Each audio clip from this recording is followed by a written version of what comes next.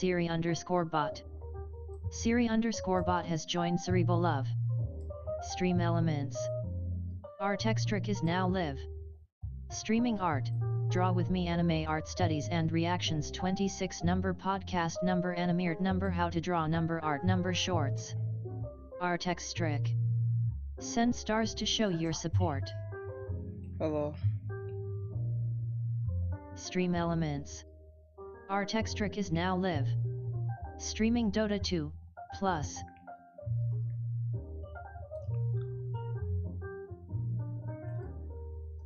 how are you doing today? I'm doing fine.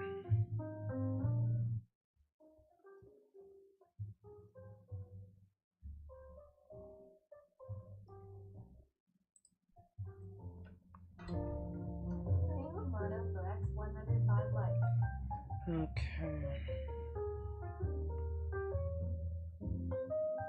Says you sound kinda tired.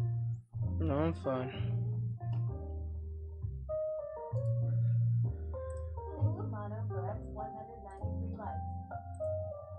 I'm fine.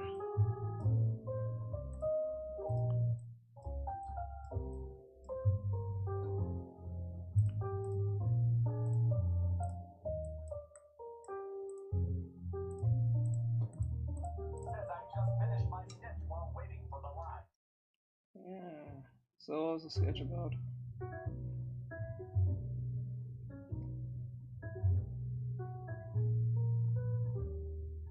Says more like a gesture one, but still.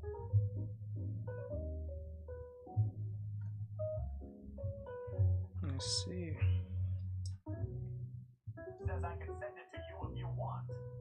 If you like to. Says happy. Yes.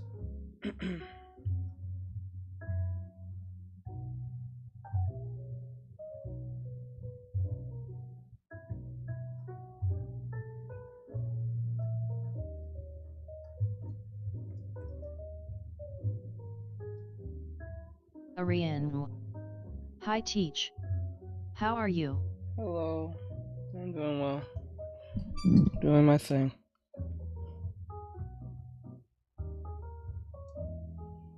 Just doing my thing.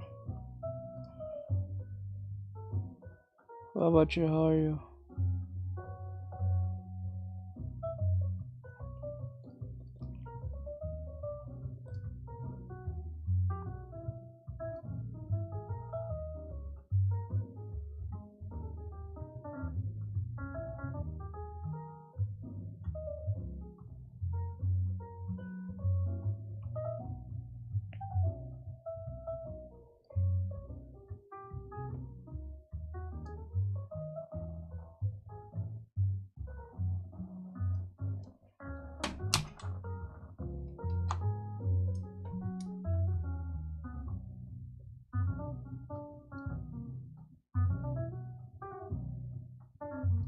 Botrix.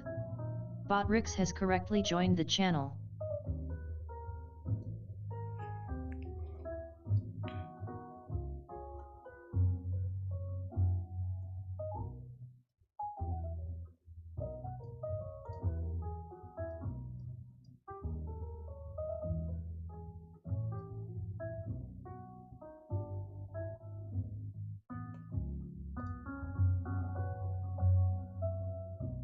Says send it. Okay. Says salutations, my good chum. Hello, 3MB. What's going on?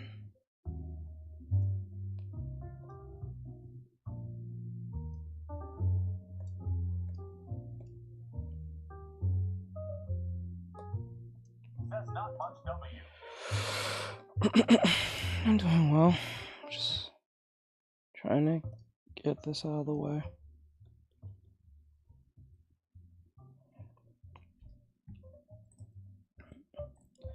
Let's see. European Trust. Hold on.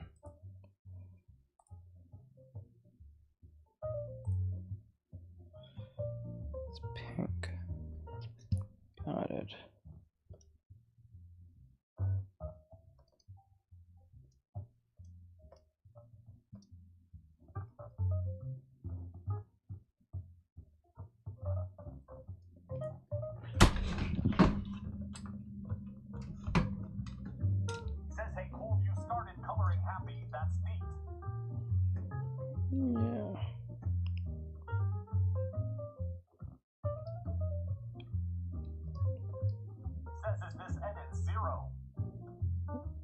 No. No, it's not. It's just the regular fairy tale.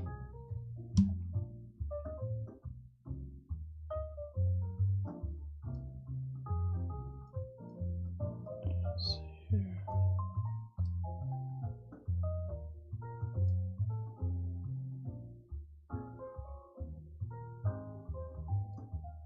Okay, there we go. Okay. There you go. We'll take that away for now. Says Teach, would it be alright if I sent you something through Discord really quick? Yeah, it'll be fine.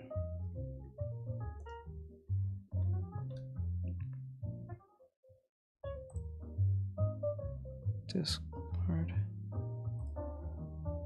Open. It's not that. Pending.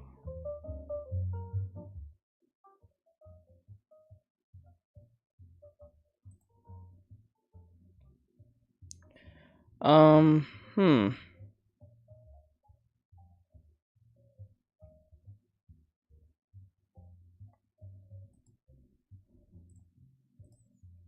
Really, Instagram?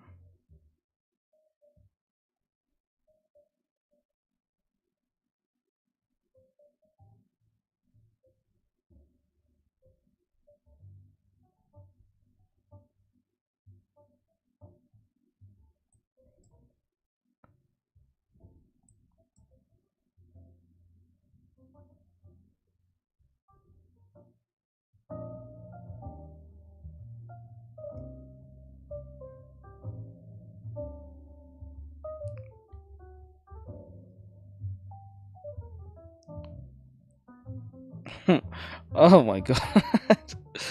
Okay. I'm looking at what a hey Teach, when will you start the line before it expires? I want to before the thing expires. Okay. I see a character with a chain. I think it's Chain. With a hoodie on. And you want me to just look at it, right? Is that what you wanted me to just look at it?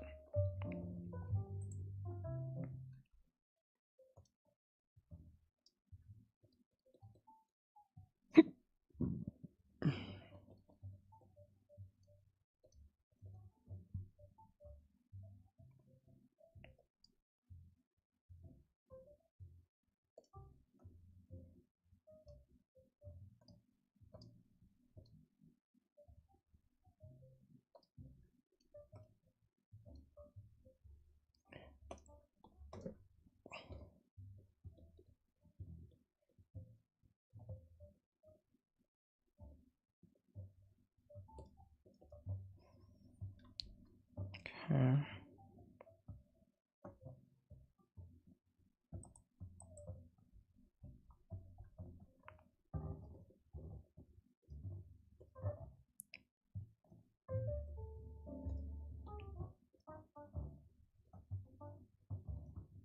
Says okay, I sent it.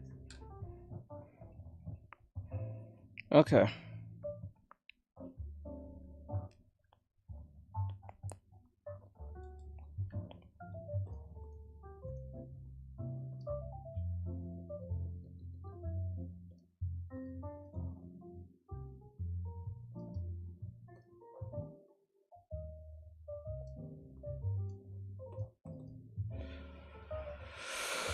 Okay. What color? Thank you unknown user for X95 likes.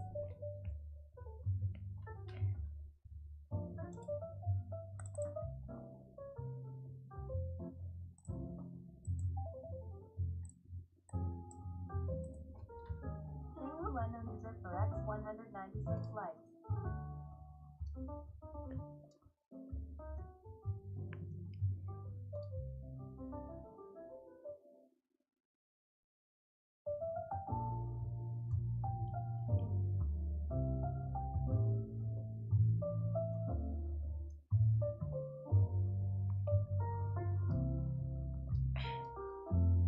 Says oh yeah, Moto said he responded to you on Instagram BTW. Yeah. Yeah, I already responded to it.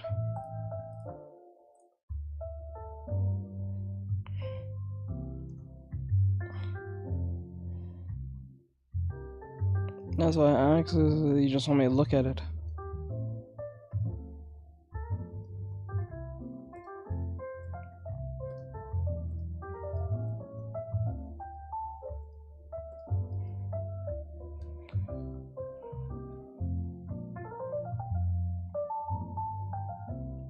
Says he tried the message did send through the TTS, so I'm just passing the message along.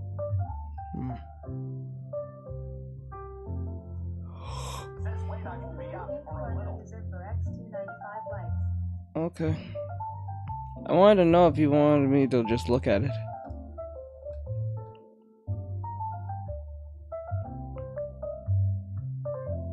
Thank you unknown user for X378 likes.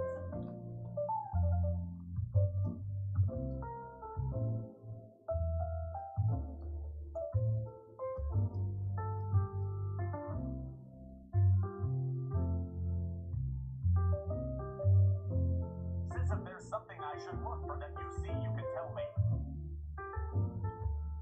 Okay, hold on.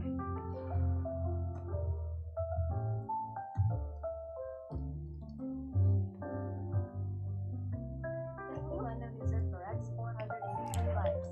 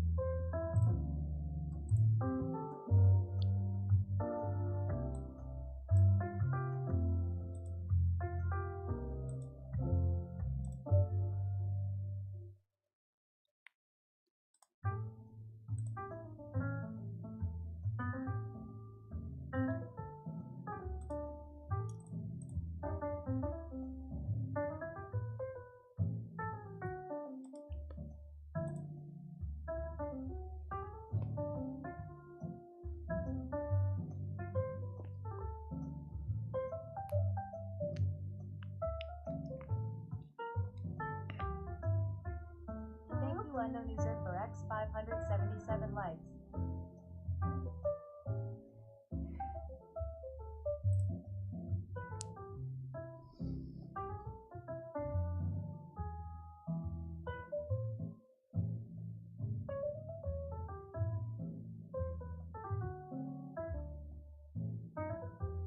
Okay.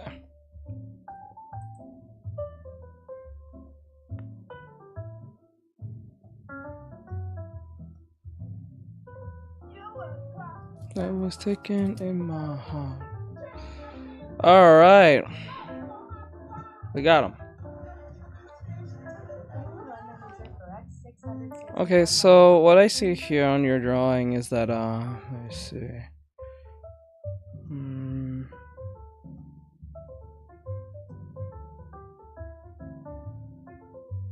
There's one straight down there. So that's one there.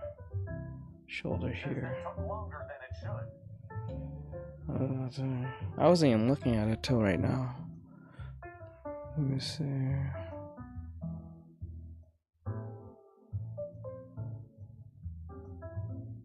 Neck is turning to the shoulder. I'm not gonna criticize the composition because it makes no sense, to be honest.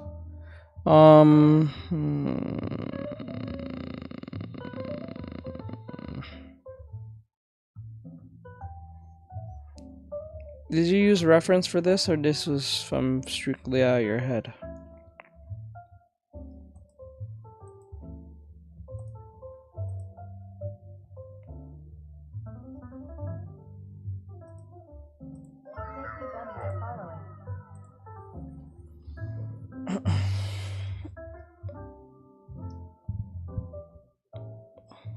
Says it's fine. RN, the criticism is something I need.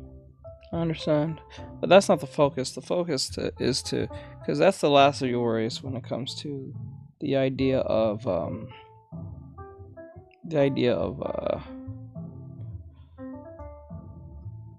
that. So it's not even important. But Says there was a reference, but only for the pose. can you send me the reference?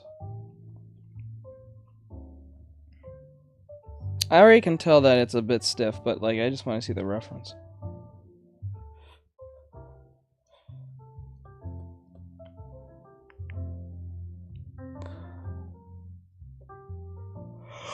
Oh.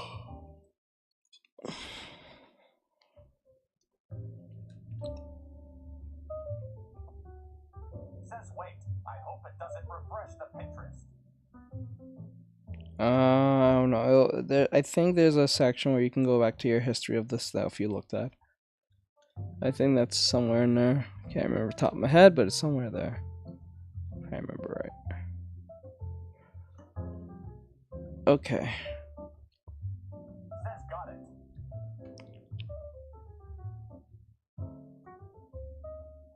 Says you should be able to find it if you save the reference photo.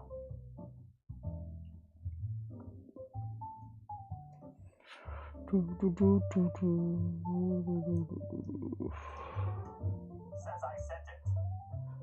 Okay.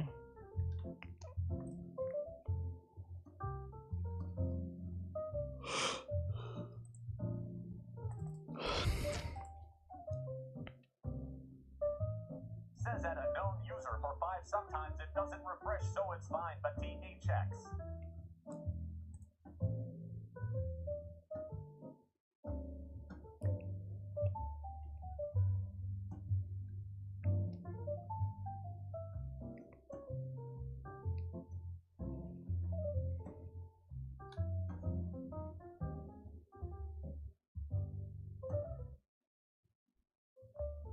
Says you're welcome. I am saving poses off Pinterest all the time just for inspiration.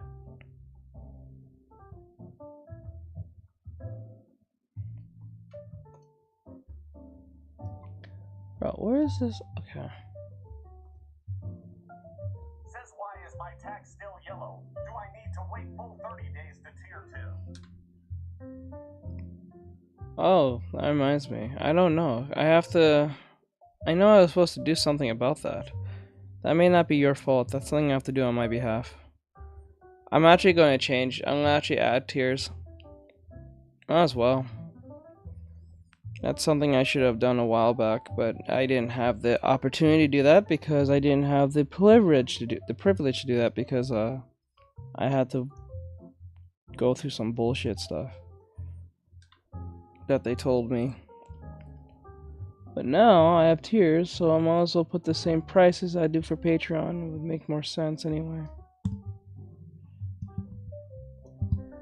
There might be some changes on beyond that, so like I may have to put the voice modulator behind the sub.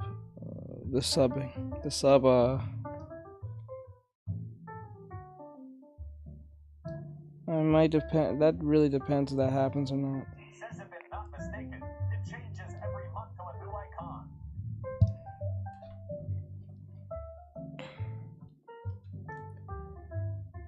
I don't remember if it does, but I remember it has some type of tier thing.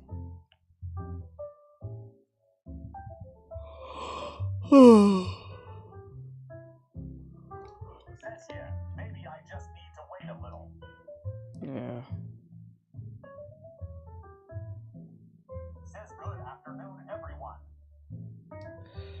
Hello. Hey, Bri. You said you sent the reference? Because all I see is the word saying, yeah, well, you can tell me there's something should be looked for to fix. I don't...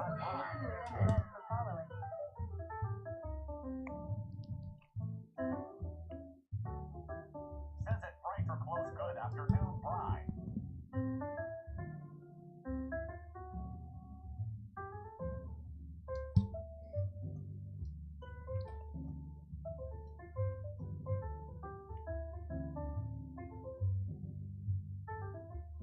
Says really. For me it says seen just now. Says high unknown. Yeah, the only thing I see is just your drawing. Maybe I have to come in, come back. Nope, Says not high there. photo. It's not there for me. Says photo, did you send the reference to him over Instagram or Discord? Oh, there it is. Okay. Oh, this picture. For 5 Insta. This picture. Okay. Well, first thing, this knee needs to be a lot higher up. This knee has to look this way. It's looking this way. I don't have Discord on the tablet. Let me see. Yeah, it's gotta be. Has to be more upward. Oh, has to be more upwards. I'm saying it has to be more upwards. The knee is way too far out. It needs to be more closed up. Shoulder needs to hunch a little bit more. Oh, the back has to hunch a little bit. Shoulder needs to be a little bit more passed up. Hand needs to be a little bit more down over the waist. Just about the waist. Let me see. The chains, that's depending on you where you want to put it. But I would have tried to make it more believable with the chain. Given that the hand is here, I would have did like a whip that goes like this. And then just made a chain within that whip. But the chain you have to make is the knee has to be far up. Those are chains. Yeah, I know. So, like, I'm saying, if I whip this, I will make it into a chain. Yes, those are chains. They're like chains like Kurapika had. But, I will bring up the foot, leg, slant the foot as well as this foot is actually under the knee. I'll give you some demonstration in a bit. Let me just get this out of the way as fast as I can.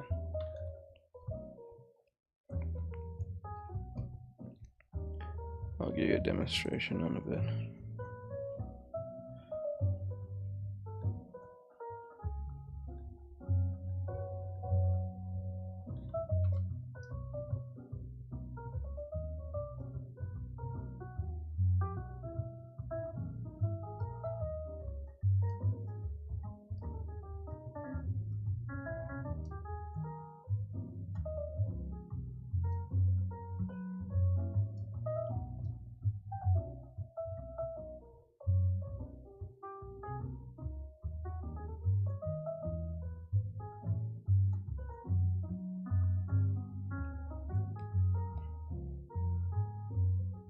Says that a known user for 5 lol did them kinda fast.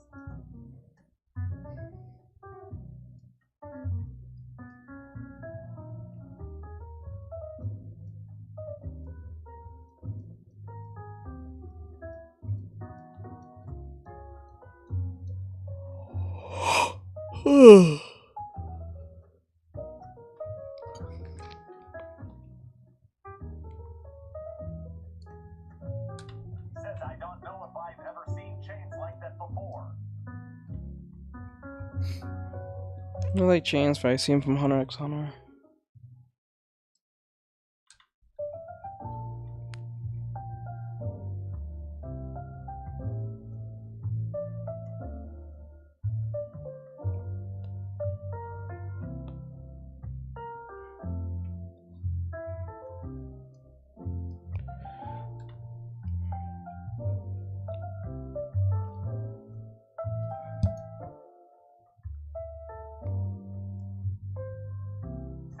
circles. Just circles? No, more like whips. You gotta whip them.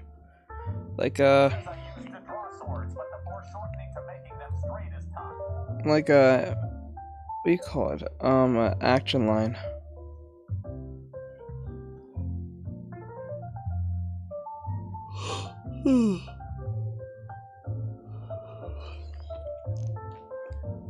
To make swords, you have to use the molding method. That's the easiest way to make a sword. Probably the fastest too.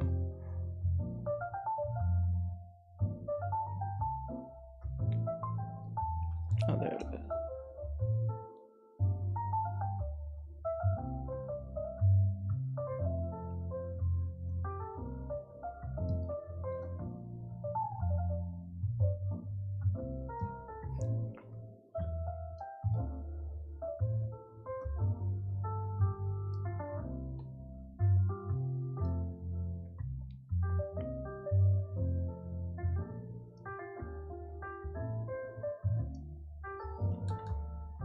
Says it's not that.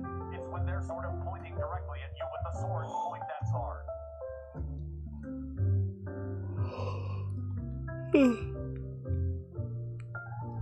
Oh, that's easy too.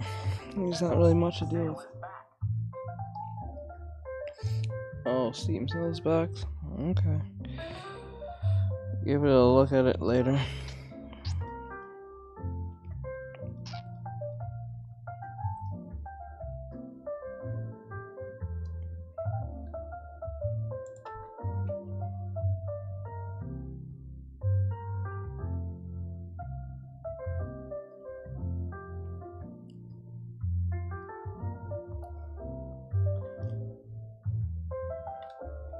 Says it. Tear down Oh. is still too expensive. Says you're making me want to get back into practicing my weak points.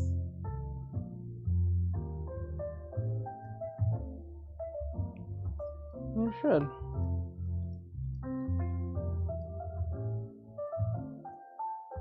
You should. There you go. Ah. Even that happens.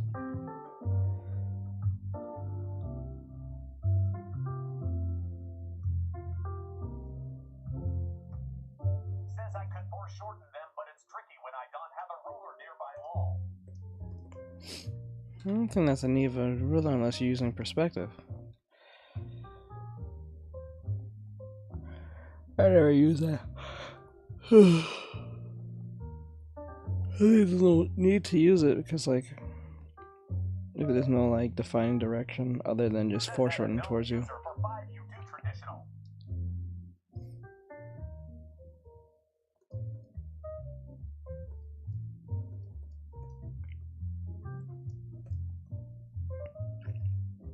Says you sound tired. Get sleep well last night. Nope, I was fine.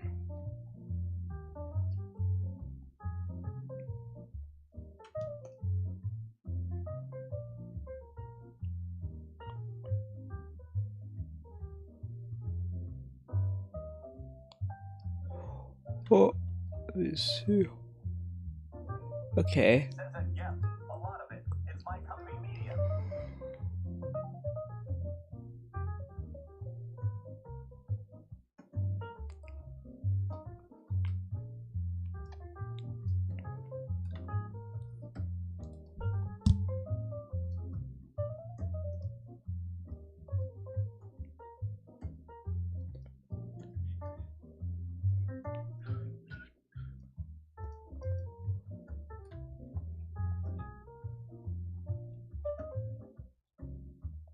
Says I learned perspective better with traditional more than digital, cause it's more hands-on. Let me see.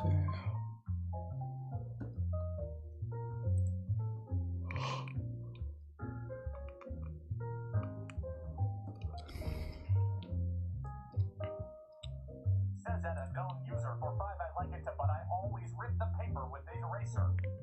She always have that there? Okay.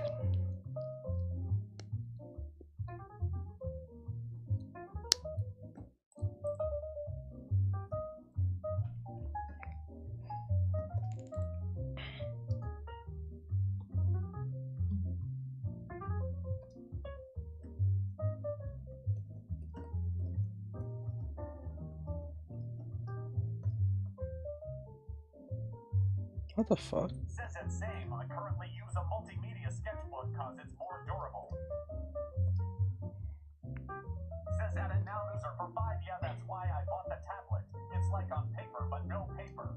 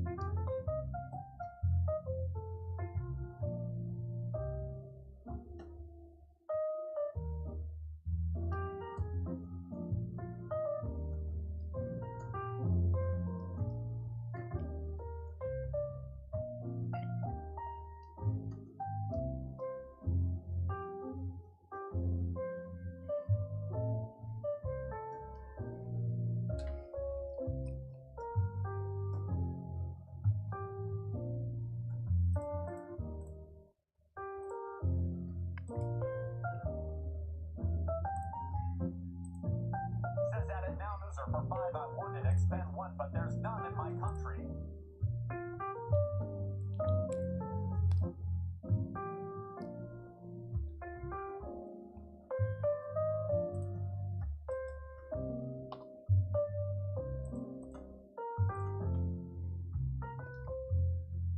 Says I see a lot of people use an Apple Pen.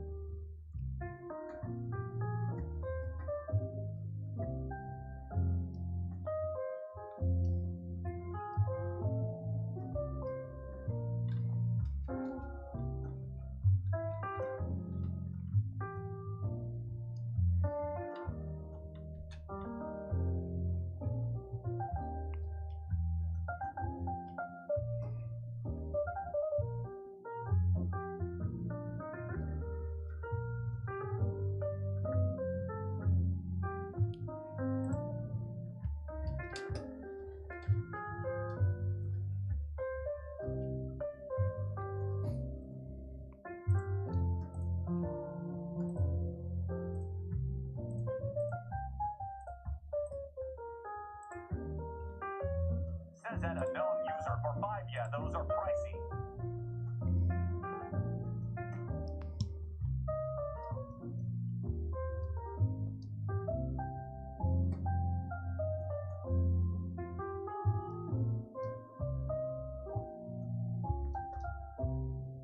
Says a lot of people on Discord said I should try to use human poses for the reference. Makes sense to me.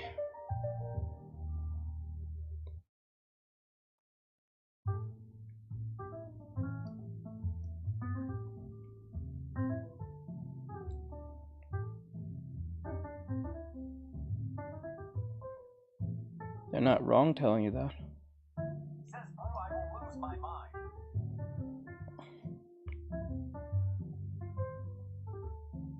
Says they said the ones I found were stylized, but it's hard to find the poses since I don't know them.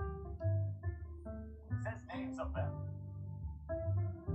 Says TikTok is removing every comment.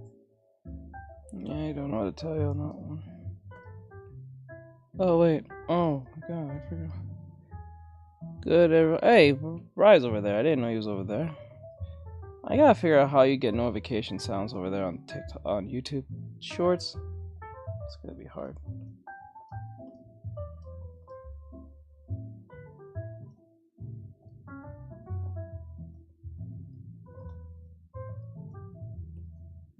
Says I was over there. Yeah, I was just realized. I didn't notice that till now. It doesn't notify me, so I have to physically go check for myself. It's annoying, but.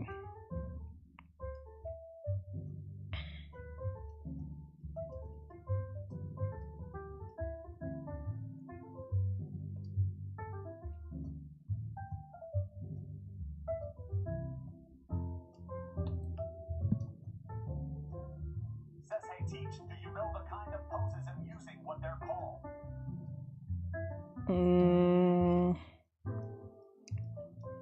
I would just say karate, kung fu, martial arts.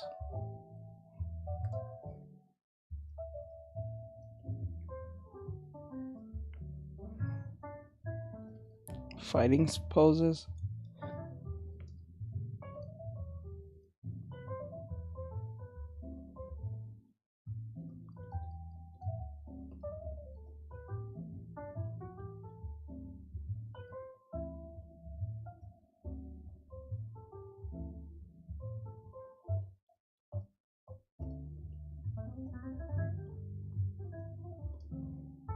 Says Gotcha thinks I might be able to find some human poses of that.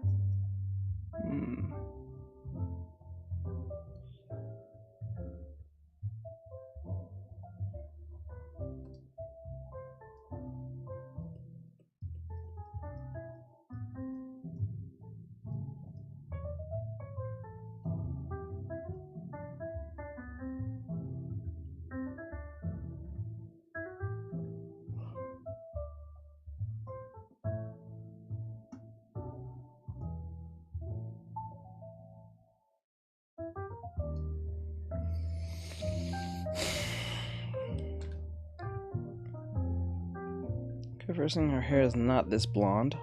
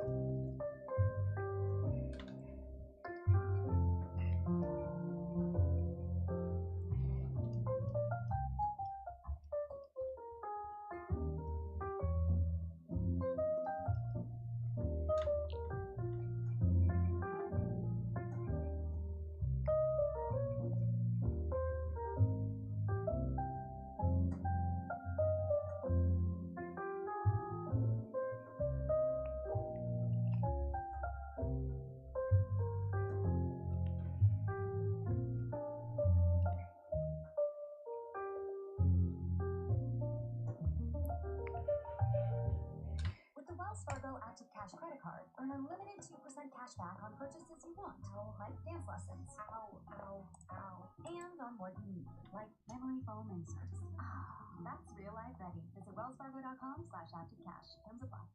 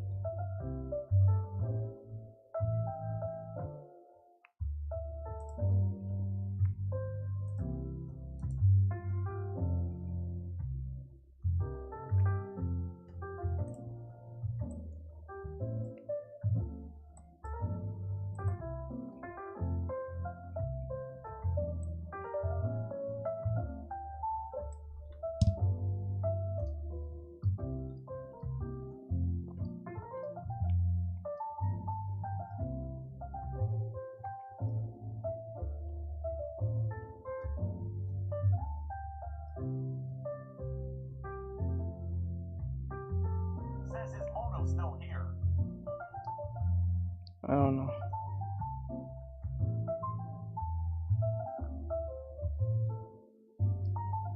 Says yeah.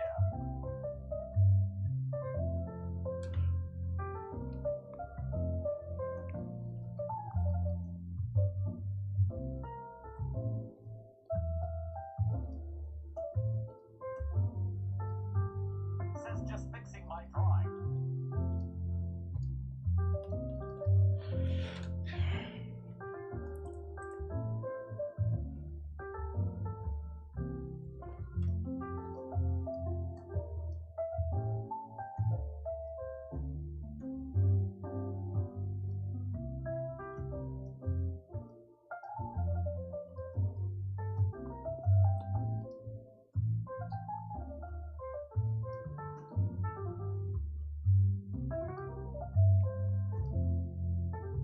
Hmm.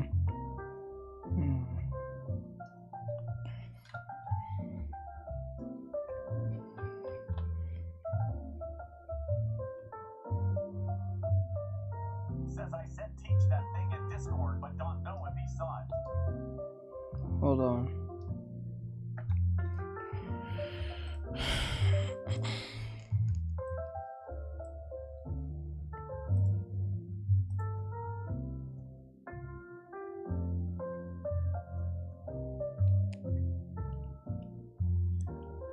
I wonder if it would be possible to show how to draw this around her legs.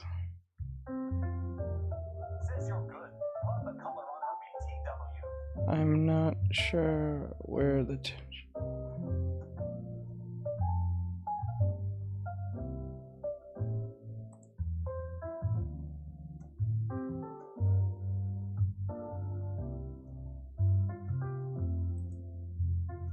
There's no tension lines. There will be no tension lines whatsoever. There'll be like one or two little lines.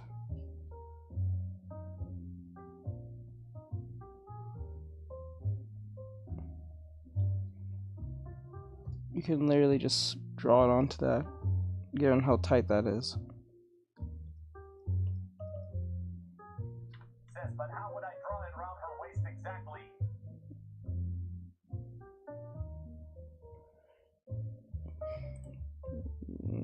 Just around the waist, just.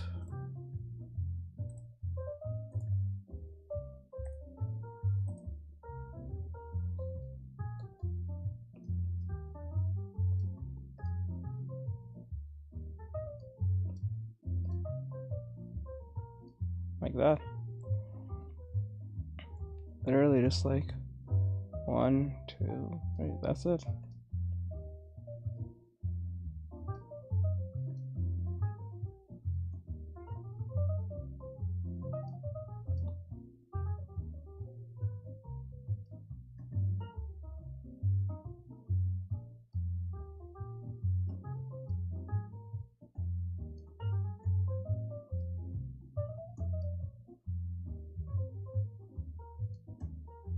That's it. Says would I show any wrinkles near the Nope. crotch area? Not really. So right in the corner right here.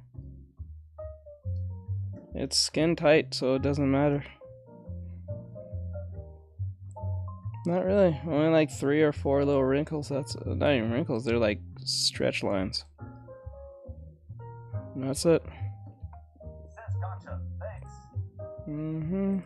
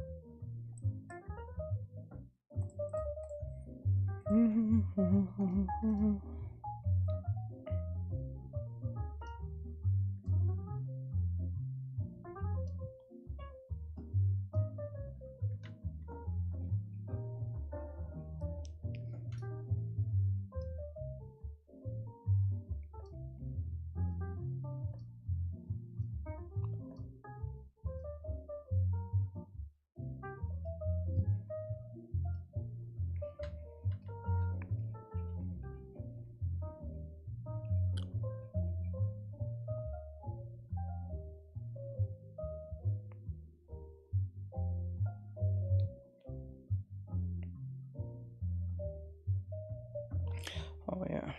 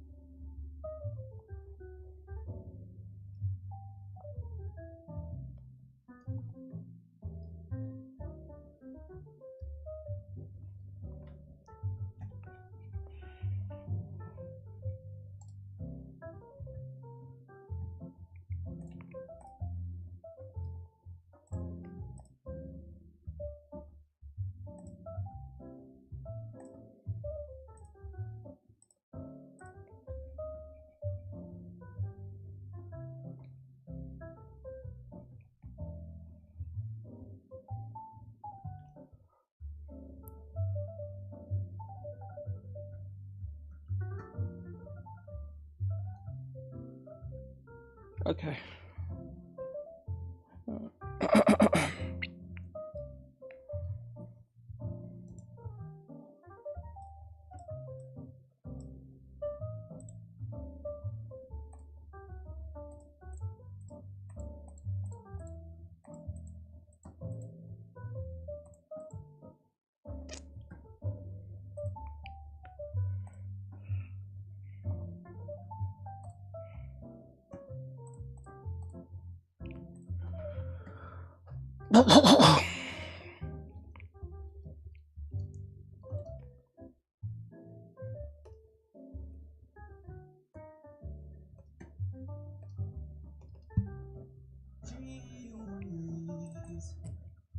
Jeez.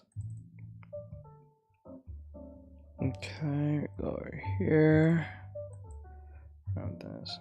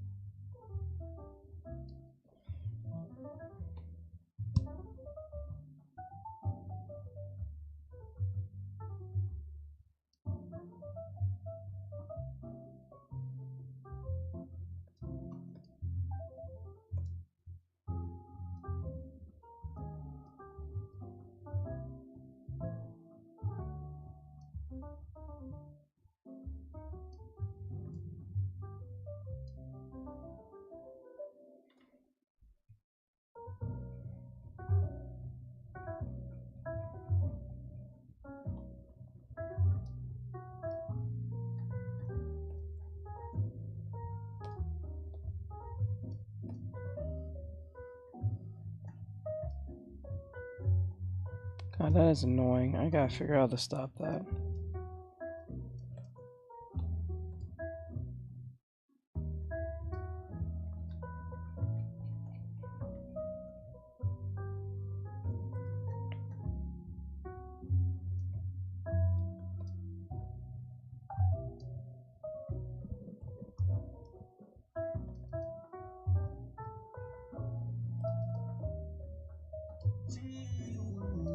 Says the wrinkles on clothing or the painted. Yeah, you gotta make sense out of that. Depending on the material.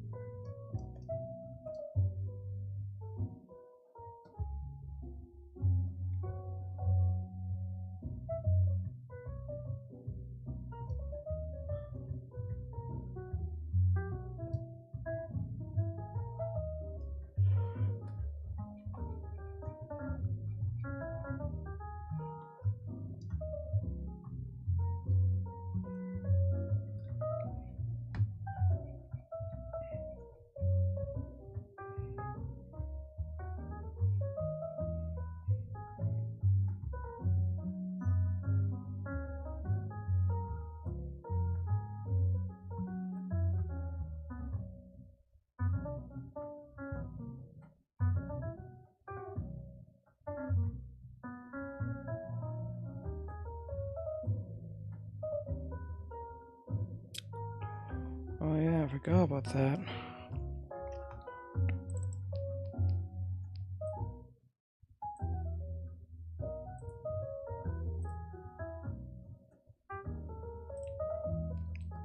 This was a waste of time.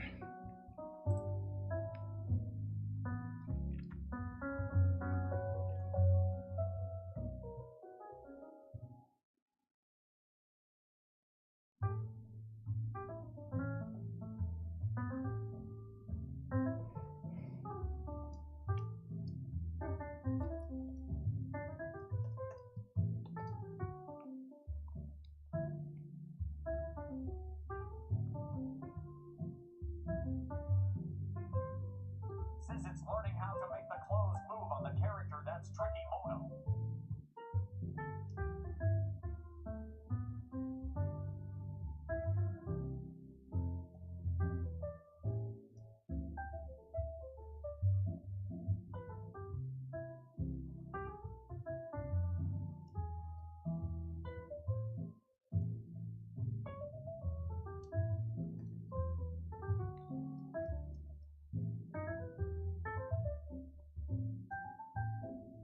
Says at a known user for 5, I kinda understand where they have to fold and stuff, but to draw it.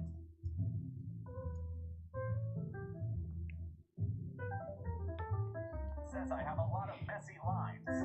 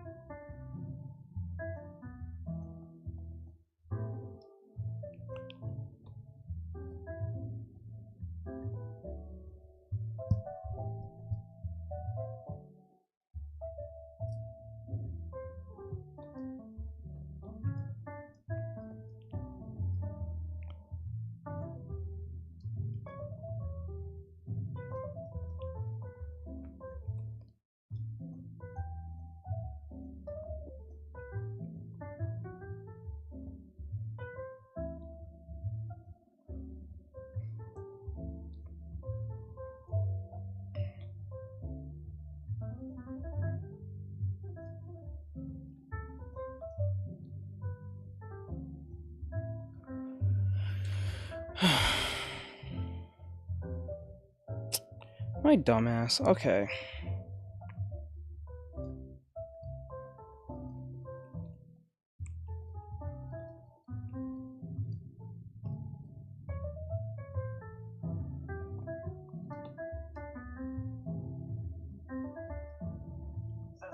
H, I prefer folds in clothing as they tend to be easier to sketch out.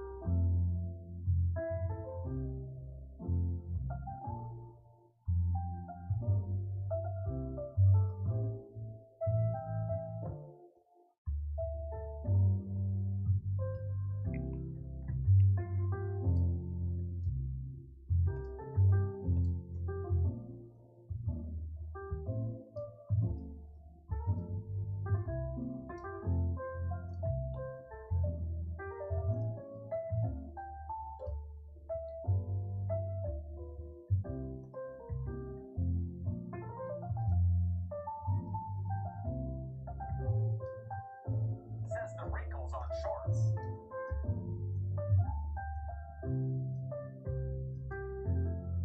Hershey. Sub_Hershey lurk. What's up, Hirsch? What's going on?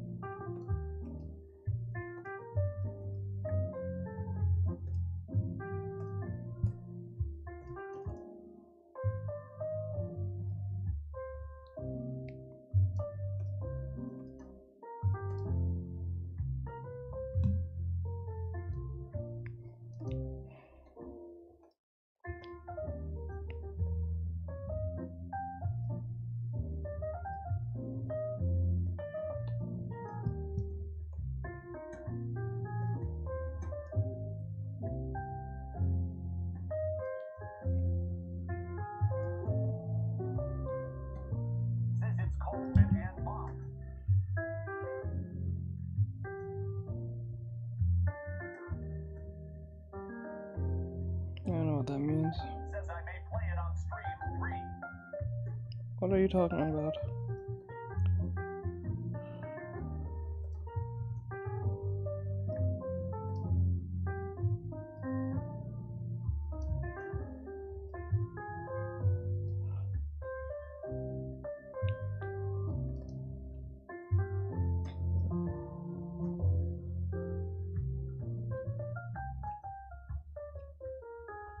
Says there's a Rhythm Heaven-like game that just came out. I have it and I may stream it. Okay.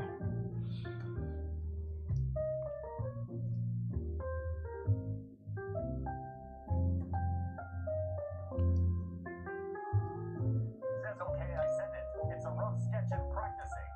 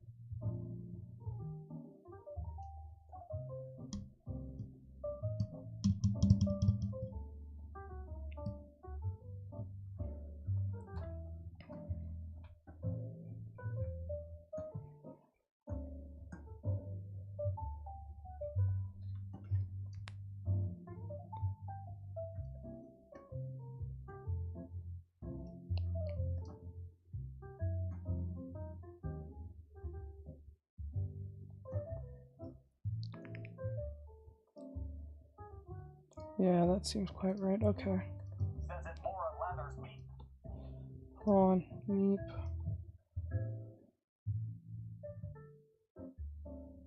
Says I think I fixed it. Hold on. I did a big mistake on this whole thing. I made a big mistake on this drawing.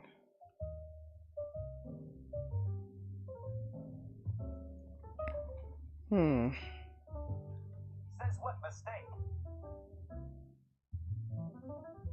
The hair doesn't make any sense. Well, anyway, let me see over here. Yeah.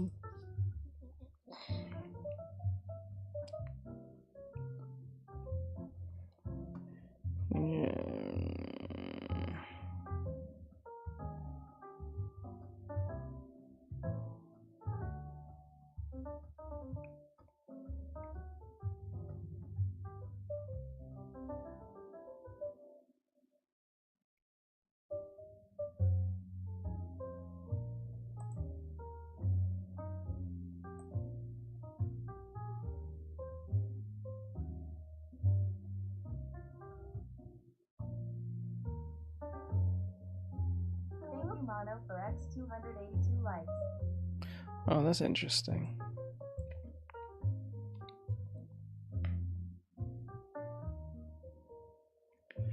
Alright, let me see.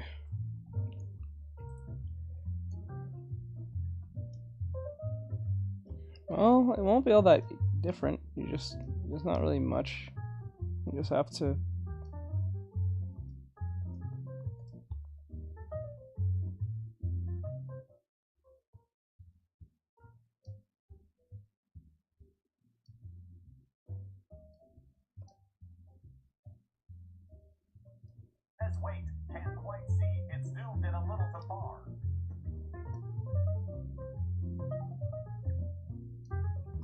Says it bright for close meet. Haven't got a chance to do that in a while. Been hanging out on Twitch 3.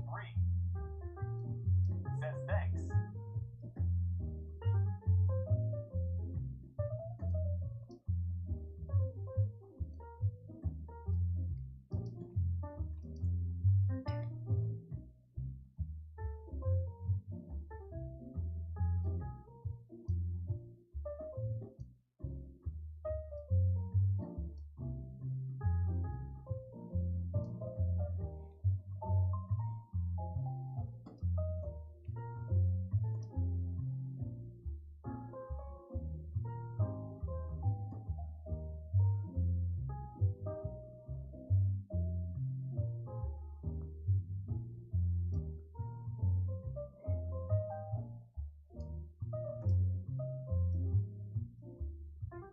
Says, would I draw the shoe kind of sideways for the foot that's lower? No, you just draw exactly what the foot is. Says, Teach, can you also check mine after because I will go play for a bit soon? Okay.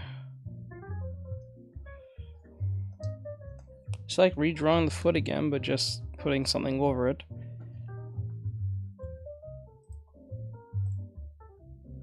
Okay, that's a lot better. The foot's up. That's correct. I would also fix the foot. The leg is good, but the foot needs to be pivoted towards you, not... It has to look directly toward... Like, okay, so like...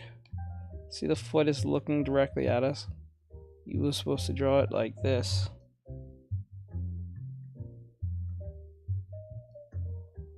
That's it. Because your foot is looking that way and the knee is looking that way. The knee is always looking in the same direction as the foot.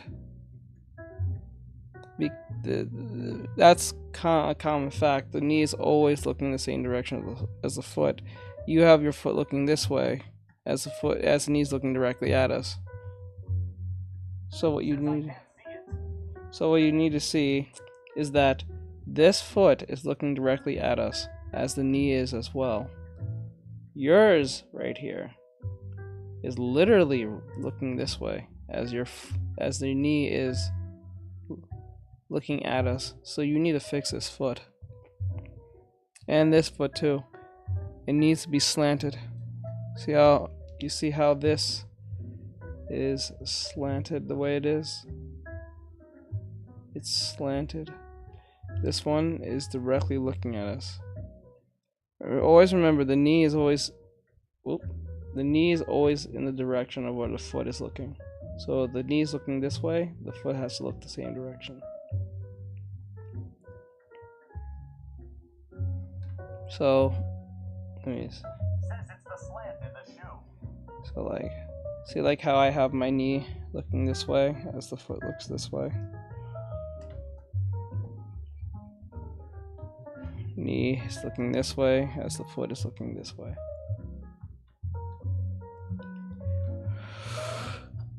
That's a common rule. I kind of found out myself that the knee is always looking the same direction where the foot is going. So wherever you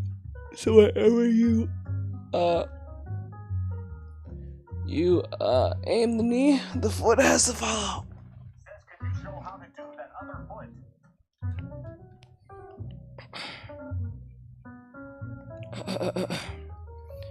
Which one?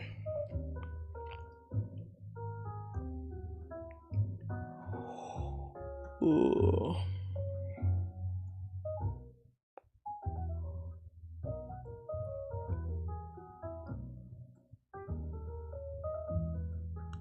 I'm getting tired.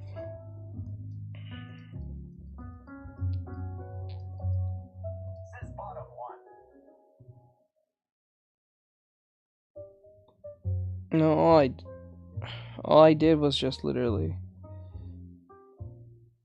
didn't really do much. I just made a foot that slants like that. So like one.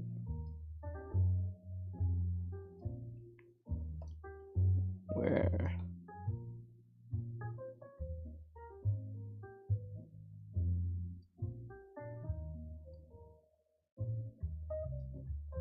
Oops.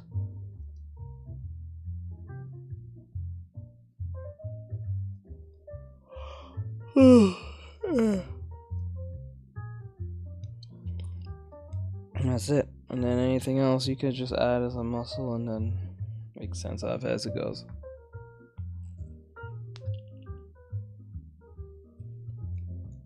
The key is for it to look organic as possible. People draw foot as like this one straight thing. It does not look like that. I mean the leg, I mean. So you're supposed to be like 1, 2, 1, 2.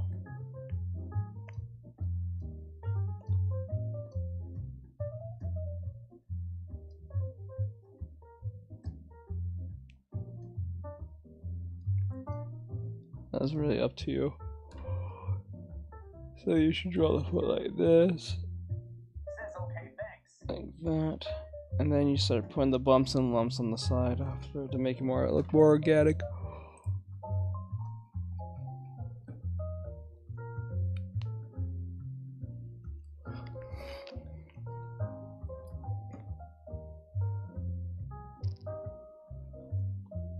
Says gotcha, thanks. Oh.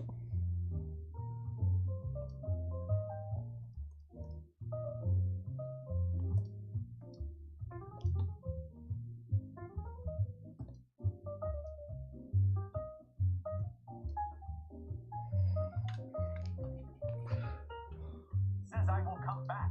I will play for a bit CIA. Alright.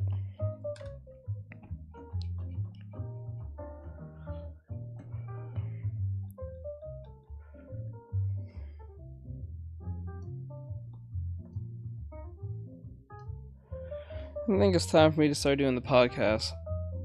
So I'm gonna stop playing this.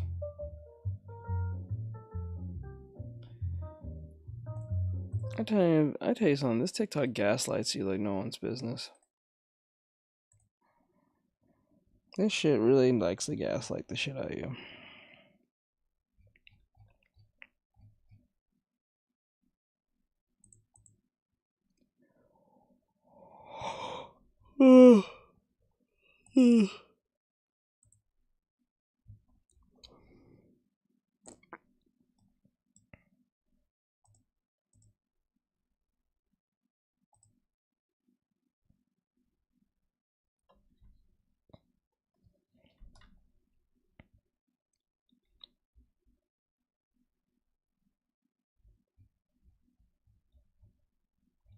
Yeah, okay, so flip, boop, joop. Okay. Now what we're gonna do is do the reaction stuff.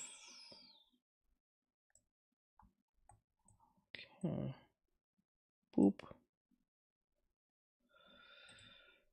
Alright.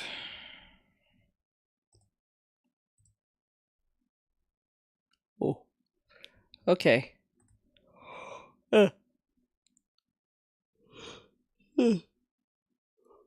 Okay. So, Clownfish TV. What the F is going on with Disney Star Wars right now? I'm not really sure, but we'll figure that out in a second. I'm not a big Star Wars fan at all, but I don't think I'm a Star Wars fan to begin with, but it's Disney, so, you know, let's go. Hey guys, welcome back to Clownfish TV. This is Neon. I am here with Geeky Sparkles. Hello. And it's time for another daily dose of dismal Disney. We're going to talk about Star Wars this time. We talked about Marvel in a different video today, but it seems like Disney is starting to freak out, I think, because of the possibility of Nelson Peltz and Jay Rizzullo getting board seats. And one of the things that they wanted to do was have more oversight over films and which films got greenlit and which investments they made were profitable. So we're seeing Disney chopping a bunch of Marvel movies, and now they're announcing some more Star Wars movies, including Patty Jenkins' Rogue Squadron movie. But it's also being floated around that Disney has apparently, they're self-reporting that they made $12 billion off of Star Wars since they bought it in 2012. Mm-hmm.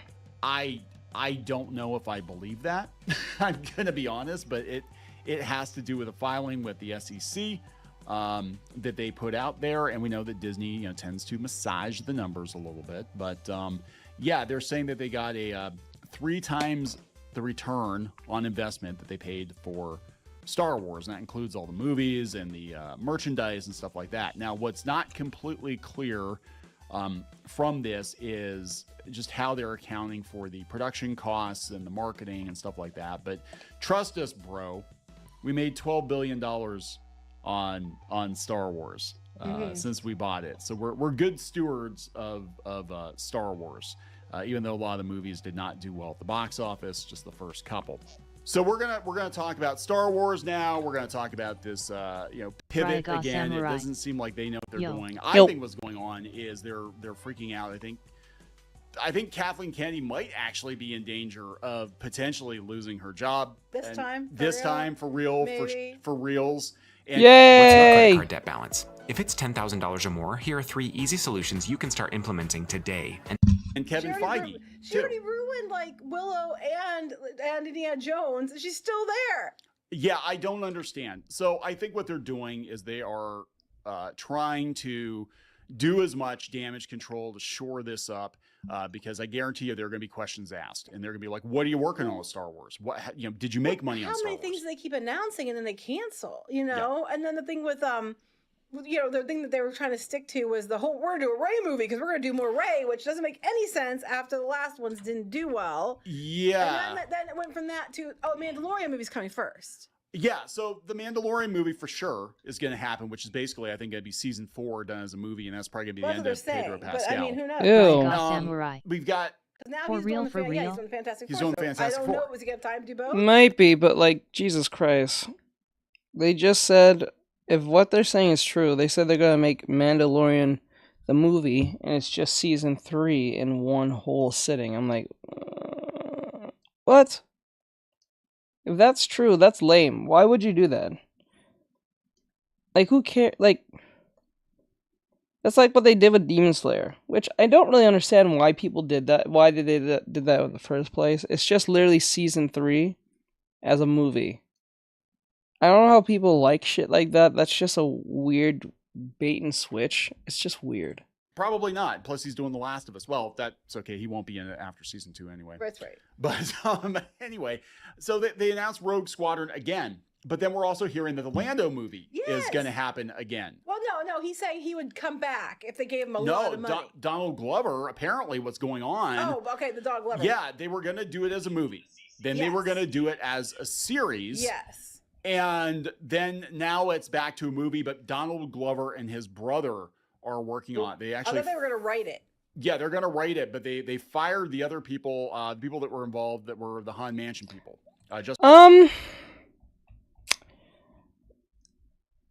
I remember that Donald Glover kind of admitted that he was a diversity hire for 30 Rock. He actually admitted that he was a diversity hire. They didn't hire him because he was talented. They hired him because he was black. That's it. And please don't get me wrong, I'm not saying that Donald Glover isn't talented or funny. They just happen to diverse hire him, and he happens to be talented. They just lucked out with him. Funny enough. So that's what DEI was trying to do. It was supposed to, or ESG, DEI, whatever. That's what it was trying to do. It would just pick people literally off the street, and because they happen to fit a criteria, they must be automatically like talented and have charisma and all are these other things. But no, rarely that ever happened. I think Donald Glover, which is childish Gambino just happened to be actually talented. He's the only, I think, DEI diversity hire that actually is a success of any other diversity hire. Every other diversity hire I've never heard that was a success. It was just literally just a mistake. So that's something that I think progressives will run with for the rest of their lives. Say, look at Donald Glover. He became something. I'm like, so we're going to take the one person for the thousands and probably even 100,000s of people that we hired, or even in the, even in the millions that we hired that didn't turn back a profit or became a household name.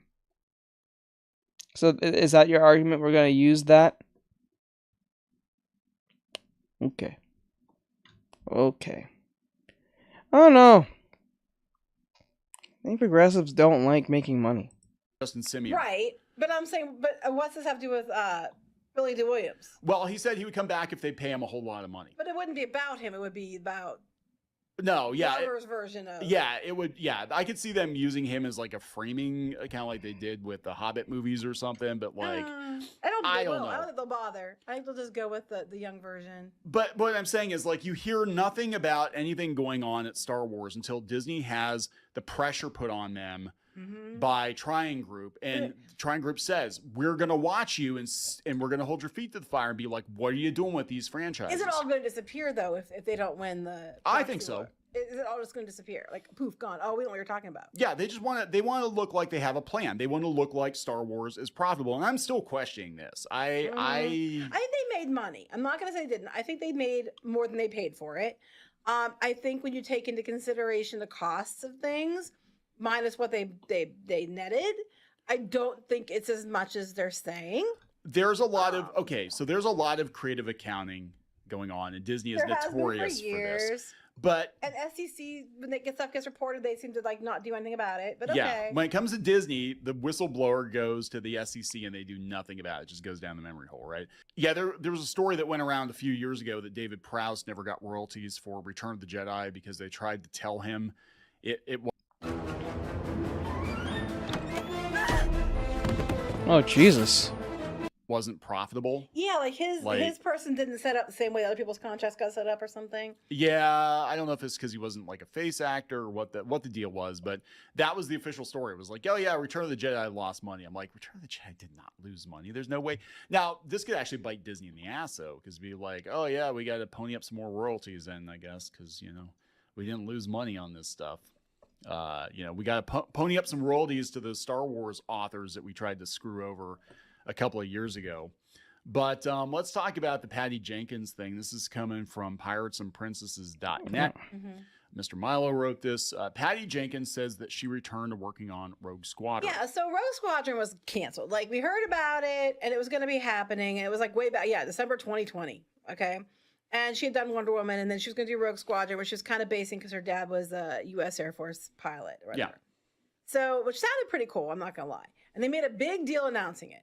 And then you didn't hear anything about it. And then it was like, there was like, oh, there's supposed to be creative differences and stuff. And then because the Wonder Woman film, Wonder Woman 3, she wasn't going to be able to do it. And then there was, I don't know, the vibe that was given at the time was Jenkins seemed irritated. And I think that Kathleen Kennedy was at work again.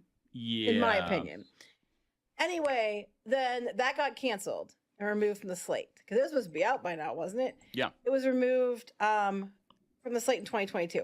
Now, then they said, oh, the Wonder Woman 3 film got canceled at the end of 2022. So because it got canceled, she's coming back. But the strike, they just got her coming back around the strike time, which was months ago. The strike started. But you never heard anything. You never heard that Patty Jenkins was coming back to do another movie. It was supposed to be around the time that the strikes began, but that was like last summer, and nothing was ever mentioned. And now all of a sudden, Patty Jenkins is back for Rogue Squadron. It was planned months ago. We just never said anything about it until just now when, there's different activist groups trying to come in and now they have to perform. Yeah, and this is kind of like that throwing spaghetti against the wall. It's like humna humna humna. Oh, what did we announce before? Oh, people seem to like that Rogue Squadron idea. Yeah, basically that's how it comes across. X-wings versus TIE fighters. Yeah, it's Money in the Bank. Yeah, we'll do that. Meanwhile, we're not hearing much about that Rey movie. We're hearing about Lando again. About it, yeah. But Donald Glover is popular again because of the Mr. and Mrs. Smith, which I thought was boring as hell, but some people like it. They're watching it. You know? Yeah. So here's what she told Collider. So when I left Star Wars to do Wonder Woman 3, I thought maybe I'd come back to Star Wars after Wonder Woman 3. The way it was presented at the time it happened, it did not seem like the Wonder Woman was an excuse, is how it came across. Okay. So we did a deal for that to happen, started a deal, but I thought I was doing Wonder Woman. So she's speaking around it. And then and it got removed from the slate and everything got canceled. And then it was like into limbo and then it was gone. When that deal went away, Lucasfilm and I were like, oh, okay. So she admits that deal went away. Yeah. Okay. Oh, we got to finish this deal. But you talked like it was a done deal. Kathleen Kennedy got up and said it was pretty much a done deal that Patty Jenkins, and there was a whole video. They had she was on the tarmac or whatever, and the but whole now thing. The deal went away, but now we got to finish this deal. Which deal? It sounds like there's a new deal, but it didn't go away. But it did. This is like talking in circles. We finished the deal right as the strike was happening. Oh my okay, so God. it was during the strike, but that was still like summer until like fall. So I now owe a draft of Star Wars, and we'll see what happens there. Like who knows? So she's even like, who knows? Yeah, I mean, honestly, with Star Wars stuff, like until you actually see it, I don't know if you can believe it. It's hard. They have a hard job in front of them of what's the first movie they're going to do. They have other directors who've been working, but I am now, I'm back on doing Rogue Squadron. Who gives a fuck? They did this to themselves. They did this to themselves. When they started saying the Force is female to a overlining male franchise, you fucked yourself. Like, I don't care what anyone tells me. It was ultimately or pretty big on the male audience compared to females. Not saying there's no females that's not in Star Wars or there's no females who doesn't enjoy Star Wars. My girlfriend's sister loves Star Wars. I know for a fact. So like I know that females like Star Wars, but it's ultimately and generally popular amongst males the most. So if there's like 40% women, it's 60% men. So I'm saying, so if it's like 30% women, it's 70% men. So I will cater to the male audience more than I would the females. And remember, you was already catering to the male audience from before, even when females became a thing for Star Wars. So like, why would I change anything for females when I can just leave it for males? They came in as not the target audience, and then they start growing for that target audience that we was focusing on anyway. So there's nothing to change. This is the problem with alright, I'll check it later. But like that's something that a lot of people do not realize. If something's working, like if ultimately Barbie was is for women. It was focused on women, right? And I guess anyone who actually identifies as such, but like just mainly for women, right? So why would I try and make it any more male than I would for female? So like if there's 40% male for Barbie for whatever reason, and then there's 60% for females, I will focus on the females. You know what I'm saying? That makes more sense. You can't cater to both. You gotta cater to one. It is what it is. And we'll see what happens. We need to develop, to get it where we're both super happy with it. Okay, that could take years. I'm just saying. I like the first Wonder Woman movie. The second one was dog shit. That's why there's a Wonder Woman 3. But it was very rapey. Yeah, it was cringy too. It was just it was not good. It like reminded me of, they got the tone right because it reminded me of like a schlocky 80s superhero made for TV movie, Yeah. I'm not, some people like Kristen Wiig. I'm just not a huge fan of her, but Yeah, so it's weird. Look, all this stuff happened within the last couple days. The magical $12 billion number, because everybody's like, oh, Star Wars is losing money. I mean, come on, they didn't count the theme parks in. They had to shut down the hotel because it lost them a ton of money. A whole bunch of money on that. So you take $1 billion out of for what they spent on Galaxy's Edge, and I don't know what they spent on the hotel. I think it was like $300 million or something. And there's no way to really account for how much it made back, other than like direct food sales and stuff, unless they take a percentage of the sales of every ticket and claim that was money returned. But they didn't. They said so. There's that. Yeah. So all of this, it just strikes me as reactionary, and we've said this before. And the problem with Disney now is they are a reactionary company, not a visionary company. The only reason they're doing this now is there's a real danger that they could lose some board seats to people that are actually going to make them be accountable. I just don't get why they're panicking so hard and why they're flipping out so much. It was just a matter of losing a couple seats. It seems like so much more than that. Like, I don't know. It's another one of I don't lose type situations. Like he overspent on Fox because he didn't want to lose. We don't lose, but we lost Reedy Creek and we lost a lot of money. We lost a lot of money, and yeah, no, I think it's more. You get some board members in there, and they might be able to push for more change at the company, and they might be able to push for more people with making sense. Yeah, push for more oversight. I mean, if you've got, there definitely needs to be more oversight. Yeah, absolutely. I mean, they just greenlight anything. And a lot of it just doesn't work, whether it's Marvel or Star Wars or Pixar or whatever. It's like you can't spend $200-300 million on a movie that's not going to make money. What's really funny, though, about this graphic, of all these graphics, right? They're claiming the theme parks have nothing to do with these graphics, but they keep including the theme parks in the graphics. Star Tours at Disneyland, Walt Disney World. This is a history. Well, since Disney bought it. The adventure continues. Disneyland Paris. Galaxy's Edge. They're putting them on the graphic. Same with Marvel's, Avengers Campus, and then the Frozen and the Toy Story stuff. They're putting it on the graphics as being in the parks and the mouse ears pictures you're seeing, especially with Toy Story. There's a bunch of those. But they're claiming in the write-up that the theme parks don't count into the totals. So why have a graphic with all these theme park entries unless you're deliberately trying to mislead people? They're not actually counting that in the data, but they're counting it in the data. You know what I'm saying? Yeah, because it wouldn't be as impressive if you have to take another $1 billion or $2 billion off of there. Because it reads like they're counting it into the numbers because they go down this flow chart and at the end they put a number. So they're doing it all, and even before they owned it, right? Like Star Wars and stuff. They're going the whole way down to the end, including theme parks, but they're claiming that doesn't count in the totals. Yeah. I mean, Frozen, Toy Story, they owned the whole time. So, that's theirs. But once again, it's a bunch of mouse ears that they even claim in their disclaimer doesn't count to that amount. No. So why incorporate them into the graphic other than try and make it look like you did more than you did? I don't understand. Well, that's what this whole It's very confusing.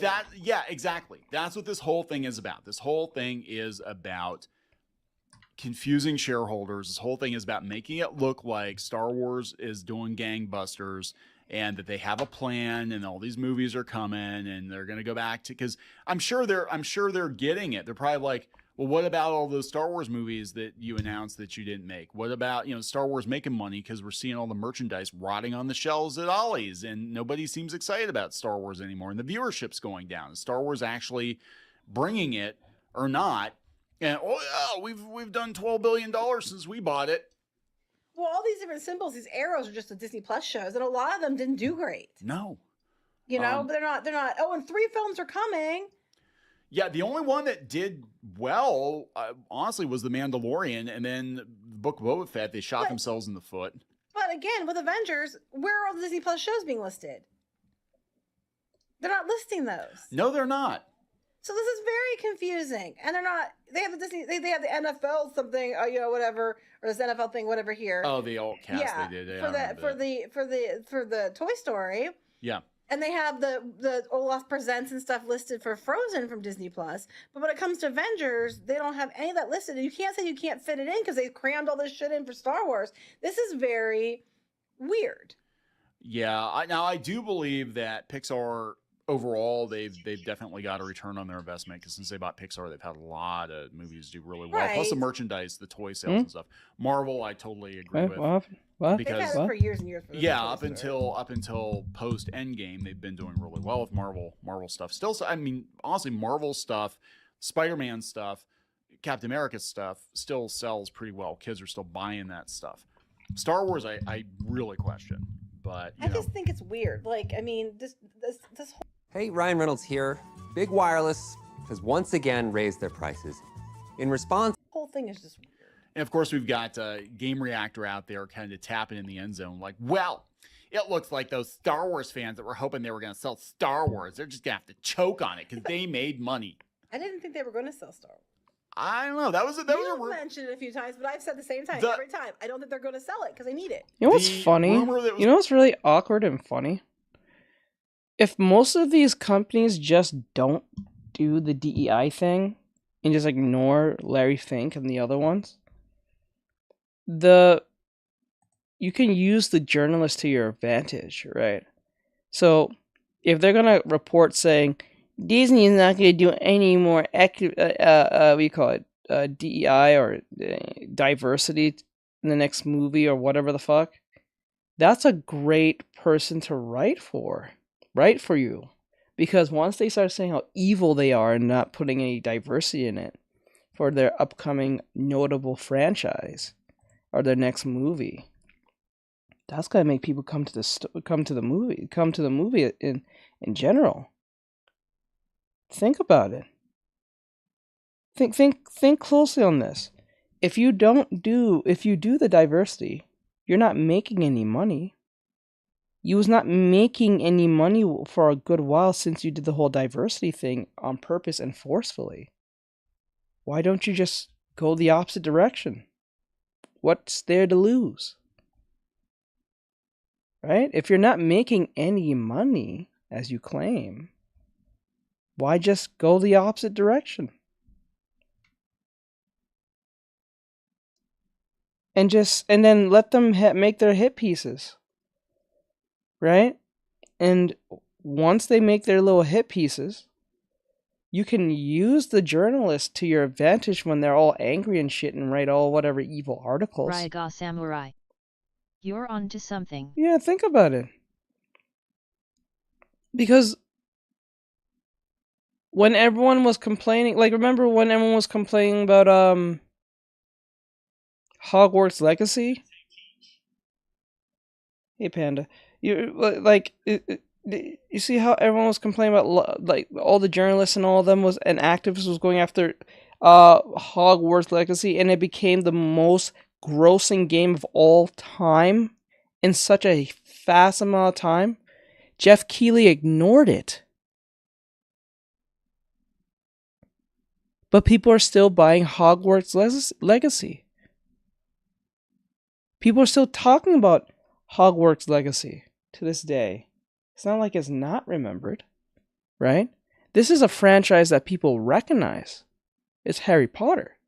So why don't you take your Avengers, your Toy Stories, your Disney princesses, and just go back the opposite direction? It's not like you're making money going forward.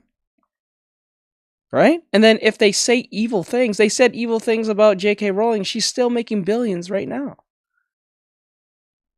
You don't see Universal cutting ties with this woman. Actually, quite frank, I think they need to defend this woman too. Right? That would make total sense. Just use their anger as a beacon to let people who are tired of this shit to go see your movie. So use them in your in that sense. It makes total sense to me. Because, like, think of it this way. Disney listened to the activists back in the whole the whole bill thing back with DeSantis. Look what happened to them. Right? Look at Amazon Prime. Reacher is popular, but it's not popular amongst, like, the zeitgeist of people, like little kids and teenagers, right? It's only for people who know what Reacher is, if they read the actual novel, right? Or watched some of the Tom Cruise movies, if you ever remember that. And that was back, 2010 or 20 or I think in 2009 or 2010 or probably 2013 at best, right? It is 2024. Reacher is a white male straight lead, and it's making more money than Marvel's. The Marvels. And this is a franchise that's not that big compared to Marvel, Disney. Like Disney franchises, it's just not.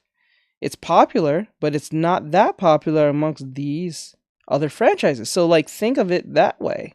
They're going the opposite direction. They're making millions of dollars off Reacher on just season 1 alone. There's a season 2 coming. So why would I go forwards with this DEI nonsense, ESG stupidness, knowing it's making me no money? Let the angry people be your actual promoters, right? The more people that was angry at J.K. Rowling for pushing these about Hogwarts Legacy were the main promoters of the game. It actually made people who didn't like those people to go buy the fucking game. Actually, there's more people who bought several copies just to be an asshole to the people who did not like the activists. So why the fuck would I go down the activist route? They have no money, no power at all. You know what I'm saying? Like, it makes total sense in my head. Use your enemies' attacks against them. Makes sense to me. Was going around, and I thought it was kind of dubious. But okay, so the rumor that actually was going around wasn't necessarily they were for sure going to sell Star Wars, but they were going to put an offer together for, I guess, some Saudis to potentially buy. Oh yeah, I do remember that.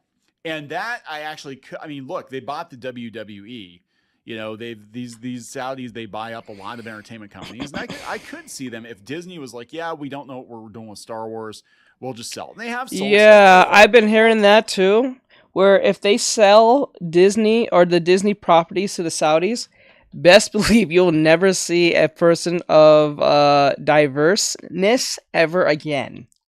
And I'm not talking about people who happen to be like dark skin or anything. I'm talking about orientation type people. If the Saudis gets their hands on those franchises at all, you will never, ever, ever, ever hear any close to anything about diverseness at all. It will actually course correct itself instantly. It won't even take years. They will just straight up retcon every fucking thing. So, like, let's just say, like, we wrote certain characters to be a certain way in a movie or from a franchise, like, let's say Iceman. Let's use Iceman, because we know how that's going.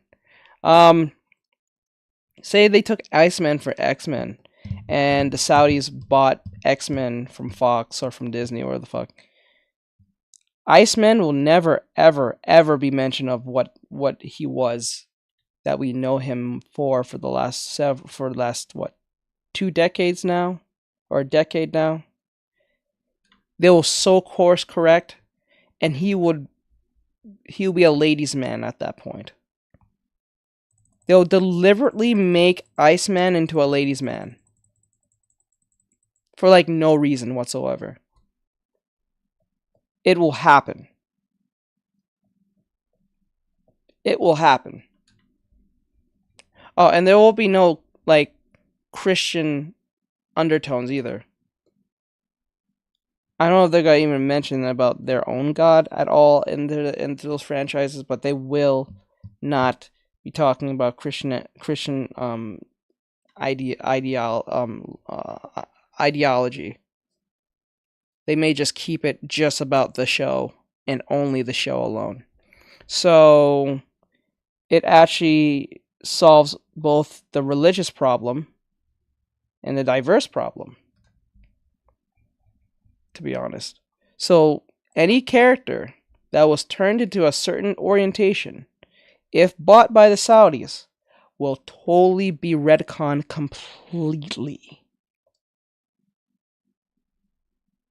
So you see, Jessica, is this Jessica Chavez, Captain Chavez, or yeah, I think Chavez. Her 2 moms won't exist. time. I do not believe they No, would. I think because it was in the theme parks and it was so Disney entrenched. Plus, and they need it for films, and they need it moving forward. That there was no way in hell they'd sell it separately from the company. No, so I'll stand by that, and I could be wrong. Well, but I'm going to stand by that. Plus, it's going to look bad anyway. It's like, wait, you guys dropped $4 billion on Star Wars. It's supposed to be one of your pillars, content pillars, and you turn around in a decade and sell it off because you don't know what you're doing with it. Like Power Rangers, that kind of made sense because Power Rangers was never as big as Star Wars. No, I mean, Power Rangers was big in the 90s, but it wasn't like this wasn't like a cornerstone IP for Disney. They had Power Rangers land at Disney World, but so it's a totally different thing. But yeah, unfortunately, I think we're stuck with Disney owning Star Wars, and there are two ways to go about it if you are not a fan of Disney Star Wars. One is you just ignore it and pretend it doesn't exist like I do. It's not canon, it's not part of my head canon. And the other is hopefully Kathleen Kennedy someday gets gone and they get somebody better in there and they make better stuff.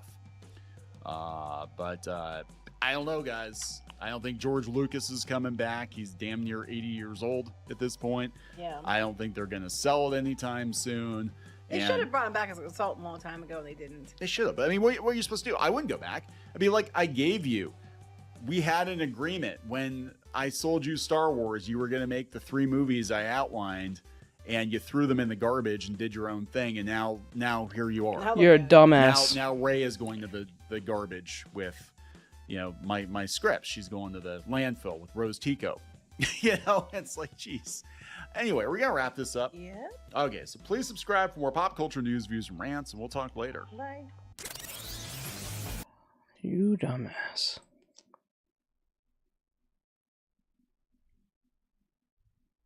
React to this. Well, I don't see anything. There's nothing there.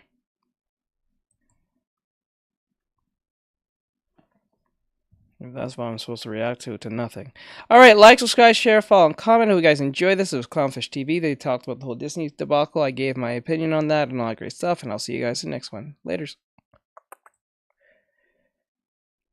Okay. I don't know if she's still here. There's nothing.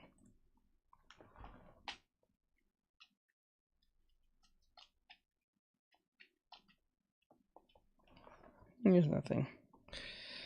Alright, we're going to next to DC Comics.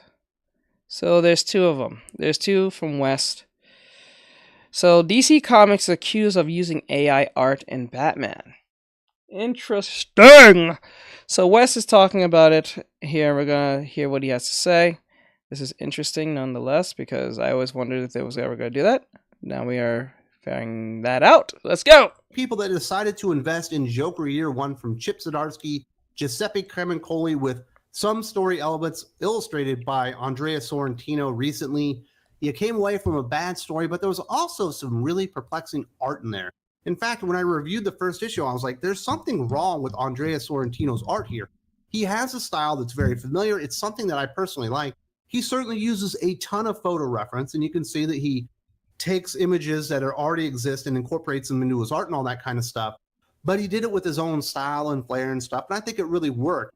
But there was an enormous departure in Joker Year One, specifically in the flash forward parts where they're 40 years in the future or whatever it is, and the world has become Joker zombies or something like that. And I remember saying, hey man, there's something really fucked up about this. It doesn't look like his art, and there's some weird things going on with it that it almost looked like perhaps Andrea Sorrentino had taken his art, maybe illustrated some stuff, and then run it through AI filters to change it and make it look a little bit different. That was my belief at the time of what had actually happened. But I'm not personally an artist. I do personally use Midjourney just a little bit for some elements of thumbnails here and there, but I don't have a lot of experience with it. So it wasn't something I could really talk on specifically and say, hey, this and this and this. Your eye can just tell that something is off about this. And I am not the only one that noticed something was a little bit afoul. I saw other people talking about it, but finally an artist actually went out there and started pointing out some of the weird things going on with Andrea Sorrentino's art. And not only do they believe AI was involved in it, they think it is AI art just in general, like it isn't enhanced by AI art, like it was created by AI, which would be a big problem for DC Comics. I do think a lot of people trust DC and Marvel if you're going to put down your $5, your $6, up to $10 on a comic book these days, that you're actually getting art illustrated by an artist. And I do think this will end up being a black eye and probably will spark some more debate on the future of AI art within the comic book industry itself. I do think inevitably at some point DC and Marvel are going to figure out, once AI kind of really catches up and can do seamless art where you can't really see it so much, that it's going to be a lot cheaper to have comic books illustrated in the interiors by AI rather than real artists themselves. And I imagine they'll probably start out with covers first because that's a little bit easier of a thing to do, to sell it on covers, and you can generate a bunch of different variant covers. And we do know that Marvel and DC are obsessed and addicted to the variant covers. So I do think this is a inadvertent case study on how people are going to react to DC and Marvel Comics publishing AI interior art. In a twist that seems ripped from the pages of a comic book, DC Comics' latest Batman series has come under scrutiny, with accusations flying that the artwork might be a product of artificial intelligence. This controversy touches on broader debates within the creative industries about the role and recognition of AI-generated content and whether it can or should replace human creativity. The Batman series, a staple of DC Comics output, has long been celebrated for its rich storytelling and dynamic visual art, making these allegations particularly poignant for fans and creators alike. That is probably the craziest thing about this, is that if DC Comics did let it slip through, they actually let AI art into their published comic books, that they would actually let it in on the Batman series, their flagship comic book, because that's obviously going to stir up a lot of controversy. There are a lot of people, especially comic book pros, that absolutely hate the idea of AI art being published by DC and Marvel. We've seen a lot of AI artists or people that dabble in AI art. I don't know if you want to call someone that does prompts an artist. No, they're not an artist. Anyone who writes a prompt is not an artist. Oh, you're just a wordist. You don't use words. Fuck? Like, I'll call you a phraser, but you're no fucking artist. Like, what the fuck? You're not an artist because you can put words together. If anything, if that's becoming an artist, I'm a school teacher. I'm an English school teacher. I'm a professor at Harvard. Are you fucking stupid? Are you stupid? If you conflate those two things and you can actually sit there and say, I'm an artist because I read a prompt. Really? That's funny. You're funny. You're delusional as fuck and stupid. But no, man, that's not how that works. So that means if I put a collar around my neck, am I a dog all of a sudden? Raiga Samurai. What the fuck? A phraser low. You're just a phraser. I can give you that much. You can phrase well, and it might give you what you want. Because sometimes using those things can be really tricky on how you word things, and you might get something completely different or something close but not close enough, and you have to rephrase what you're saying. I'll give you that much, but you're in creativity and like trying to think of a scenario on how this would work and how that would pan out. But artists, fuck no. That's all you're a phraser. You phrase. You are a phraser. You phrase things and it makes things. That's two different things. It's not even making. It's just taking from other people's shit and just slapping it together. If anything, it's not even making anything original. It's just taking what's already existing and just either doing whatever the fuck it wants with it. But no, it doesn't even make. So I don't know what you're talking about. But people that have been big proponents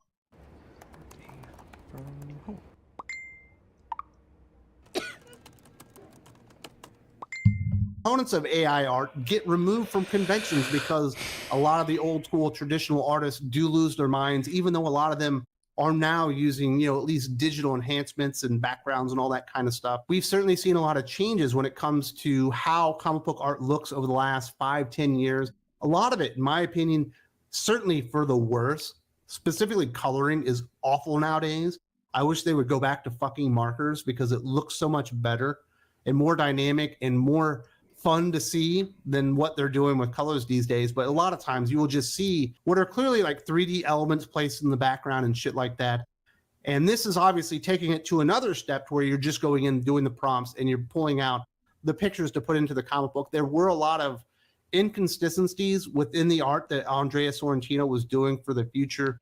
You know, moments where things looked really out of place. Like there's this visual of a Batman riding a horse with a speaker because he's playing the frequency. That was basically going to cure everybody from being zombie jokers or whatever.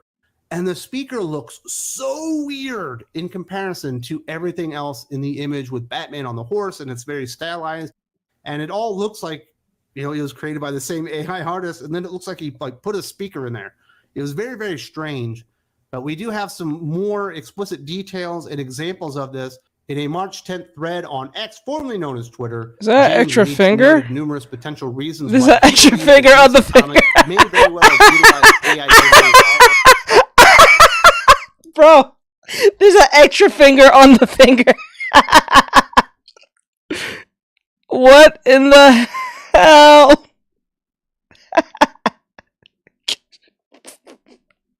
Bro.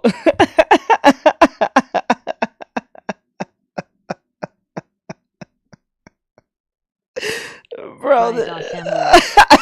Oh, dang, LOL. It's an extra finger on the finger. It looked like a tree. It looks like a tree. It looks like a tree.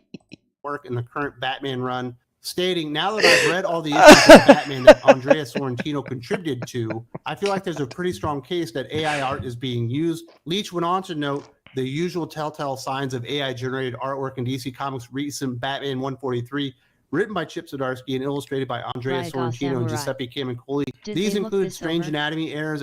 What he said? He said, wait, he said, let me put up. Did they look this? No, they're now looking it over. It was already published way back. Oh, well, not way back, but it's been published just recently. Now they're looking at it closely and like, something about that ain't right. They should have oversight on this before they put it out. They had no one oversighting this? This is wild. A human is not likely to make, such as the Joker's weird hands and wandering nipples. I never thought I was going to make a video about wandering nipples, but now that I've done it once, I want to do it again. Yes, there were some weird stuff. Like you see on the one image, the one nipple's where it's supposed to be, and the other one's like in the rib cage. Certainly, you wouldn't expect a human to make that kind of mistake. The hands are disfigured, not in so much of a grotesque manner, but they're almost like webbed. Like the AI wasn't able to differentiate the digits themselves in some places. Like I said, my initial interpretation was that it was enhanced by AI, but there's a good chance, based on what James Leach is saying, that this was just created whole cloth from AI using prompts and stuff like that, which I do think would be very sad. It would be a sad day for DC Comics and certainly Batman, and even Andrea Sorrentino, an artist that I really, really appreciate and have respected his work over the years. This isn't, now, AI art is going to be considered the art. How we have like steroids for sports? This is going to be steroids for artists. It's going to be so illegal to use. This shit is stupid. Oh my God. Something that a lot of people want to see in their comic book industry, certainly not the artists, but I don't think a lot of fans are interested in paying these kind of prices for AI generated art. I want to see art by the most creative people in the world that have the best ideas and the best skills and all that stuff. I don't want to see art in the comic book that I'm paying for generated by prompts and people that know how to get the AI. You know why AI art is stupid? It's like, if you're gonna make AI art, might as well let people watch people play video games then. Let them watch sports. Instead of people watching sports, watch sports video games. The characters will never change. They'll never age. You'll have your Michael Jordans. You can watch your boxing video game. You know what I'm saying? You see how stupid this is? This is what it is. It's just like, it defeats the purpose of even doing any of this shit. Like, people don't buy Batman AR stuff because it's AI or it looks pretty. It's because it's Batman. But once Batman starts dying off in the sense of like popularity and stuff, you just have a bunch of AI stuff of a man in a suit. That's just pretty much what that is. And it just defeats all the purpose of keeping this so-called thing going, this franchise going, because it doesn't have the human element. This is what most of these people are not realizing. It's not about the art that actually makes people come and buy art or any of that shit. It's not the art that makes people buy it. For some normies, yeah, they might care about just because it's the art. But majority of most people who have a brain will be like, no, I just don't buy the art because I like Gacha Akuda. I like Gacha Akuda because it has that human element that I know that it was made by a human. It's funny to say that now because that never crossed someone's head back in the day. Like, I never crossed my head, oh my god, I'm buying this thing because it came from a human. You know what I'm saying?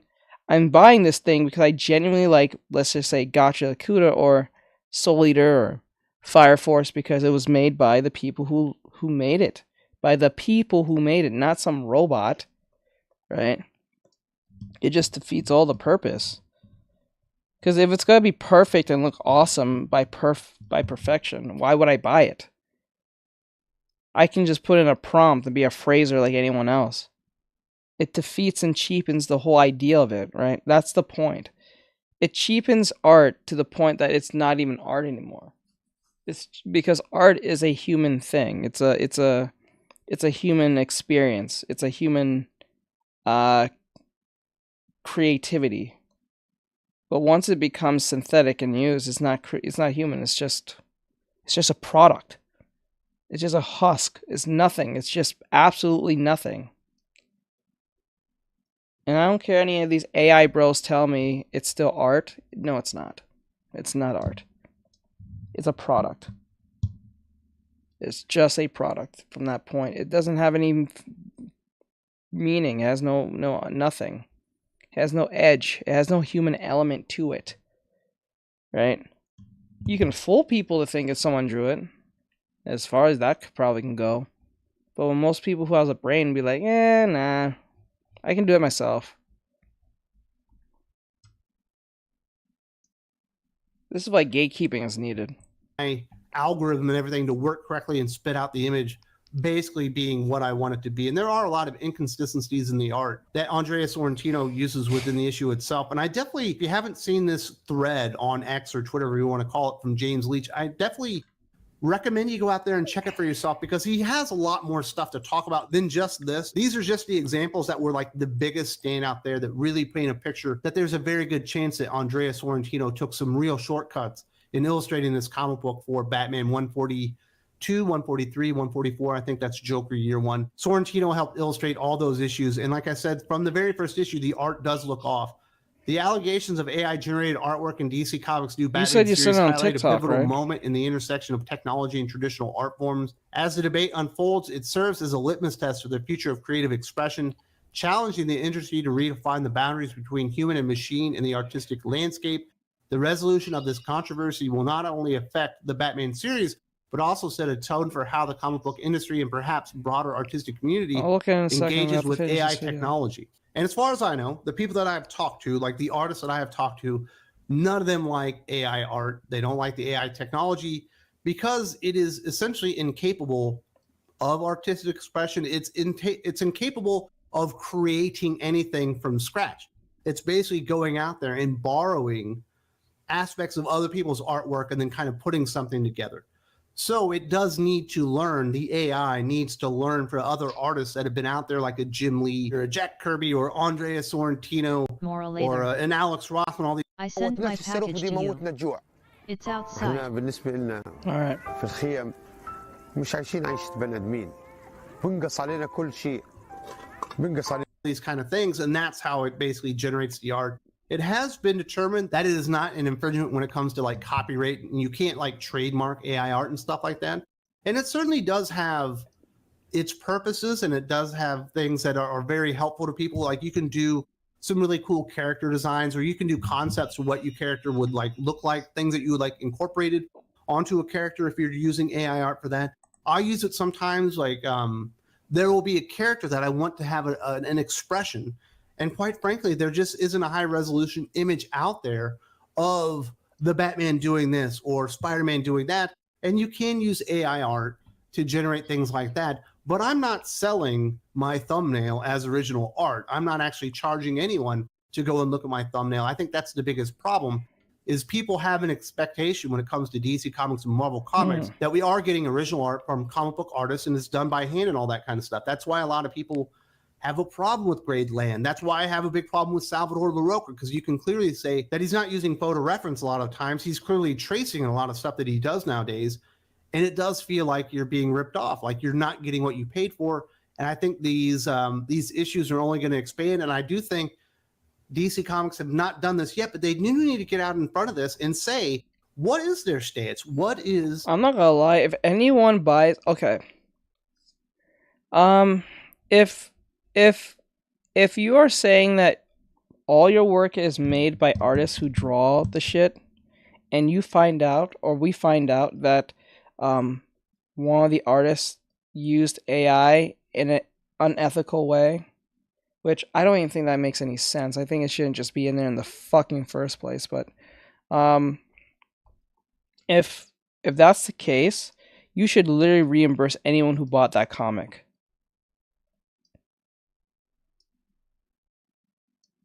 You should reimburse anyone who bought the comic. It just makes sense in my head on why that makes sense, because no one came in to get... Because anyone can make their own comic book by using AI art. Like, you can use AI art to make your own comic. I think a dude literally made a whole novel in like an hour with just AI. He made like 3 issues with it in 1 hour with AI alone because he couldn't draw.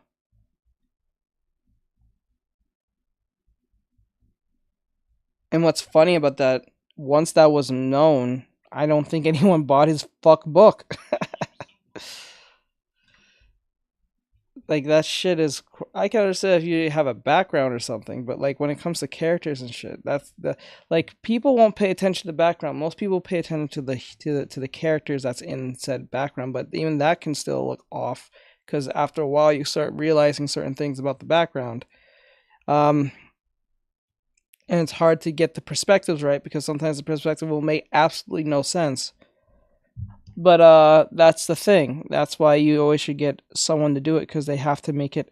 because they can always make it accurate compared to a robot. Their company's official stance on using AI-generated art, interiors on covers and all that kind of stuff. Are they loosey-goosey with it? Will they accept some AI-generated art? Are they against it whole cloth? Marvel Comics probably need to do the same thing, because this is only going to get bigger and bigger. AI isn't going anywhere. It's only going to get more robust and easier to use and more accessible basically to everybody. And I do certainly hope that Marvel Comics and DC Comics commit to using real artists, to using people that have honed their craft over decades upon decades and become the best artists in the world, rather than going with the easy way and the shortcut and delivering AI-generated art within their comic books. But people have already made full comic books that are illustrated by AI, and they've been up on Kickstarter and Indiegogo and stuff like that. And I understand there are people that do admire AI art, and they like the idea of what it can be, and a next generation of evolution of creativity. But it doesn't really do that yet. That's one of the reasons I'm not for it. And if you're going to charge that much money, I think that they should be delivering real handcrafted art within the comic books themselves. And I just hope they speak up to it now, and I don't think this controversy is going to go away. And we're probably going to see this stuff more and more. We know that DC Comics had already published an AI-generated cover a few years ago, and it looks like it's probably finally creeped into the interiors as well. Definitely want to hear from you guys. What is your stance on AI art? Are you okay with DC or Marvel incorporating AI art into the interiors? Are you okay with Marvel and DC replacing all the interiors with AI art? Are you okay with Marvel and DC replacing the covers with AI art? If I get enough responses and people have enough great points, we can have the whole video up on it, and hopefully Marvel and DC see it, and we can get our point across, whether or not we do or do not want this, because I do think it's an issue that needs to be tackled. And if you would like to keep tackling the big issues within comic books and the nerd sphere and all that kind of stuff, you need to get over to the Thinking Critical Patreon. If you want to go and fight DC and Marvel Comics and demand better comic books, that's where it's at. We have great conversations about comic books and geek culture all week long. 8 hours of new podcasts every single week. That's 32 hours of new podcasts every single month. If you haven't checked it out, there's a link in the video description. Lots of fun to be had on the Patreon. All right, so that was Wes and the DC Comics situation with the AI problem. So, you know, like, subscribe, share, follow, comment if you like his stuff and all that great stuff. And I'll see you guys in the next one. Later. And also give him a follow. And yours truly. Let me see.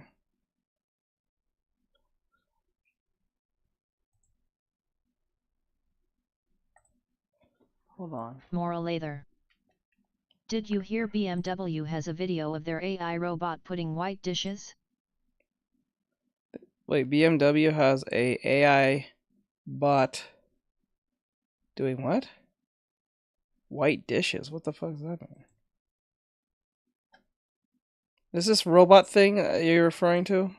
Is that what you sent me? This is just so insane. Wait, how big is Moral that? Lather. Putting away dishes. Oh, I think I heard of that one. I think. Hold on. Moral Lather. Yes. Beanbag. Just look at it, yes.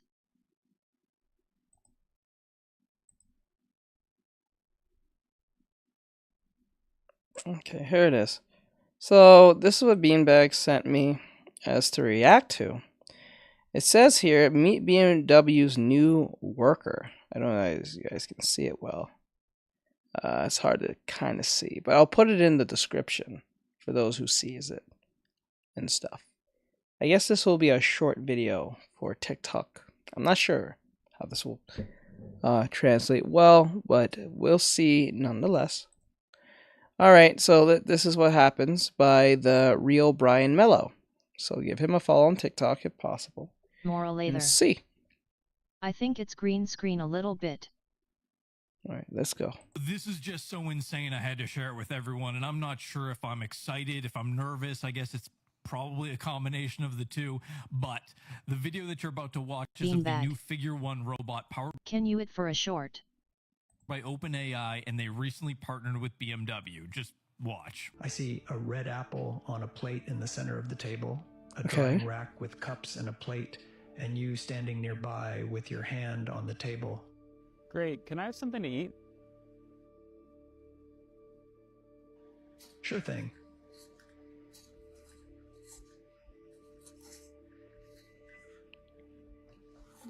Great. Can you explain why you did what you just did while you pick up this trash? On it. So I gave you the apple because it's the only edible item I could provide you with from the table. Listen to how the robot talks like an actual person. Holy shit, he said, it has, it has afflections. Holy shit, it has afflections. This reminds me of the, it reminds me of the Google demo back in 2013, where Google was doing they didn't say outright AI. I don't think they used the word AI. They just said, we have programmed a certain, we programmed like an assistant. They didn't say AI. I don't think they used that term. And yes, reflections such as or like the AI, or let's refer to it, the AI assistant. You can talk to your AI assistant and say to your AI assistant, hey, AI assistant, can you make a schedule for me for the salon? So what will happen is the AI assistant will literally call the number of the salon, and then it will make an appointment with another person who's not aware, and the AI assistant said, oh, hello, my name is Kathy, and I have a point. I wanted to make a point for my friend Jessica, or for my boss Jessica. Is it possible that we can get ourselves something on like in this week or so? And the person said, yeah, we can do it on like Thursday around 2 p.m. or like 3 p.m. or something like that. And she says, okay, that's perfectly fine. And then she asks some question. And the AI asked the question, and the person who heard the question said, wait, let me go check real quick, and let me go talk to my manager. When the real person said, let me go back and ask my manager a quick question on that question you asked me just to make sure so I can answer you correctly, the AI responded with, said, okay, sure. I was like, whoa. One thing I know is confirming. It's another thing when it says, That part right there threw me off. I know it's small, but when you think about it real closely, most humans respond in these inflections to literally indicate that either of showing of not really of unsureness or just confirming with not a lot of emphasization and giving yet expression. That right there was a inflection as expression, confirming to whatever the person said to the AI to go and answer said question to what the subject was about. That right there was scary as shit, because I was like, whoa. If I was on the phone with anyone on the phone, I would probably thought I was real. Interaction makes it feel real and makes us feel comfortable. Yes, and that affliction right there makes it a lot different. This is why. This is not an art thing. Art is the first thing to go. Let's just call it for what it is. It's going to be the secretary that's going to be gone.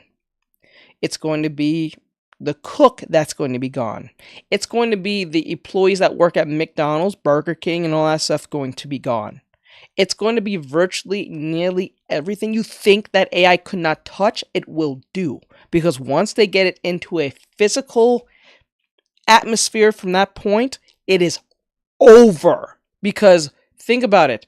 Why would I pay 20 or like 5 to 6 teenagers to do their job at my food restaurant in hopes that they don't fuck up the food first, just with recipes, or do something that they shouldn't be doing, playing around, sleeping on the job, being high? You know what I'm saying? Every possible thing will be eliminated because the robot won't do that. Actually, all the owner has to do, buy a restaurant space, get the, they don't even need to buy furniture.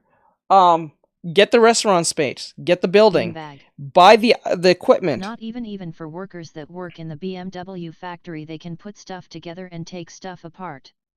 People are gonna lose jobs with this. Yes, they're gonna lose their job. Like think about it. If you buy a restaurant, buy the equipment. And when I say equipment, I'm not even talking about like the kitchen stuff. I'm talking about like the furniture where people sit down. There's no need, because I think it was in Michigan. There is a AI McDonald's restaurant where you can go in. There is no employees. It's just, I think, a few screens, like you will go up to like if you're trying to make an order type thing, like you're up to like an ATM type thing. But it's just touchscreen. And you can walk in, make your order, the AI will make your food, and you can leave with your shit. I don't think there was any restaurants to sit and talk, but there was no person working there. There's no janitor. There's no anything. Because the janitor is a robot. You have a Roomba. Why would I get there's no need, because there's no people running around except the whatever messes that the robot will make, and the robot on the floor will just clean it up.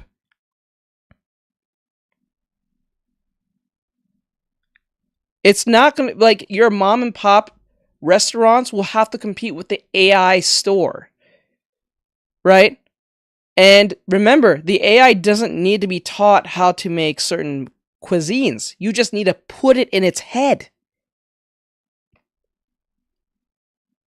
So if you want a Caribbean theme restaurant with robots making Caribbean food, you can. If you want a Chinese restaurant where the robot can make Chinese or Japanese or Korean food, the robot can. It doesn't take years. You don't have to look for any type of experience. You don't need a person from a culinary school. You don't need none of that shit. You can just get the AI equipment, buy it, and it will make it. You don't have to have this robot thing. I forgot what it's called. I think we did a video on this. It's a thing with a robot arm. It's just an arm. And you put in whatever inputs in it, and then it will remember that for the rest of its life. Like, it doesn't need It doesn't get old. It doesn't complain. It doesn't need to go to work. It doesn't need a raise. It doesn't need none of this shit.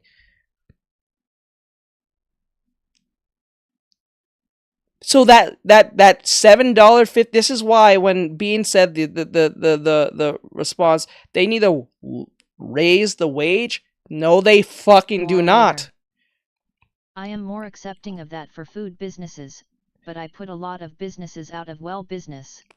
The only businesses that'll be the conglomerate businesses will take over the mom and pop store. The local pizza place, the local Caribbean place, the local Chinese place, the local Italian place will be all gone. Remember, Walmart cleaned out majority of all local grocery stores. Remember when Walmart became a thing, all local grocery stores gone.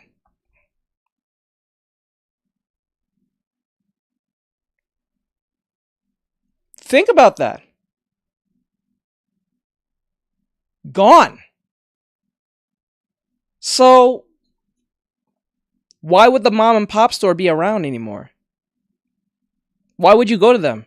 How do you know they're even being clean with your food? That was going to be the first thing that might pop in most people's brains. They're not going to be like most people, the brain will be like, well, 75% of them will be like, well, why would I go to the mom and pop store? And what's the best thing is the food might be extremely cheap, because if I don't have to pay no workers, the food will be cheaper. So this is why when being said we need more wages, no, they fucking will not. Actually, quite frank, it's good that they don't pay y'all any money. Because once they get the robots and taking y'all jobs, what was like a Big Mac? Say a Big Mac now is probably say a Big Mac now is like $6.50. Let's just say it is. Probably is $7.50. Say $7.50. Who says that AI won't take over candle making, soap making, even crocheting? It'll take everything. If it needs preciseness, mixing anything with a physical. The only thing that the AI may not be able to do right now, actually, they can build houses. 8.99, I think. You don't need, you don't even need the person who's making construction anymore. Because if you can get a giant arm and robots walking around picking up heavy machinery and shit like that, or you can just make the machinery the robot itself, there's no need for the human. The only thing left for the human is delivery service, and that's going to go out the window too, because I think Amazon wanted to do a whole thing where they have drones be sending your packages to you. 3D printer homes. Yeah, they'll 3D print your house. There's no need for a person who needs to hit lumber and shit. $10 for a Big Mac. If it's $10 for a Big Mac, if AI becomes more mainstream, the Big Mac will be $3.50.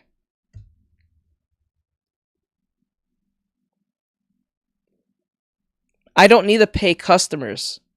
I don't need to pay employees anymore. The only thing I'm paying, and the only thing I'm paying now is the light bill. I don't have to worry about no suing. I don't have to worry about no safety anything.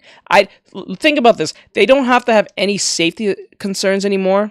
They don't need any more. They don't need to do any training. They don't need to buy no clothes. They don't need to buy, when I say clothes, I'm talking about uniforms. They don't need to buy no policy type stuff they don't have to do no workers' comp. They don't have to worry about any of that shit. So anything that has to do with a human in any aspect will be literally eliminated. That's more money for them, because they don't have to worry about this individual being discriminated, because if I can get rid of the trans person, the bi person, the straight person, all that in one go, why not? The robot doesn't identify as anything. It's just a literal robot. I don't have to worry about it having feelings and it's feeling away today. And it doesn't have to go to work. I just need to turn on a light and everything's back on. Shit, they may not even have to turn off the light. It'll be 24/7 every day. You know how much money they can make doing this? You know what I'm saying? You don't need the human element at all. So the pricing for food will be so cheap, it won't be even funny.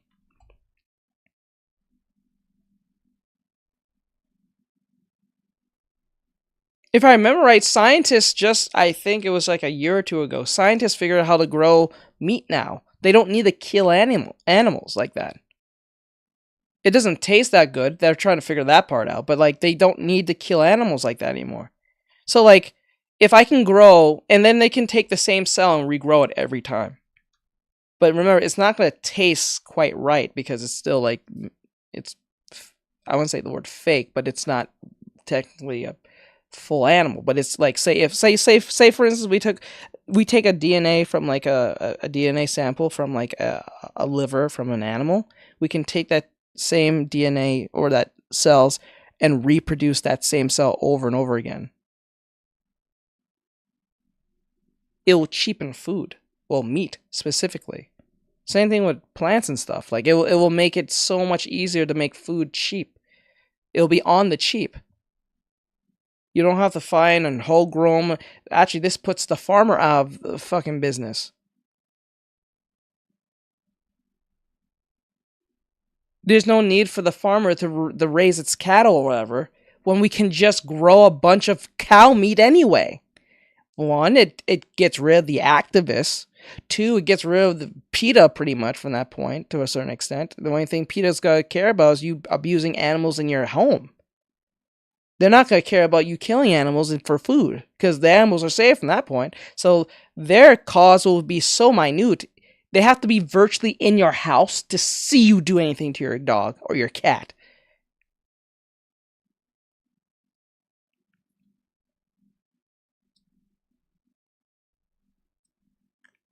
So there's no need, right? There's no need. Beanbag. Yeah, but when you recreate the cell over and over, there's going to be a flaw that shows up new diseases or bad cells. Probably, but they're not going to tell you that. Like, well, look at the food we're eating now. They put a bunch of shit in it anyway. That's fucking us up and getting us cancer. You think they're gonna give a shit about that? If anyway they'll find a variation or altercation or anything, they'll do it, and they won't tell you.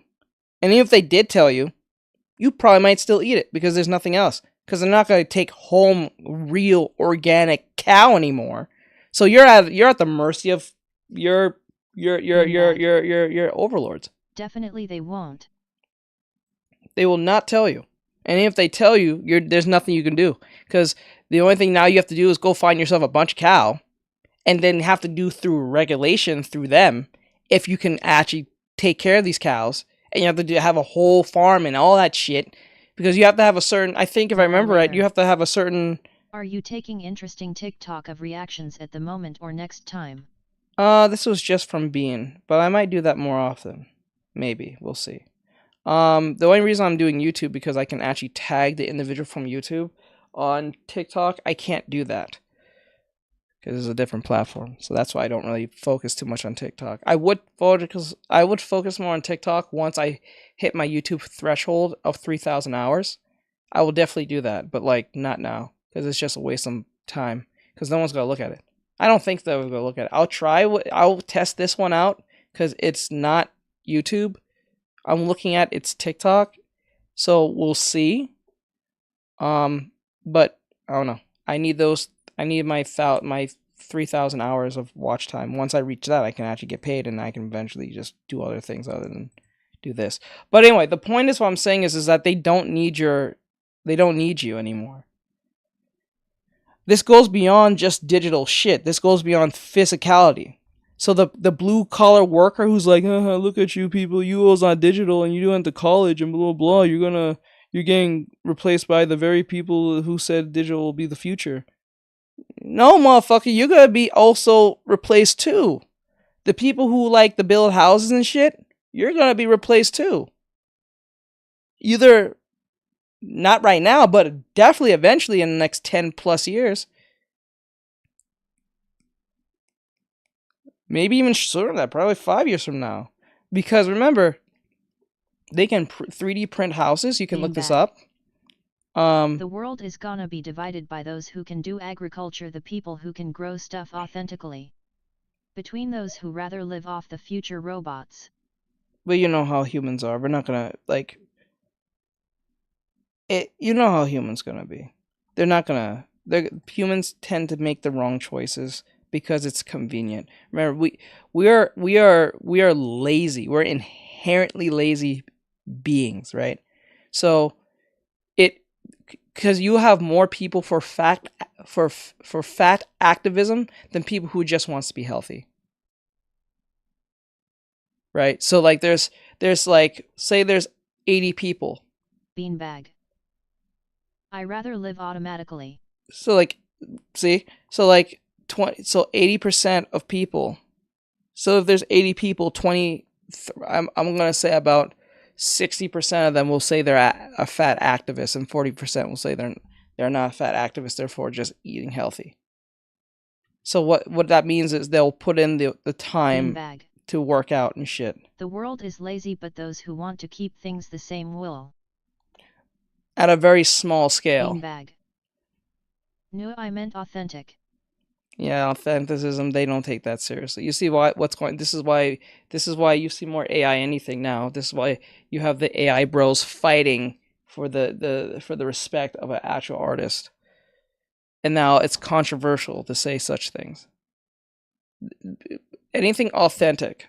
The word authentic is authoritative. So it's a problem. It's controversial. Like the honest truth is authentic, but it's problematic.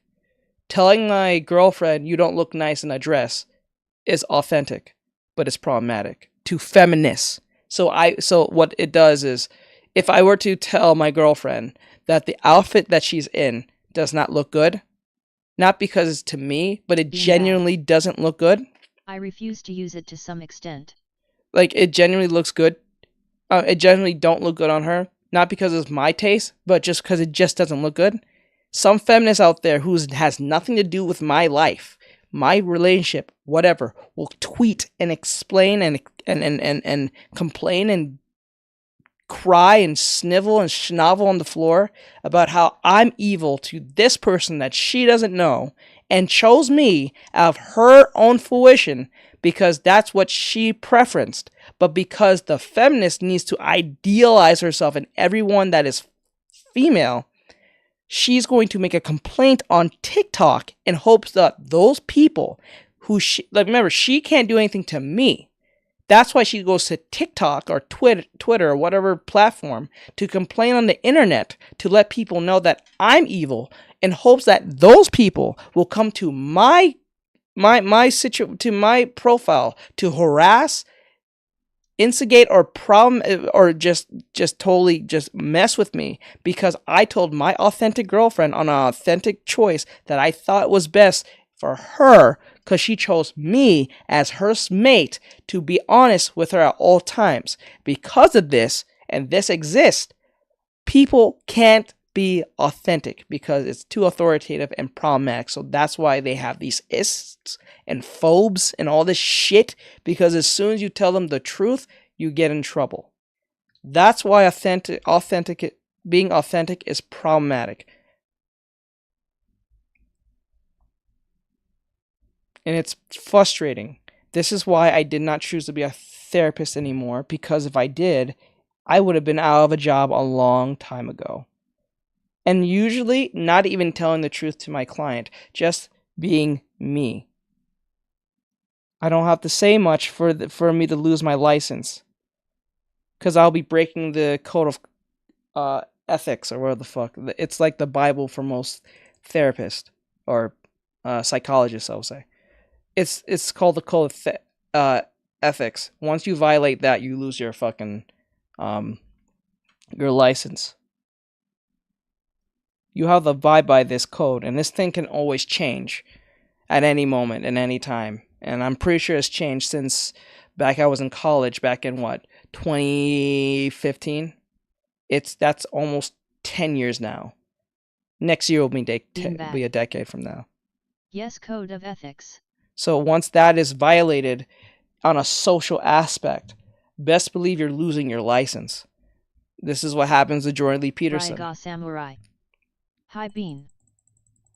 So the issue with this is why I never chose. And I saw the writing on the wall a long time ago. That's why I didn't pursue my degree in psychology, because I knew that once truth is erased, and authentic truth is erased, you're not dealing with a therapist. Hi Bri, hi honey, how are you growing heart? You're not even dealing with a psychologist. You're dealing with you're being someone's friend. You're being a life coach. You're just an ear. You're not helping them. You're just literally being an ass. It is what it is. You're being paid for like virtually nothing. You're not doing anything. And then what's worse and funny about this is they don't get better, they get worse. And then they say, well, my therapist wasn't helping me. They didn't give me the right information I needed. No, because when they do that, you consider them hateful. Beanbag. Or judgmental. Ethics have definitely changed from a long time ago. Yep, so that's why I left. Video now. Alright, let's see where this goes. Because it's the only edible item I could provide you with from the table. Oh, shit. Great. So... Alright, so real quick, notice how the robot is speaking with a very natural, like, human pauses. It says things like yes, commas if it's yes. thinking. That was one of the first It has things that stood out to me, inflections. but let's keep going. Based on the scene right now, where do you think the dishes in front of you go next?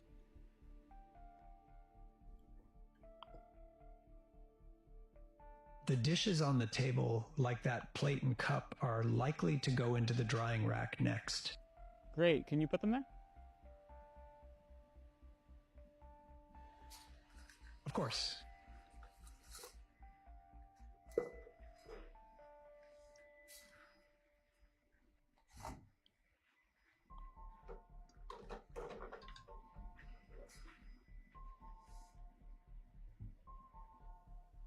All right, so how do you think you did? Oh shit, I just remembered. You don't even need an Uber driver anymore. You're not going to need a Uber driver anymore, because I remember there's self-driving cars, and that's been around for a good while now. Right?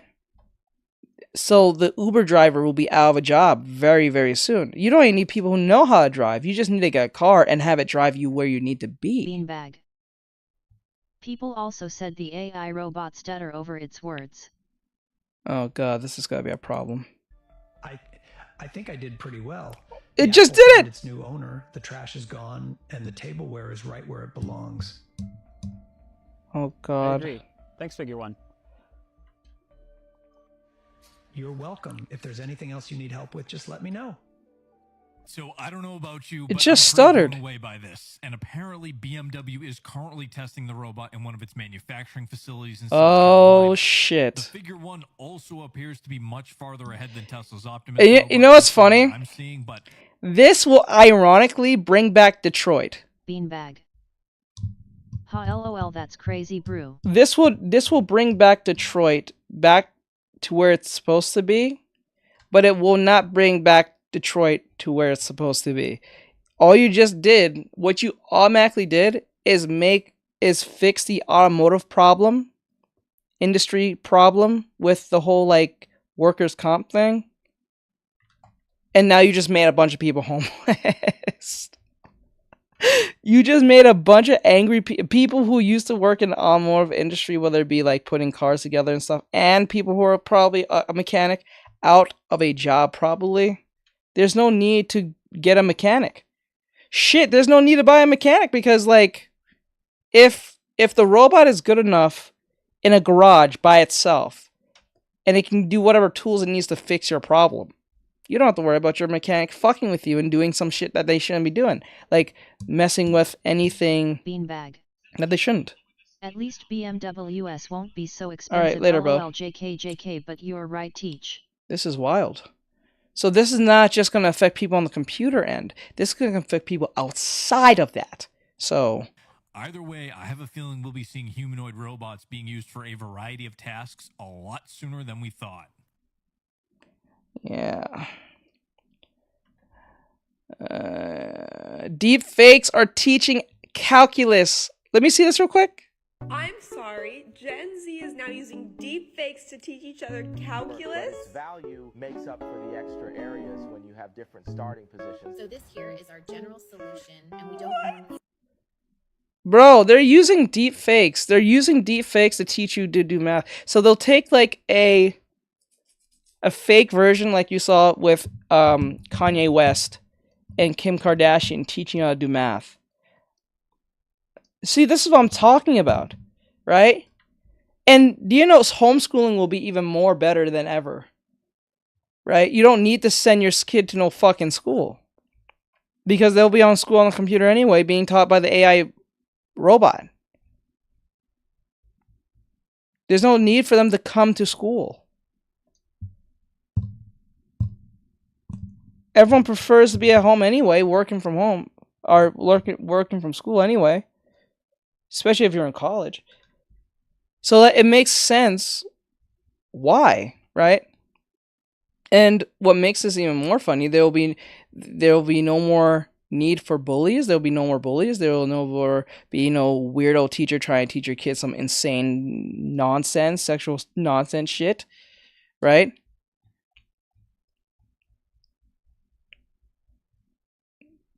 There's no need for that anymore. You don't have to worry about your kids being indoctrinated in nonsense. You're home, or depending on your occupation, if your occupation still exists, but you'll be home, and you can always see what they're doing, what they're learning, what grades they're having, what they're learning, and it's recorded, so you can always rewatch what they saw.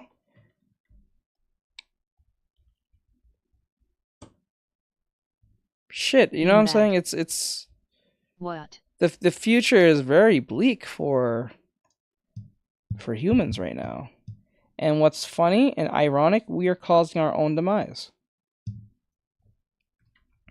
That's the funniest part. Ain't that something? Well, this was Radical, the editor, and also, what was the other guy? I forgot his name. I said his name at the beginning. Please follow them if you guys can on TikTok. I'll put both of their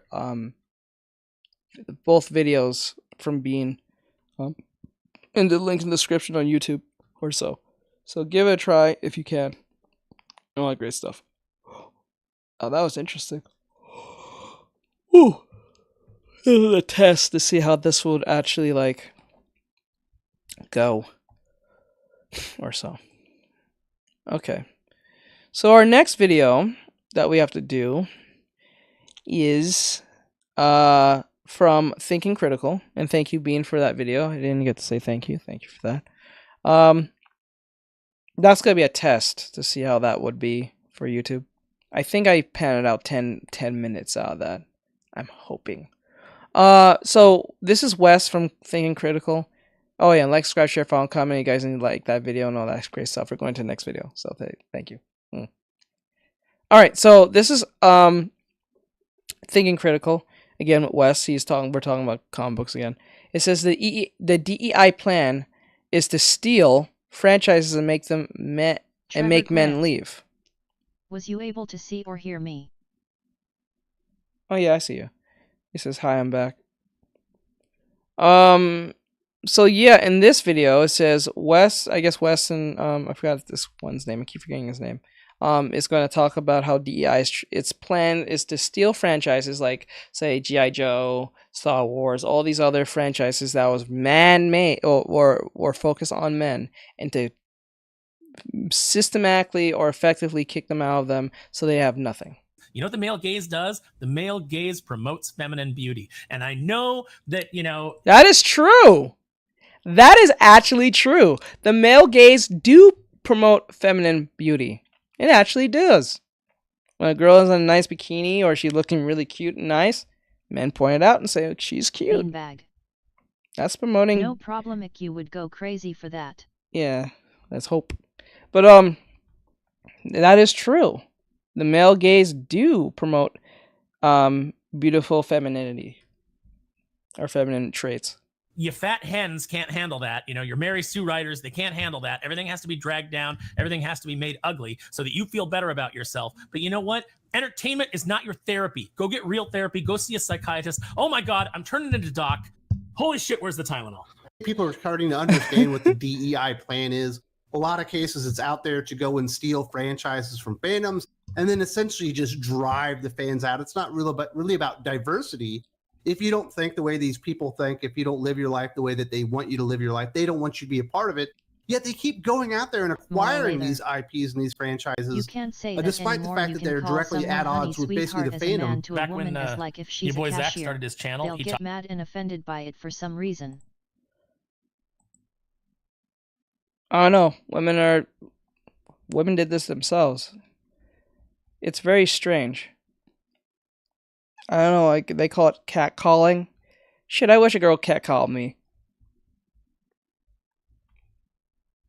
Girls don't catcall me. I wish I could catcall. So when guys are getting catcalled is such a scary. No, it's fucking isn't.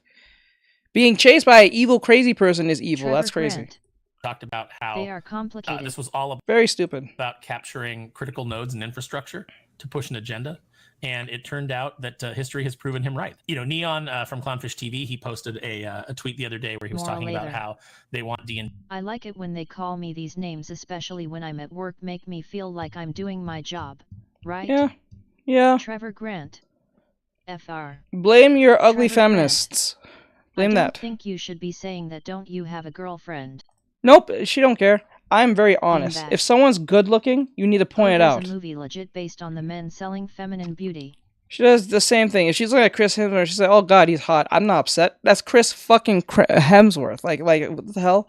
Like she's not gonna be dating him tomorrow. You know what I'm saying? That shit, like this, that shows how insecure most of these individuals are. Whether you're a man or a woman, if your girlfriend or boyfriend says that a celebrity is nice looking or good looking, they're not dating them tomorrow. The celebrity doesn't know they exist. You're never going to meet the celebrity. They're never going to meet the celebrity. The chances of them even getting a date with a celebrity will be 1,000,000,000 to 10. So, like, it doesn't make any sense to get upset or make it a big deal. I walk on a logical path on things. If you don't like it, whether you or not, you can leave. Not to you. I'm just saying to anyone in general. My girlfriend's very much aware of this. This is how I work, and this is how I think. It's recorded too, so she can rewatch it anytime she wants. D without Gary Gygax. They want the X-Men without Stan Lee and Jack Kirby. They want, they want to claim all these things. They want to take them over. And, I responded that, evil cannot create, it can only destroy. And that's what this agenda is. It's about taking these critical nodes and infrastructure and transforming them, these beloved properties, into propaganda.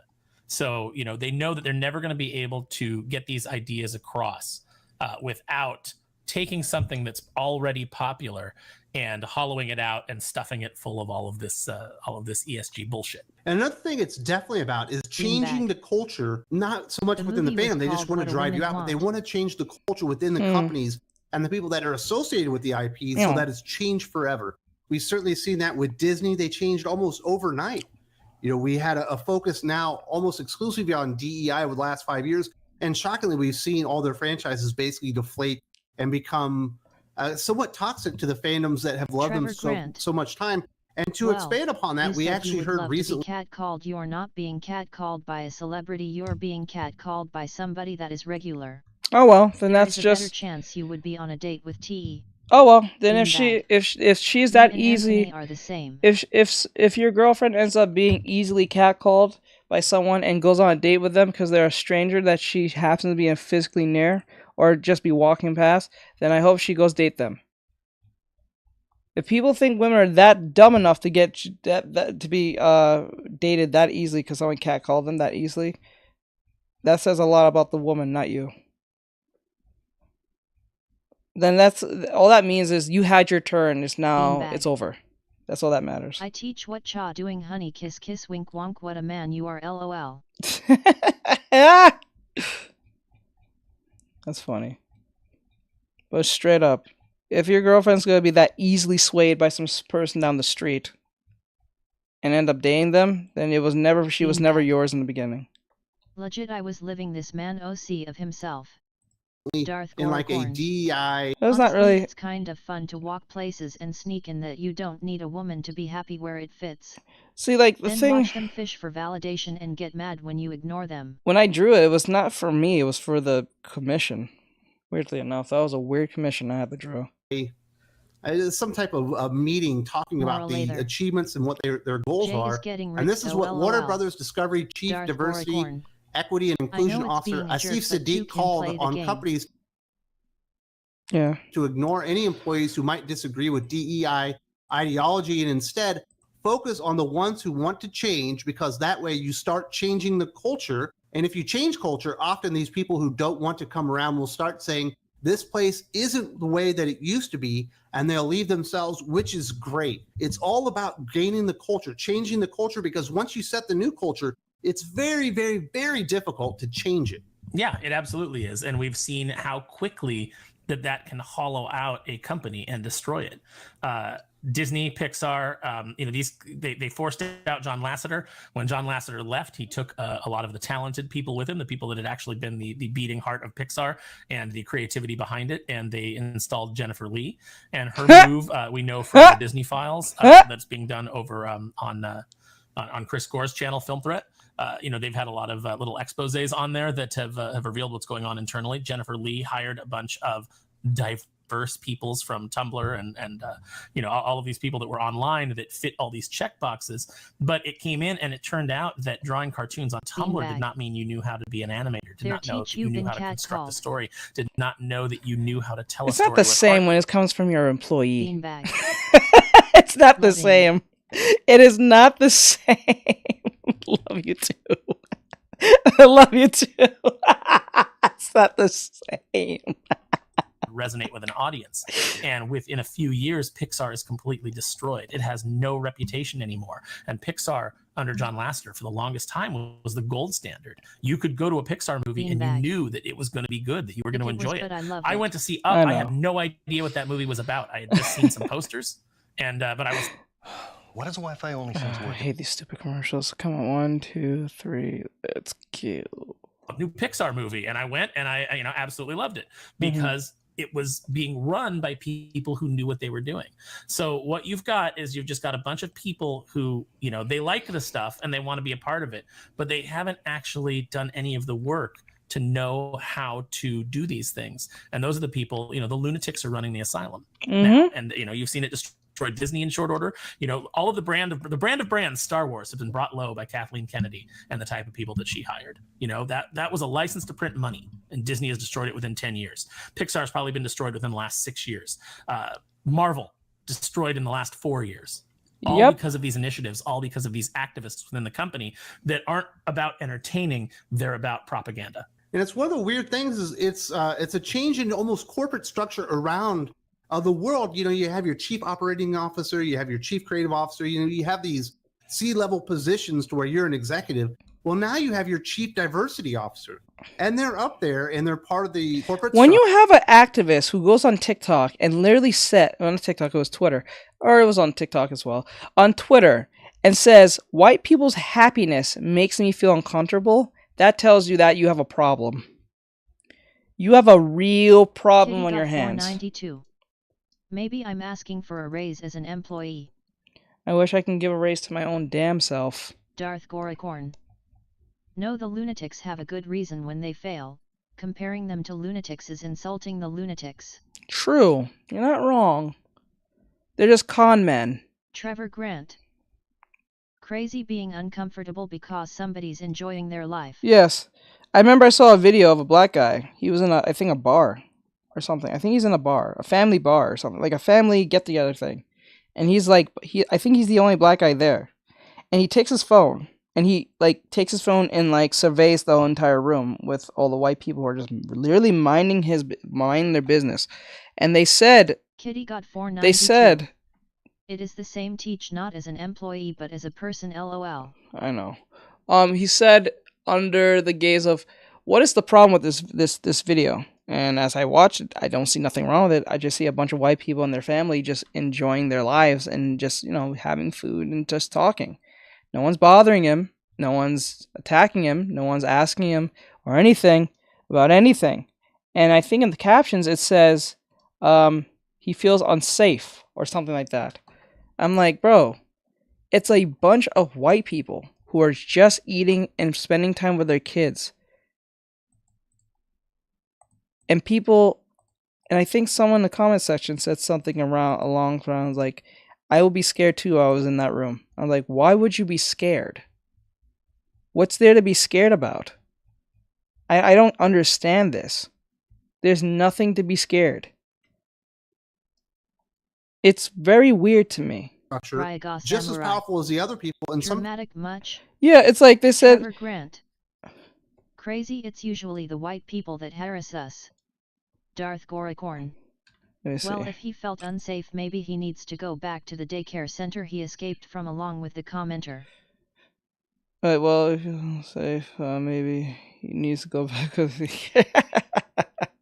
I don't see the problem. Like, he was just sitting by himself, and the white people was just doing their thing. It's going pretty well. The white people was doing their thing. I don't see the issue. I think he wanted someone to talk to him. I don't know what it was. What was the point of the post? And then someone, I think some lady said something about white people being happy makes them upset. I'm like, why? They didn't do anything to you. Not that I know of. You sound really well spoken and everything, so like, what the fuck? I don't know. And it's usually white people saying this shit.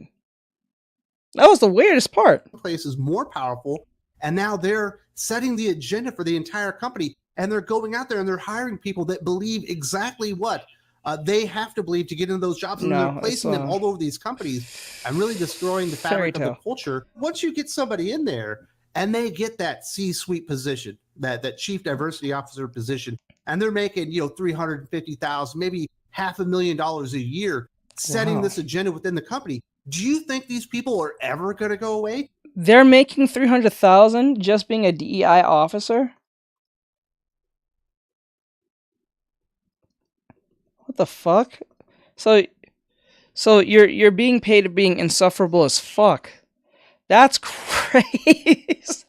No! No, something's going on. Yo.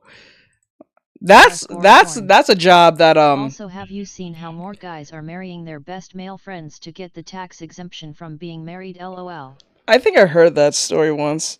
I think I heard that story before. I think it's really funny. It's like what was it? What was that movie with Adam Sandler and Kevin what's his face? You know that movie? You know what I'm talking about, right? Now if you play that movie, thank you, I appreciate it. Now if you play that type of movie or bring that movie up, you're a hateful person. They are firefighters.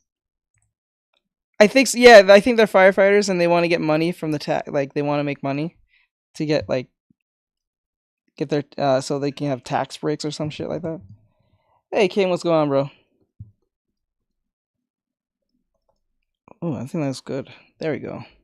They cannot be driven out because they'll just sue the hell of the company, say that they're being discriminated against. A lot of these companies almost have basically went out there and hired. The show, it's so sad that he just up and disappeared. Yep. Darth Goricorn. Oh nah, I'm not worried about that. Kitty got $4.92. I'm not really worried about people coming in and out. I understand. The cancer that will kill them. Yeah, they've welcomed it in. It was health insurance. Yes. In the gates. Disney I'm not worried about people Victoria Alonso. She was incredibly terrible at her job.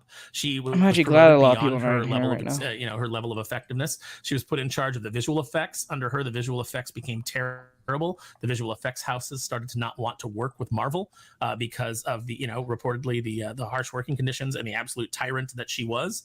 And so Disney fired her. And then what happened? She sued them because, she was a gay woman of color. And that, you can't fire her. That's discrimination. So she sued them, and obviously. I've been drawing all my life since I was 6. I'm 29 now, but I didn't take it seriously until I was like 23, 24. But I knew how to draw, just that I didn't try to make it into a thing. I'm working on my portfolio to work as a character designer, so. Pretty much. So that's pretty much what that is. I'm near done. I just need to get some stuff in, and then we'll be able to get through. They don't want to go through discovery. So, what are they going to do? They're going to settle with her. She's going to get a big $1 million payout. Well, congratulations. This is what you've done to yourself, and unfortunately for the rest of us, the people that love the IP and the franchises and love the... Tell them why they're fired. She is just making a scene. Yeah, that's how...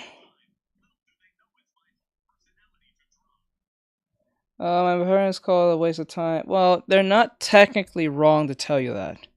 It depends. Well, given the time that we are living in, a lot of parents are going to say learning how to draw is literally a waste of time. Given the time, the time we're living in, if this was 10 years or even less than that, or even 6 years ago, probably even 4 years ago, then I wouldn't say it's not a waste of time. But as someone who's been doing this for a while, and also knowing what time we're living in, we was just talking about AI no more than probably 20 minutes ago, I would tell you, yes, it is a waste of time now, to a certain extent. But if you want to still pursue it, go ahead. There's nothing wrong with it.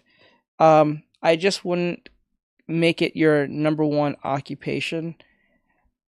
Learn how to draw. Try to get a job being an artist, but don't make it your sole reason. Make it like you want the skills that you have, but don't make it your main skill that you only have. Because living in this time with this, we was just talking about the AI thing from not only a digital perspective, but also on a physical one. Because now BMW. But drawing is therapeutic in a time where therapy is way too expensive also. Yeah, but then again, we're talking about making money. We're not talking about being therapeutic. Those are two different things. Being therapeutic because you're having a traditional issue or a mental breakdown or whatever case may be, or you have anxiety or whatever the fuck. That's one thing. If we're talking about having a job, because Gino says his parents said that it's a waste of time. When they say it's a waste of time, they're not talking about it's a waste of time to do. They're saying it's a waste of time to pursue as a career because it can be easily taken because of, most parents don't see it's important if they're not artistic enough, or they don't see the benefits of it. But they're not looking at it as therapeutic. They're looking at it as can you get a job with this and how much money you'll make. So you have to be extremely talented or really high connected or just very fortunate and lucky to be in the position of most people who are learning who draw most of their lives and making a livable wage. It's not that you can't do it. It's going to be very difficult to do it. And given the time we live in, where we have these AI bros sucking the brown eye of AI, you know what I'm saying? That's where that comes in. And now we just watched a video with BMW showing their showcase of robots. Doing cleaning wares and shit. And it has afflictions and stuff and how it talks and X, Y, and Z. Instead of just being robotic, it sounds like a real person and all that stuff. We was just talking about, you was no more 20 minutes late from this conversation. But what I'm saying to you is this: don't abandon your wanting to draw, whether it's for a job or whether it's just for yourself. I don't think that makes sense. I think you should do what you like, but don't make it your sole reason to be your only job, because people are producing comics within an hour. And I mean, not comics, not drawings, but a whole novel in hours or less than an hour by using prompts to write a whole story with graphics and writing and shit. You know what I'm saying? So that's going to be high competition to deal with, if that's even considered competition at all. So if anyone's learning how to draw, I wouldn't abandon it, but keep learning, keep putting your time into it because it makes you feel happy, or it's therapeutic, or whatever the fuck reason it gives you. If it makes you happy as a human, go ahead. But don't make it your only skill.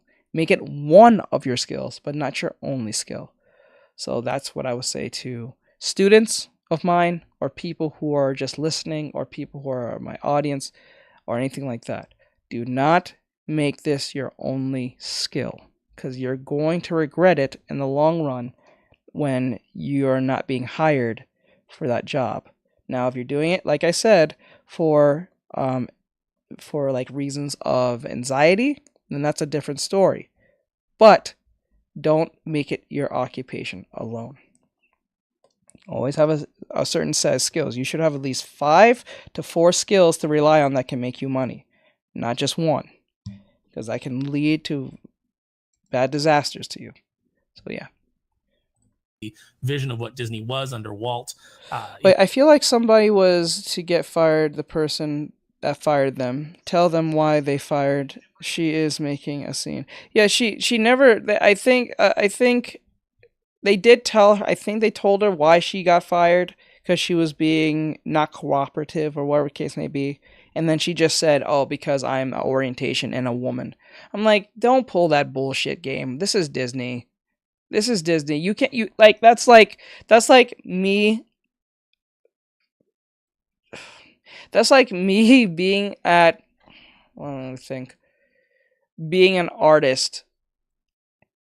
Okay, that's like me going to work at Pixar and they have a bunch of like diversity hires on all fronts of all orientations and all colors and stuff. And then I'm that one person who happens to have a problem with Disney because I didn't do my job right. And because they said you didn't do your job right on the job, we have to let you go. And then my response is they hate me because I'm a person of color or I'm a male. I'm like, bro, don't fucking play this game with a very woke company like Disney. Let's not play this game. You just didn't do your job. I think fucking Kyle said it. He said, if Catwoman was made today with Halle Berry and it didn't make money, people will say because of she being a diverse person of color. People will make that literal complaint. But back in 06, I think it was 06 or 05, it was just a shit movie. That's it.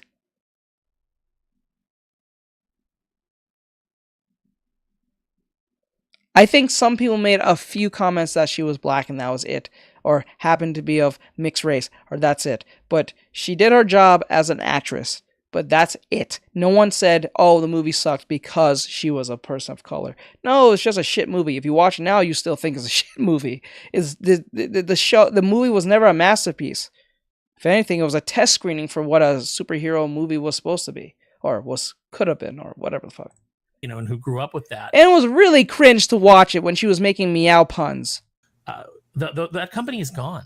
That company no longer exists. And in our hearts, we still yearn for it. We still yearn for it. So what you can do is, like, you can still be an artist. You can be a colorist. You can do those two things.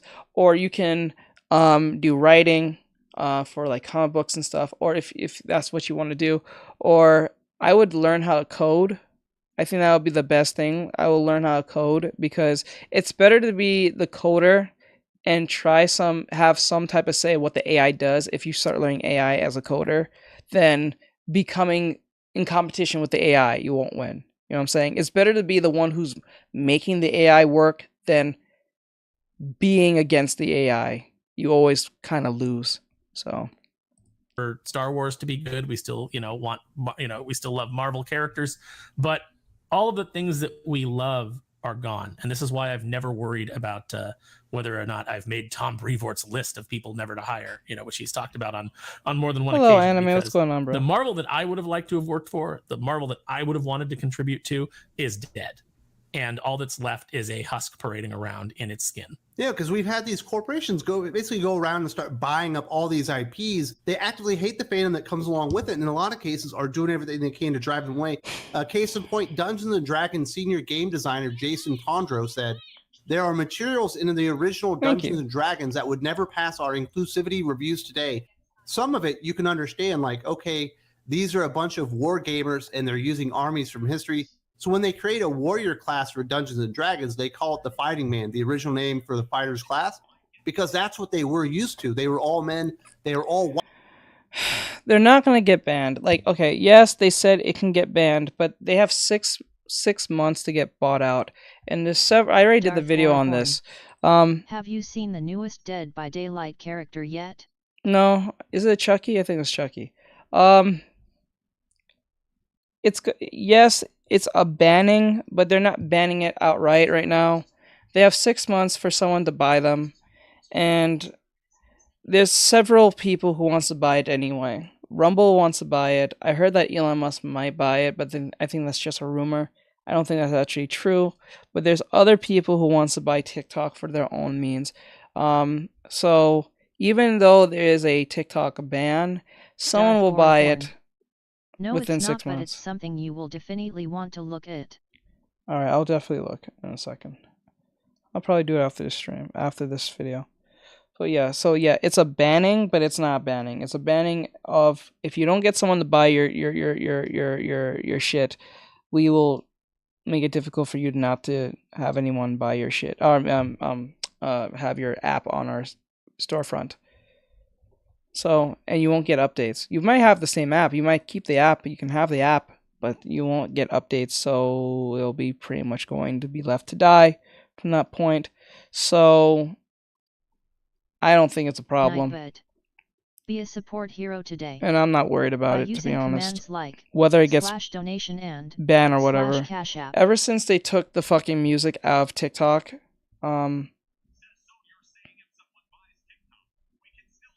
yes.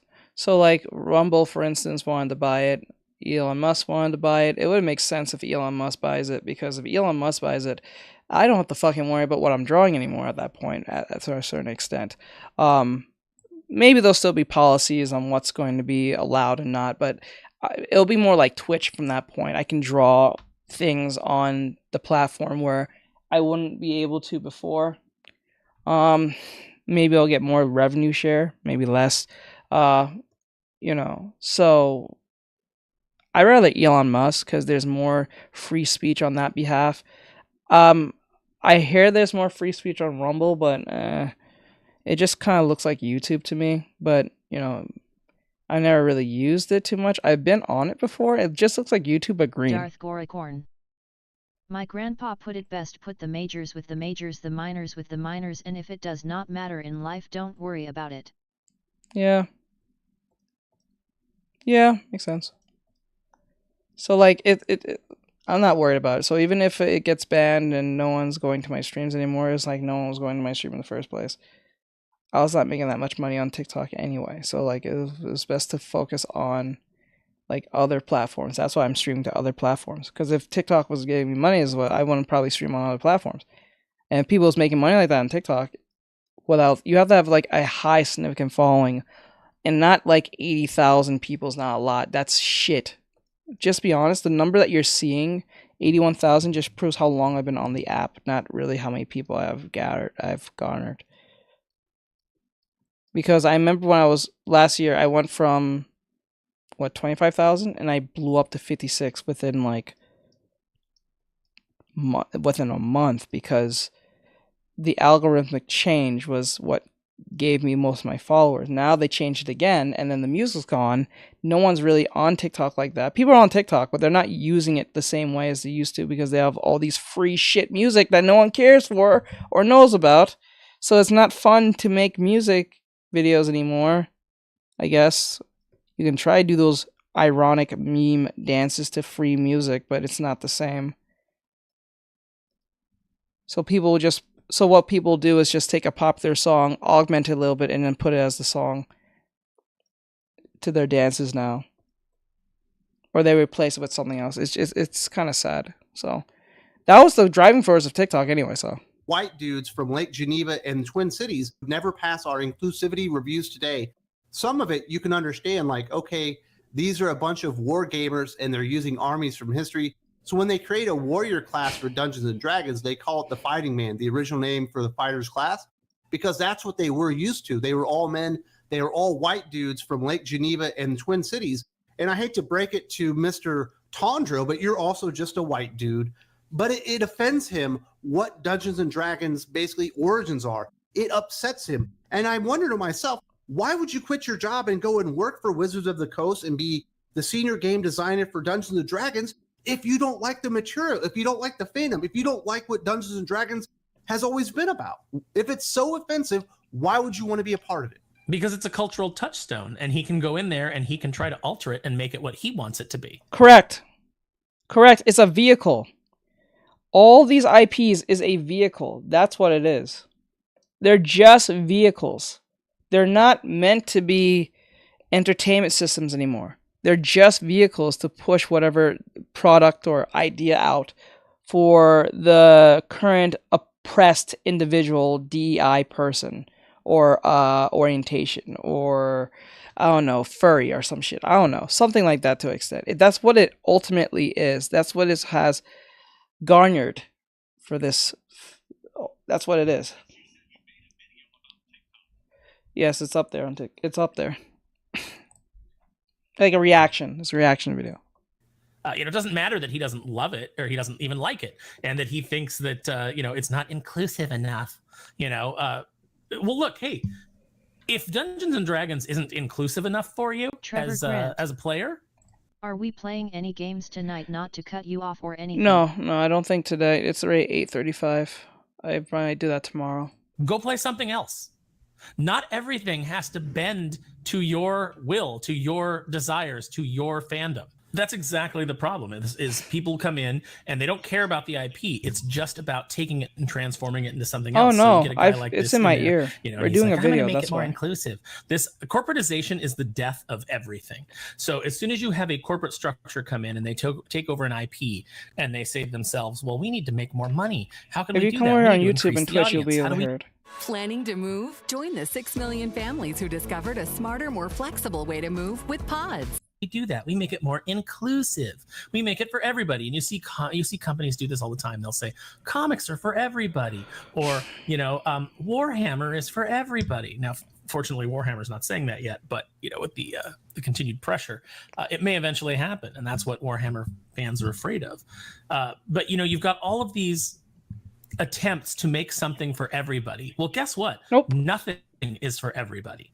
It's for anybody who's interested in the thing that it is. So, hey, do you like G.I. I'm okay with the banning one way or another. Whether it bans or not, I'm perfectly fine with it. I am perfectly fine with the idea of it being banned or not.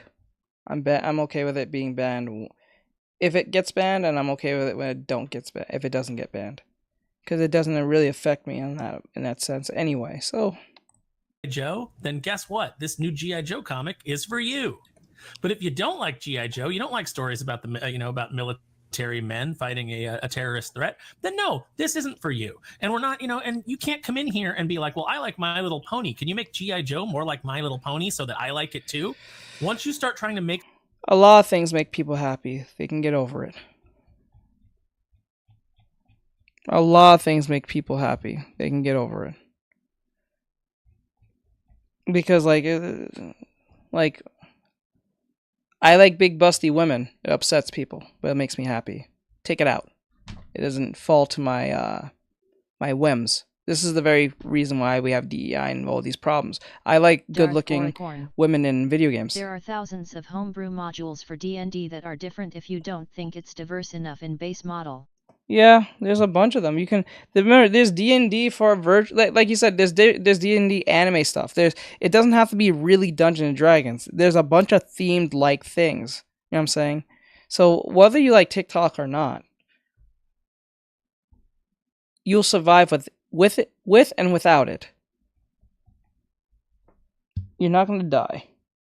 And remember, it's not like YouTube Shorts don't exist. It's not like fucking Darth Goricorn. Or just make your own homebrew. That too. Or like there's YouTube, there's Instagram.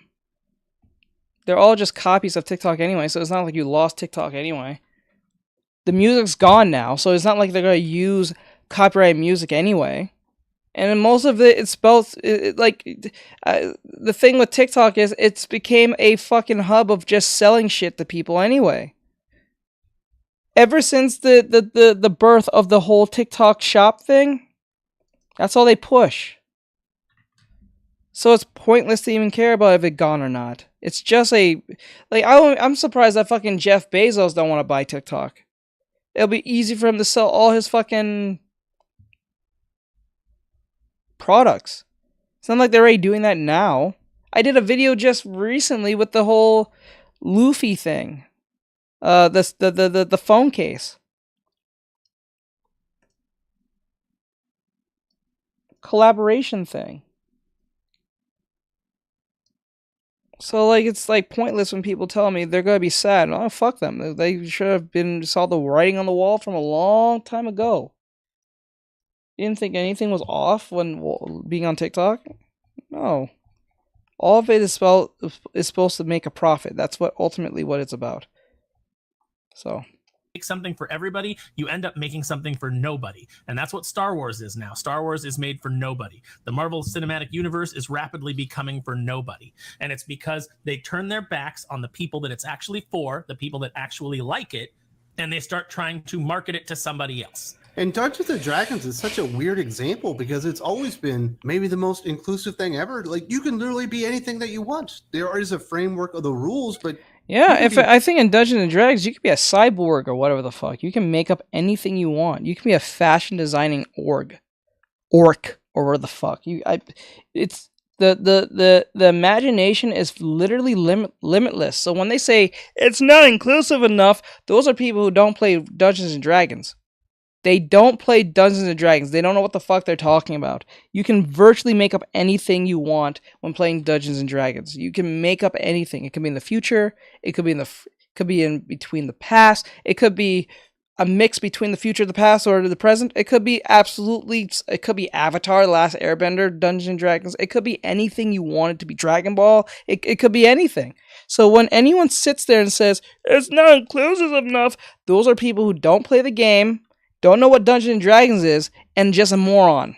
Whatever gender or whatever type of warrior you want to be, you don't even have to be a warrior to play within the confines of the rules of the game. You can go and do any adventure that you want that's within the realm of your imagination. Yep. And I just think it kind of sucks because, for the most part, people that play Dungeons and Dragons have not been portrayed well over the years, in pop culture and entertainment, all that kind of stuff.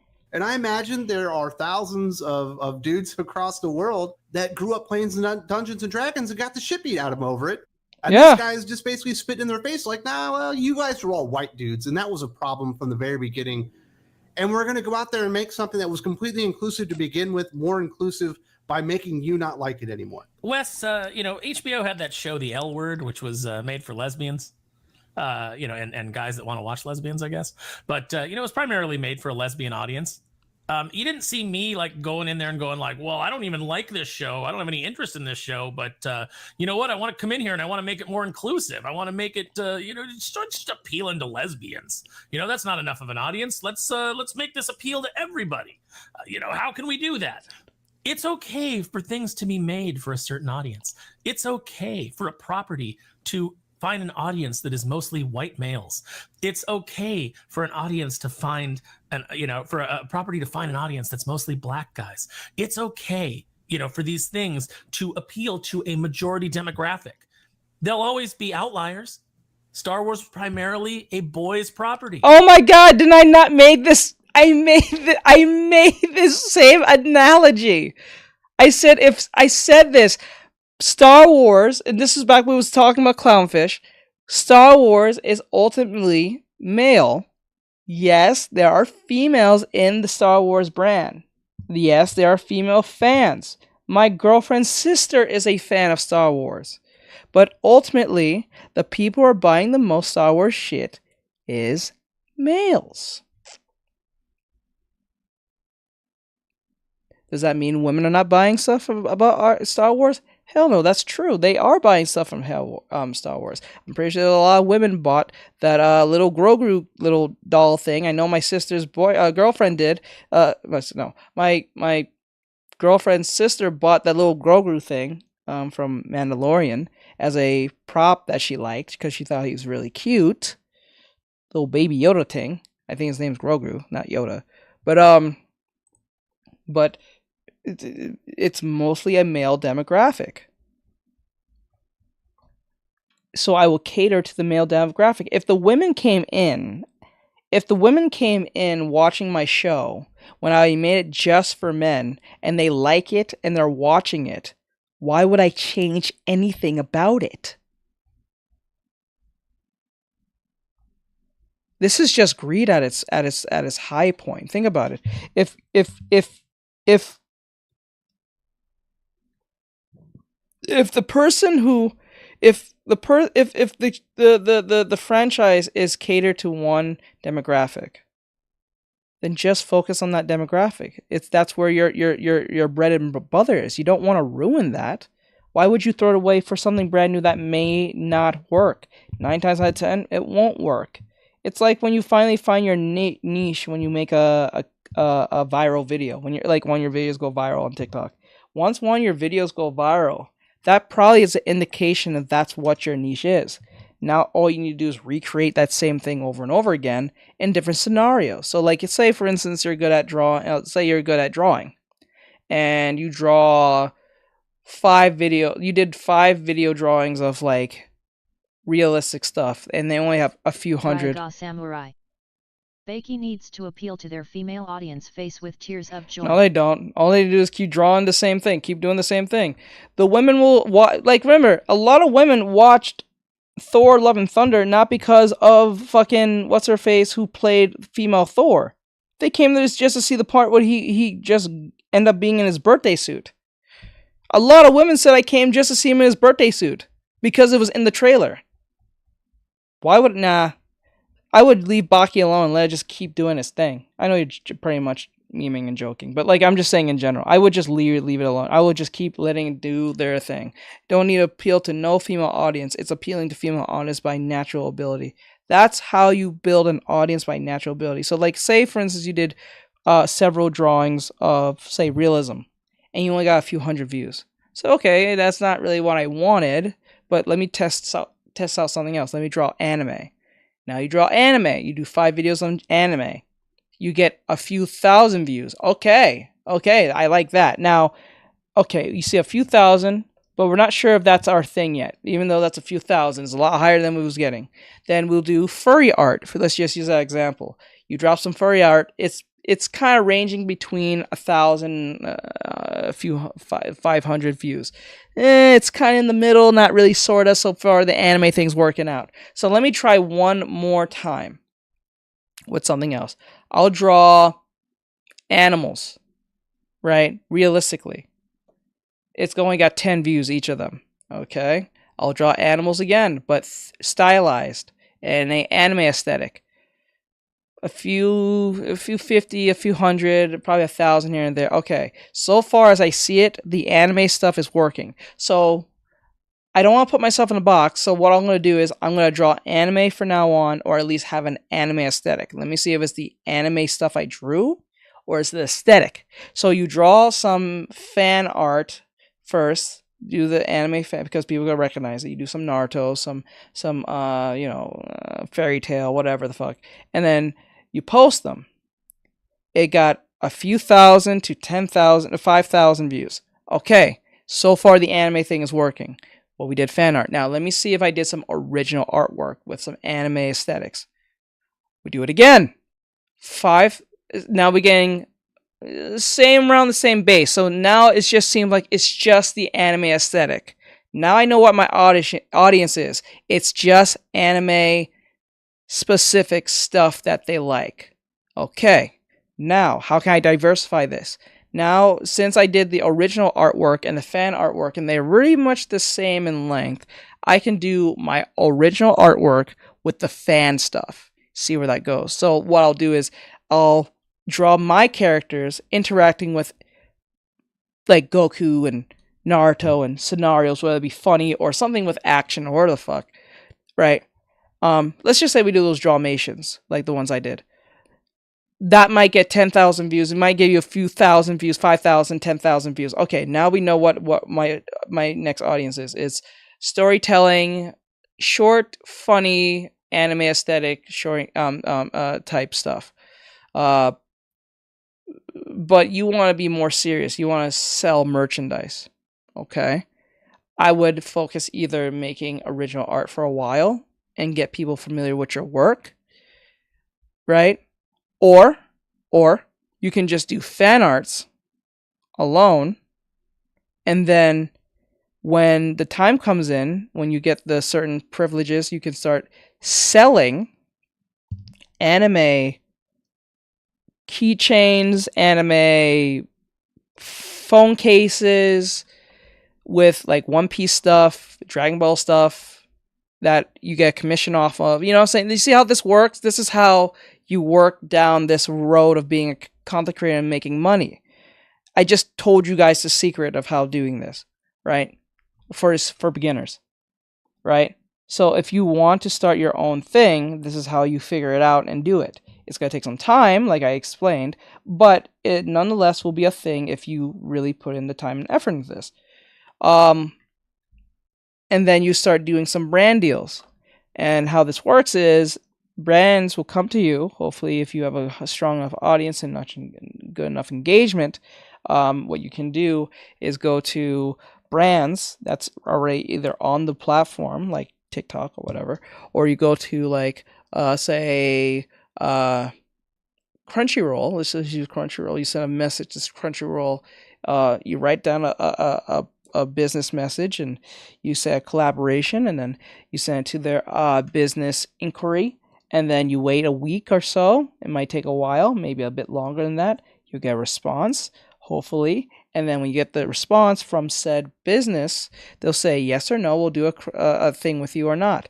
And first, before you do anything, you can't just ask. You have to give them proof of what you're doing. So you give them a portfolio of your work, whether your social medias and stuff, and how much you bring to the table based on your analytics, and then they'll look at that and be like, okay, you do have a strong anime following, and that's our target audience, and you seem to be very engaging with your audience in that sense. So what we're going to do is we're going to pay you this for every commission, or if you're really high enough up there, they may pay you $6,000 to do a commercial, right? So like you have a YouTube channel, right, or TikTok, and they'll say we'll pay you this much, and then you do the video based on what you need and X, Y, and Z, and then you do the video, you send it to them, they like it, blah blah blah, and you say, okay, this is agreed upon, blah blah blah, and then you wait till the initial date, and then you post it at the time that they want you to post it,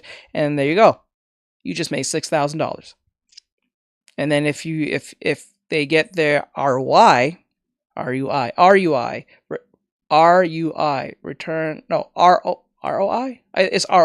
return on investment, meaning what they invested you based on that commercial, if they get back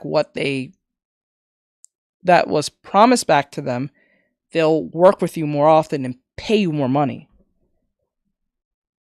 That's how this works. So, yeah. I just told you guys how this works. So if you're ever wondering how you make money, that's how you make money. I'm a great teacher. There were a lot of girls that were into it. But once you started trying to socially engineer it so that it was specifically for girls, guess what? You turned off the male audience and boys walked away. Boys don't want to play with Star Wars anymore. And you know what?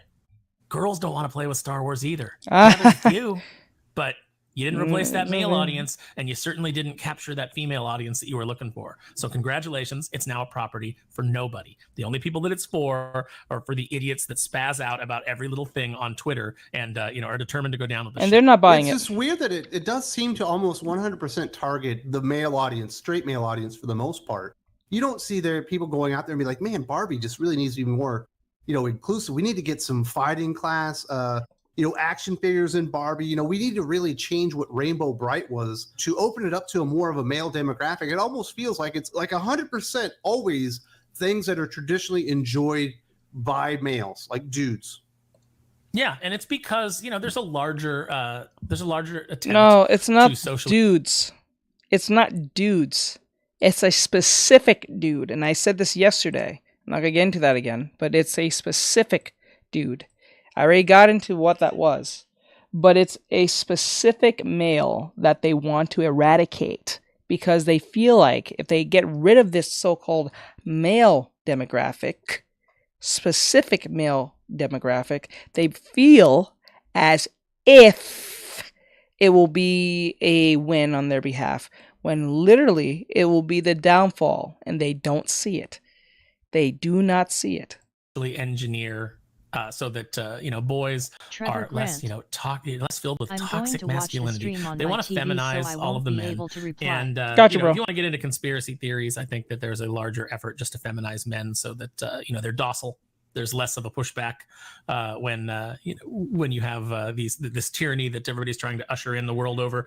You know, they want us feminized, they want us demoralized, they want us weak. And part of demoralizing a culture is taking away their entertainment, taking away escapism, and just making everything the same relentless slog that is regular life. 1984 is a playbook for these people. You know, it was written as a cautionary tale, but you know, Orwell knew what he was doing. But if we're so toxic and we're such assholes, why do you want more shit?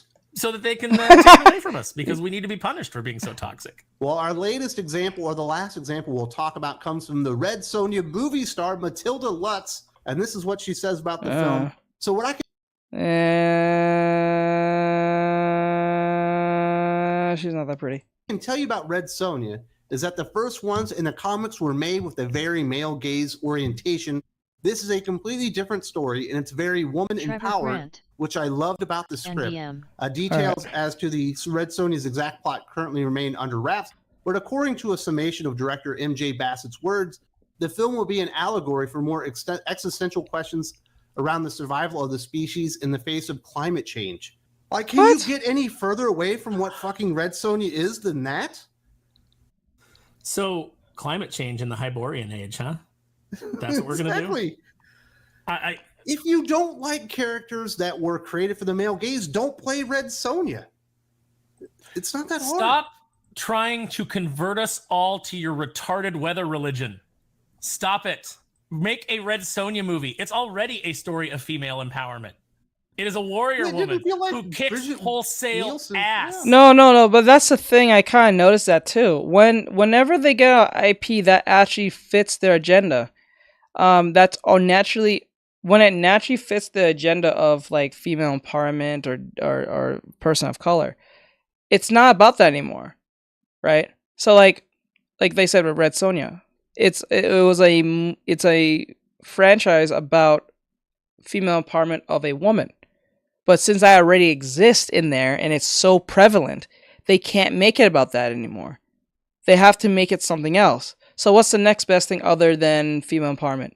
I guess weather. They already made it into they already found a white female role, so they can't diverse her by color now. So they'll say, what's the next best thing other than she being female, or LMAO. being female, or being a person of color?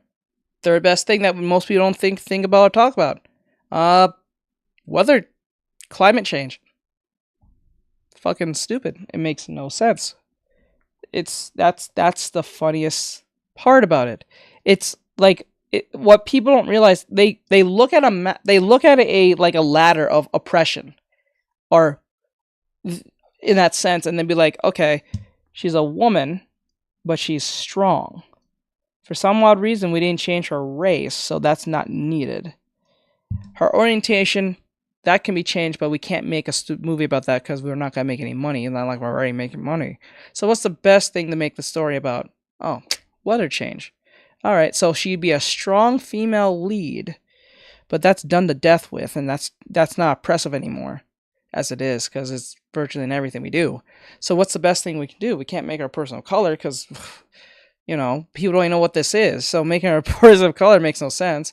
And we need some male person to go in there to put in some money because they put money towards a Marvel. So let's get some white lady so that they think we're going to be like at least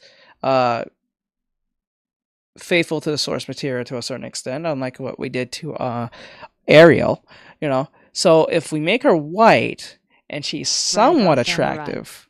How dare you? Like, if we make her somewhat attractive, right? Which she really isn't. But, like, if we make her somewhat attractive and she's white, then white guys might come to the movies. We can dupe them to at least put some money in it, right? And she looks fairly young, so she's not super old, right? So they might still come. But we can't make them too happy. So what's the next best thing we can put that's oppressive that white men don't like? Oh, yeah. Climate change. Let's put that in there. That's how they think this through. They look at the ladder of nonsense and be like, which one did we not do a movie about yet that hasn't made us money or probably won't make us money, but since we didn't try it, therefore we're not sure. You know what I'm saying? That's what this is. This is why movies like Marvel and them, they say they're going to cut back on making movies, and you're going to get like 2 Marvel movies a year now. Right?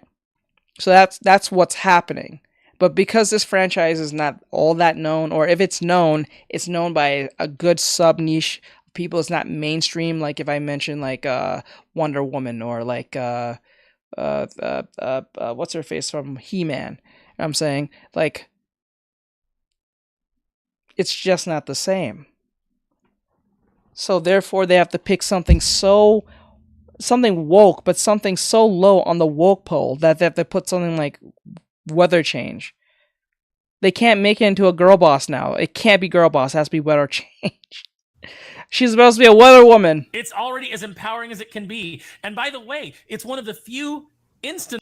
One of the really wonderful things that struck me about the new school, I was exposed to a student body that was full of instances where men will accept a woman beating the shit out of much larger men because she's Red Sonja. She's a badass. She is a warrior. You don't need to make it. See what I'm saying? More empowering. Oh, get out of here. Go make something else. This is going to appeal. It's not going to appeal to men, and it's not going to appeal to women.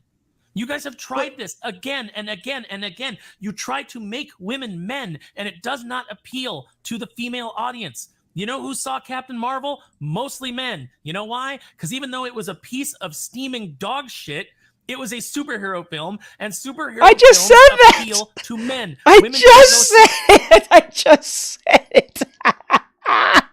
Oh man, I gotta be on the stand. They're not buying what you're selling. They're not buying your LA grievance box wine drinking version of womanhood. Holy that shit. Only appeals to you and your weirdo friends in Hollywood. It does not appeal to a mass audience. Stop it. You're going to waste the studio's money. You're going to make this franchise radioactive for the next 25 years, and no one will be able to do anything with Red Sonja again for that time until it comes back around. And then whatever lunatic social experimentation that you people are trying to push gets stuffed into that version. And they're going to blame us for not going to see it. We're like, well, you know, Red Sonja typically, you know, has got some big tits and got a pretty nice outfit on her, and you covered her up. It wasn't even Red Sonja. Chainmail bikini and kicking all kinds of ass. That's Red Sonja. I'm not gonna lie to you. They're not gonna do it. She's gonna be armored up down the toenail, bro. She's gonna be so. She like you should call her red fucking Sonja. She's gonna be a nun. Really imagine if Luffy awakened year 5 in the first episode. But how long have you been live for? What time is it? It's 9. I was up. I was been on live since the last 4:30? No, 5. I think 5 or 4. No, 4:30. 4 something. 4:40, I think. To answer your question, Bunny. Hello, Bunny. Didn't see you there. How long you've been there? I'm so sorry. Really? Imagine if Luffy awakened year 5 in the first episode. Imagine, bro. Imagine that, Trev. Imagine that. On first episode, he can pull off Gear 5. You'll be so fucking pissed. Like, what the hell? This is not One Piece. What the hell? Bro, imagine that happening. Imagine that. You'll be so confused. Raiga Samurai. Yeah, we ain't seeing no skin lol. Like, imagine he awakens Gear 5, Episode 1. By Episode 8, he'll be King of the Pirates. Before the manga and the anime's done. The fuck? Like, what just happened? What, bro, what happened? No! No! No! No! Fuck. What did you guys do to my show? What did you do to my show? No, you bastards, you ruined it. You ruined all of it. No. Oh. Warrior woman. Yeah, she'll be a nun. She'll be nunned the fuck up. Male bikini, sex appeal, while also just, you know, tearing through dudes with a sword. That's the sort of thing that we like. That is that part of the male gaze? Yeah, that appeals to the male gaze. You know what? It also appeals to the female gaze. Women like looking at sexy women, even if they're straight. Yes. They like sexy women. Yes. My girlfriend says all the time she don't want to play no fucking man when we're playing a video game. Like, my girlfriend doesn't like playing as males in video games. She likes playing as females in video games.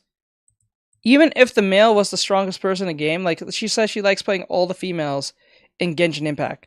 She don't really care for the males. Like, she said they're cute or whatever the fuck, but she doesn't want to play them. She wants to play as the attractive women. And I asked her this on my own fruition. I said, why do you like playing the females? Like, what's the reason? Because I think they're cute and they're dressed really nice. And I think they're really cool and I like their power systems. I really think they're cute, though. If I can cosplay as them, I would. Do you see how you sell to the female audience? Like, what the hell? Like, bro, it's not hard. Jesus Christ. It's not that hard. They line up for J. Scott Campbell at his booth at at comic conventions. That line is at least half, if not majority, women most of the time, and they're straight and they just like his art because they like looking at pretty things. Stop trying to rob us of beauty. Stop crying about the male gaze. You know what the male gaze does? The male gaze promotes feminine beauty, and I know that you fat hens can't handle that. Your Mary Sue writers, they can't handle that. Everything has to be dragged down. Everything has to be made ugly so that you feel better about yourself. But you know what? Entertainment is not your therapy. Go get real therapy. Go see a psychiatrist. Oh my God, I'm turning into Doc. Holy shit, where's the Tylenol? I don't know, buddy, but we couldn't get a Xena Warrior Princess anymore. It's too sexy. Too sexy. It's sexiness is not allowed. And yet, what did we go through recently? The Sydney Sweeney discussion, where it's like, everybody's like, sexy is back. Because Sydney Sweeney, enjoys being a woman, and she enjoys dressing up. She enjoys taking the twins out for a walk. This is, it's what just do these DEI people enjoy? It doesn't seem like Nothing. they enjoy any of the stuff that they're hired on to do. Nothing. Do they just enjoy breaking all that shit Yes. and driving people off? Yes. Yeah, that's what they enjoy. They enjoy taking. Yes, they're sociopaths. They're ultimately sociopaths. Psychopathic too. They're psychopath and sociopaths. Most of them are. They enjoy hurting others. They enjoy taking away, having that authoritative stronghold over what you can have. Samurai. Cuteness is key. Yes. Cuteness is key. Why do you think anime is so loved?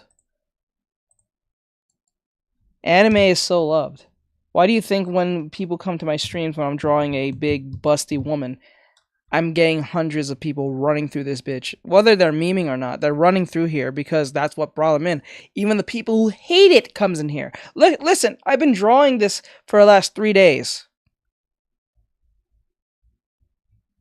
Right? If I was drawing her more busty and much more... Like, I kept it very conservative on this. But, like, if I was drawing this more busty-like and more, like, in your face, I would have people in here. But because I'm trying to keep it safe and not piss off TikTok, believe it or not, I'm saying this is where the problem comes in. Things away from people. They are just the most bitter and unhappy people. There's no joy in their life. All they can do is just the same tired trope. Hey, and what's if up, you had Draw told Time? me that What's this going on? article came out of 2018, these comments, I would have actually believed it, because this is such a 2018 point of view. You're talking about Red Yes, Sonja, yes. and you're just going to repeat all of the failures that we've seen in the last 5 years, let me 6 years. see. You've learned nothing. And congratulations on your big multi-million-dollar flop. I can't wait for you guys to lose money and then blame us for not going to see it. You want me to go see a movie? Make something that I want to see. It's not that hard. That would be the key there, Aaron. Now, you and I have already talked about X-Men 97 and all the controversy brewing around there, but we've got at least another hour and 30 minutes to go talk about pop culture and comic books and all that stuff here on the Geek Fix, exclusive to Thinking Critical Patreon. Absolutely. Guys, come along with the ride. Occasionally we'll We'll talk about things that you're interested in, but mostly we'll talk about things that occur to Wes and I in the moment. All right, so that is so gross to look at. Hold on, I don't like this commercial. Who is? Oh, am I watching myself? I clicked on myself. All right, so with that said, like, subscribe, share, follow, and comment. But that was West. I hope you guys and as Thinking Critical, give him a follow and all that great stuff. This is amazing. This is great content that he makes, and he talks about comic books and all that great stuff and all that stuff. So I'll see you guys in the next one. All right, we're at the fun stuff. I know this is Bry's favorite part. He loves this part when it comes to the reaction side. We're not talking about any of the negative stuff now. We're just going to enjoy the fun stuff. Now, if you guys are over here, if you guys want to hear the reaction over here and be part of the YouTube video, come over here on YouTube, Twitch, Trovo, Kick, whatever platform you want to pick. You won't be able to hear it on TikTok because TikTok is sensitive as fuck, and I don't like dealing with TikTok and it's bullshit. So, if you want to hear what's going to be said on these Let's go. on these recommendations, let's see. So we're again with Onibus the Collector. I think I said that right. The only bus corrector. I think that's the right term. We watched him yesterday on his last video. So we're gonna see what he has for March 2024 for this month. Oh, I'll show you in a second. I'll explain in a sec. I'll have to put it in while I'm listening to this, but I will explain it. So let's go. Let's have this play. Drive to motherhood is strong. They're willing to do whatever it takes to grow their family. The ultimate combo from Optimal. Come on, I hate these commercials. Golden Warlock. $1 a month. Wow. Let's take a look at some of the Clip Studio. Wait, what? It says, wow, you also draw. Yes, I draw in Clip Studio. great new manga that are coming out in March of 2024. This is the first video that I'm making on this channel since the announcement of Akira Toriyama's passing. I feel like I have to say something here.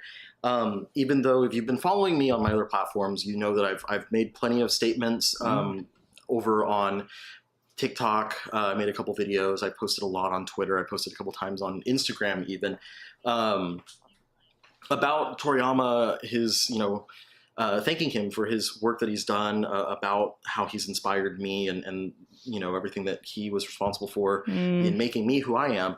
But I want to say something here as well, since this is my primary channel, and I think I'm done with mourning. I mourned for a couple of days, and beyond that, I'm at the stage, and I think a lot of people are, where it's about celebration and celebrating what Toriyama really brought to us and the things that we have him to thank for that have permeated into our lives and into our cultures. And it's going to be different for a lot of people. I'm only letting this run. I'm letting him speak this and not skipping this because of Toriyama, because Toriyama is a legend. The only reason I'm allowing him to speak this and not skipping this part is because of that very reason. Do you use 3D models? Nope, I don't. I do traditionally. I use my mind's eye. I don't use that. I think that's a waste of time. Plus, I don't want to pay that subscription. Maybe you're not even a fan of him or his works directly, but you've been a fan of works that are directly inspired by him. Or maybe you don't care for Dragon Ball and Dragon Ball Z, but you're a huge fan of one of the games that he worked on, like Chrono Trigger, Blue Dragon, or probably the Dragon Quest franchise. But so much of us have something to thank him for bringing to our lives. And for me, Dragon Ball Z was one of the earliest anime that I ever got into, like many people. It was that, Pokemon and Sailor Moon. And they really drove Much respect to you for traditional me into drawing. being... Yeah, so I don't like using 3D and then tracing over it. I don't think that helps. I don't think that's a good idea. As a teacher, I don't like promoting something like that. I know that helps people as they claim it helps them, but I don't think it helps. In my personal opinion, never helped me. I think it tends to bring a very it can bring a destructive precedent, because people can get carried away and say, I drew this, because if we have something like AI bros doing what they're saying and they're calling themselves an artist, I can just imagine the person who's putting the effort of moment of silence for Akira Akira Toriyama, putting the effort Trevor of Grant. Aw. Restream.io. Trophy, congratulations. You've received 100 messages today with Restream chat. I love you said the moment of silence sandwich. It's just no. Wait, hold on. Let's give him a moment of silence. Come on.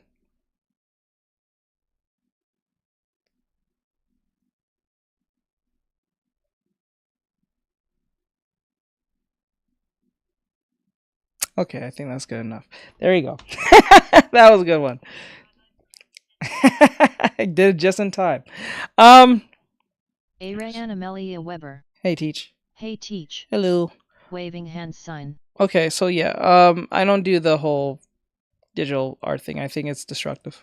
Fan of anime and manga that I am today, but it's not just that. I have Toriyama to thank so much for making me who I am. I, for better or for worse, would not be the same man that I am today if it were not for Dragon Ball.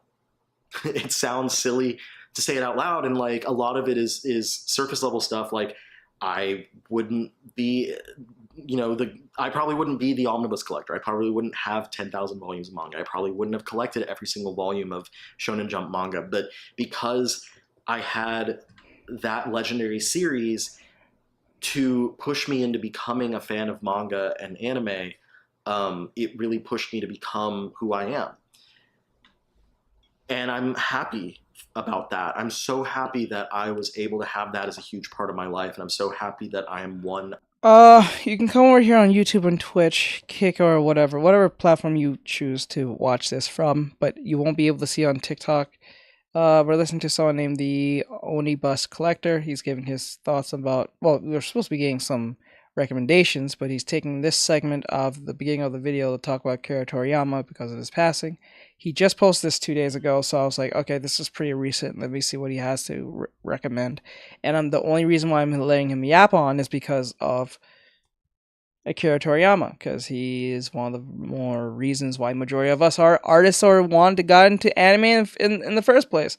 Majority of it was Dragon Ball, the Sailor Moons, the Yu Yu Hakushos, the Pokemon and the Digimons. These are like, and the Gundams. These are the 6 things that got most people into, and I guess the Rurouni Kenshins and the Cowboy Bebops, and I guess Fully Cooley. These are the 7 like most influential animes that ever like existed for most people to be an anime fan in the US. So like, it is what it is.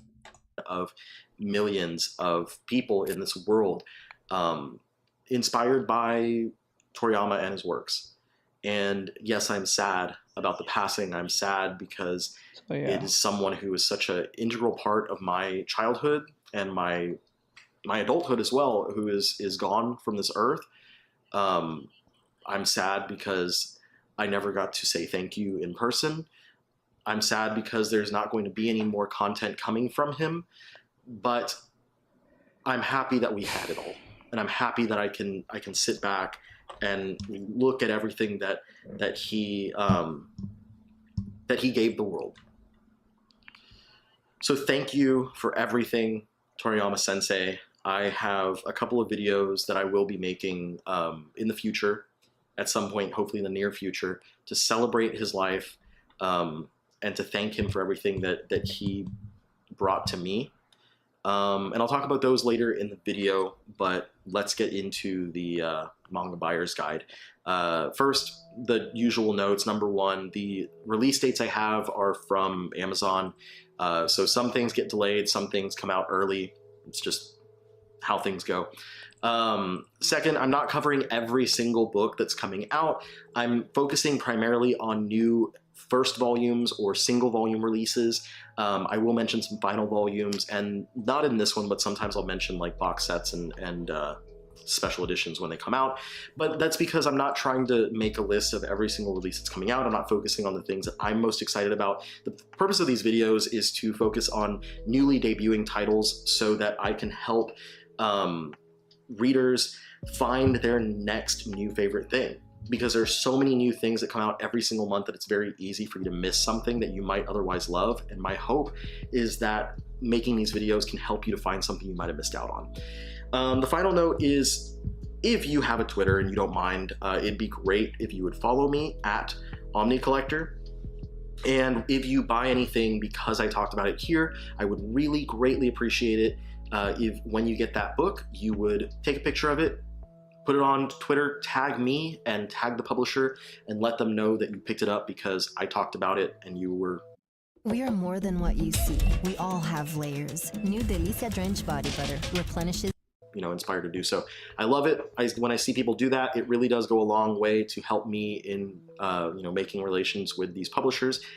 So I really appreciate it when y'all do that. Anyway, let's get into it and talk about stuff from March the 5th. There's some really great releases. I actually got three of these books from the 5th just came in right before I sat down to film this video. So first up we have Ado. I believe it is pronounced Ado, not Otto, because of the name of the character. This takes place in a Japan that has become a melding pot of people and cultures after a wave of immigration which has brought protests of xenophobic extremists. Riku is driving her scooter through a protest when she sees a boy about to be run over by a truck.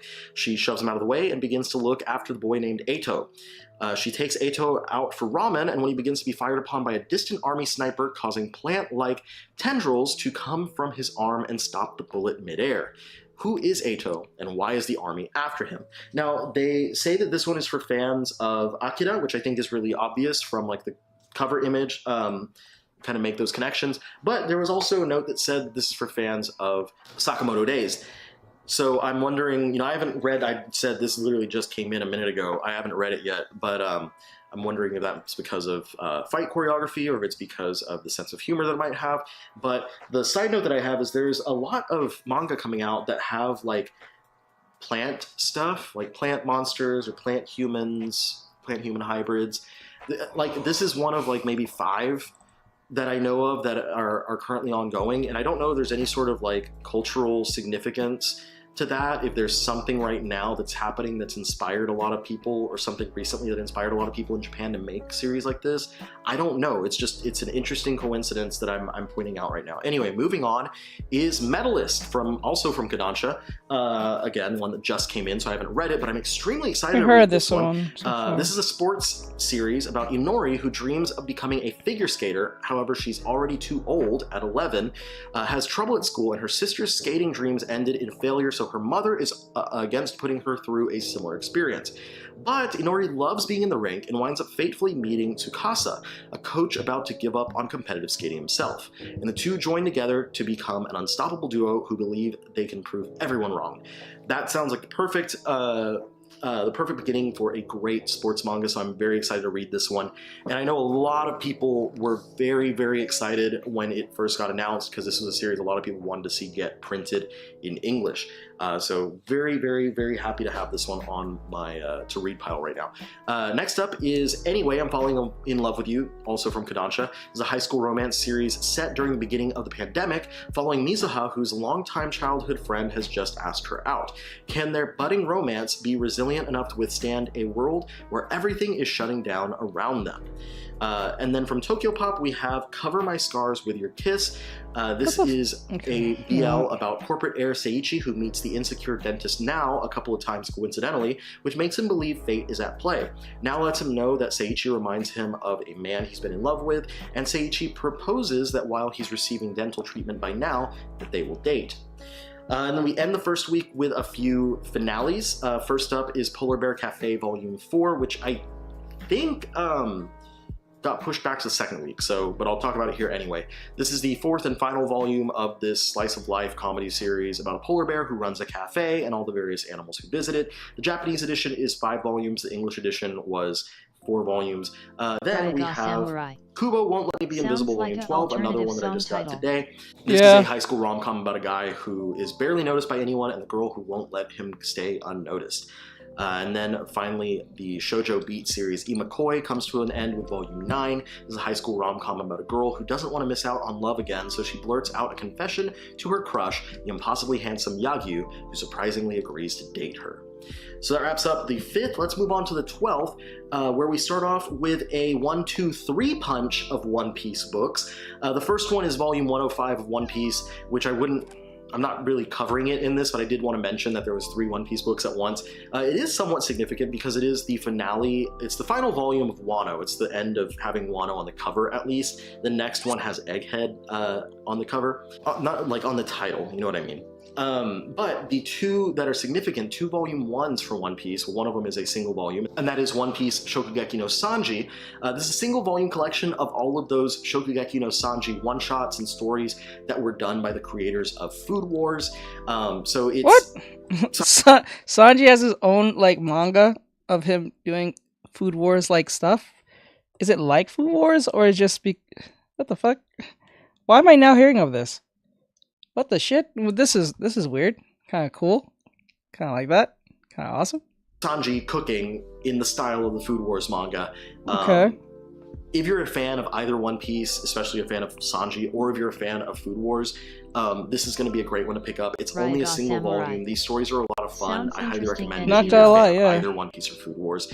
And then the other One Piece that's got a new volume 1 is One Piece Ace's Story. This is the first of 2 volumes adapting the novel of the same name, and it has artwork from Dr. Stone's Boichi. So if you are a fan of that light novel and you would love to see it in manga format, here you go. If you're a fan of Boichi and you want to see what he can bring to One Piece, there you go. Or if you are a big One Piece fan but you're not really a light novel reader and you want to read a manga edition of that instead, this is going to be perfect for you. But either way, it's only 2 volumes. Not a lot of commitment. This is really cool. I'm really excited they have this manga coming out, and I'm really excited to read it. Then we have Osamu Dazai's The Setting Sun from Tuttle. Now this is another manga adaptation of a classic Dazai novel. Dazai, of course, being the novelist of No Longer Human. It's probably his most popular work, but this is another one of his classic masterpieces. Set in the aftermath of World War II, we follow Kazuko, a woman from an aristocratic family who is struggling along with her family to survive and adapt to their harsh new conditions. Then from Square Enix, and they actually sent me a copy of this one early, we have The Villainous Guide to Not Falling in Love. So this is about Luciana, who was an ordinary woman, and she's reborn as a villainess in an otome game. She knows all the plot twists and is ready to rewrite her destiny by not falling for any of her suitors. However, none of the men can take a hint. So they're all still trying to go after her, even though she's pushing them away. And also she has unparalleled magical abilities. Now, ultimate games and villainous stuff is not typically my thing, so this was not really for me. But I think that if you are into this stuff, this one's going to be really interesting and cute, and it also has great artwork in my opinion. So if you are a villainous fan, if you are an otome fan, definitely try out this one from Square Enix that comes out this month. Then we have Tengen Hero Wars from Titan Manga. This is going to be for the fans of Record of Ragnarok. It basically sounds like Record of Ragnarok. There's something brings together historical figures like Julius Caesar, Napoleon, and many others to fight against each other to see who would be crowned as the greatest. It's literally the idea of Record of Ragnarok. I haven't read it, but so I don't know how similar it is in concept and in narrative, but I know that it is very bloody and action-packed. And I do have a copy on the way, so I'm excited to check it out when it does arrive. Next up is Candy Color Paradox Assorted Pack from Sublime. This collects Candy Color Paradox side and bonus stories plus a 16-page color gallery. So if you were a fan of the original Candy Color Paradox series, you can pick this one up as kind of a bonus volume. And then another BL from Kodansha, this time Number Call. Why are you rolling your eyes? What happened?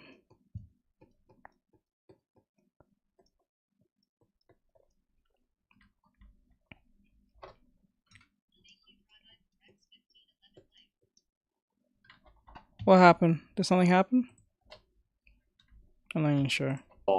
This is from the creator of My Summer of You. It's about 2 high schoolers, Eito and Hachi. Hachi is the Japanese word for 8. So the number 8 plays a significance here, but the number 8 isn't the only thing that draws the two together. And then we have another final volume coming out from Shoujo Beat this week, Yakuza Lover Volume 12. This is a mature romance about a college girl who falls for a Yakuza boss. And then finally this week is Captain Laserhawk, a Blood Dragon remix, Crushing Love from Tokyo Pop, which was delayed from last month. This is a prequel BL single volume manga graphic novel.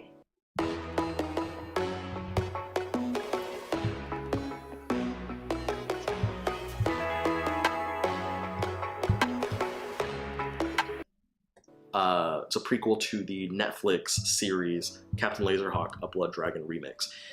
So if you watched that and enjoyed it, and you want to know a little bit more about how to...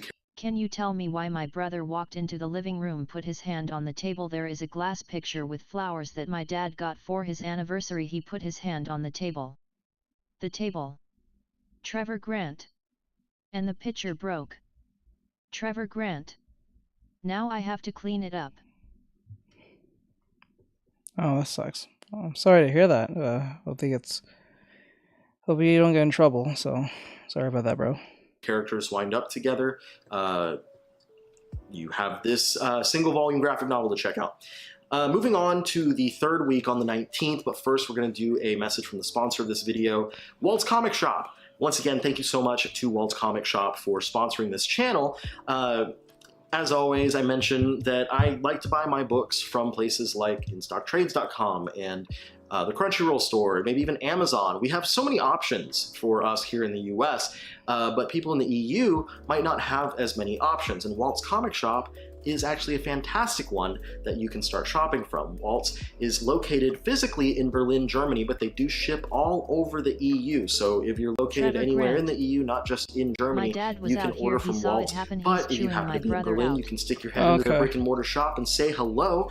Tell them the Omnibus Collection sent you. And they have not just a great collection of manga, but a fantastic selection of comics, graphic novels, omnibus editions from Marvel, DC, and all the other publishers. So if you want to try something out from the other side of the fence, from the Western comics instead of just manga, manhwa, etc., you can do that as well. And if you are a first-time shopper with Walt's Comic Shop, you can use code TheOmnibusCollector to get free shipping within the EU on your first order of €40 or more.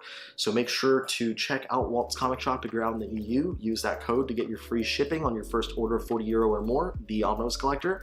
And again, thank you to Walt's Comic Shop for your continued support of the Omnibus Collector channel here. So moving into the third week, we start out with The Uncanny Counter from Eyes Press. This one, the description, the copy that they wrote for this one was so good that instead of just coming up with my own description, I'm just gonna take theirs. The word in town is that the broth at the local noodle house is to die for. The secret? The people who run the shop were on the brink of death. They call themselves counters and have partnered with ghosts from the afterlife to hunt down rogue spirits. When ordinary high schooler Mun is invited to join them, his whole life flips upside down. Can his new job of fighting evil and chopping noodles give him the answer to his parents' mysterious deaths all those years ago? This one sounds really interesting. I'm excited to check it out. Next up from, I believe, Yen Press and J Novel Club in conjunction is Black Summoner, based on the light novel of the same name. Kelvin traded his memories of his previous life for a collection of powerful new abilities, which make him the world's strongest summoner. His first follower, the goddess who brought him to this new world. And he soon discovers his true nature as a battle junkie. Another one from Yen Press is I Want a Gal Gamer to Praise Me. High school shut-in Raito Sasaki hires a pro gamer to coach him so he can hone his FPS skills, but he never imagined Rion Suzuki would be the one knocking at his door. Rion is cute and fashionable, and with such a supportive and charming gal gamer cheering him on, Raito will either take his game to the next level, or the pressure of being so close to Rion might throw him off. Then we have more from Yen Press, of course, Adults Picture Book, the new edition. Suddenly, Soichiro has a... I'm not gonna lie. As cool as that may sound for a female gamer, gamer to be coaching you to how to get better at your game, I don't think that's a good idea. Not saying that they can't teach it or any of that stupid shit. I'm talking about, it just sounds like a lawsuit that's about to happen at any moment. I wouldn't even try or bother. I would just no. I would say no. I'll just get a male gamer. Just to avoid the lawsuit. Trevor Grant. What kind of name is that? What, the adult's picture book? Or the previous one? 4-year-old daughter named Kiki thanks to his late friend Haruki, and his life has changed forever. Things get even more complicated when he proposes to a complete stranger. And then one more from Yen Press. Actually, there's a couple more from Yen Press on the second week. Trevor Grant. I have these out of order. Sorry, I usually put them. Girl. Oh, I Want to Be Praised by a Gamer Girl. I think that was the name of the title, but like, I don't know. In order of publisher, but I got lazy there. The tiger won't eat the dragon yet. Tiger is lucky enough to capture a dragon whose meat is meant to taste exquisite, whose blood can heal any wound, and whose heart can grant immortality. However, she decides not to eat him yet as he's still a child.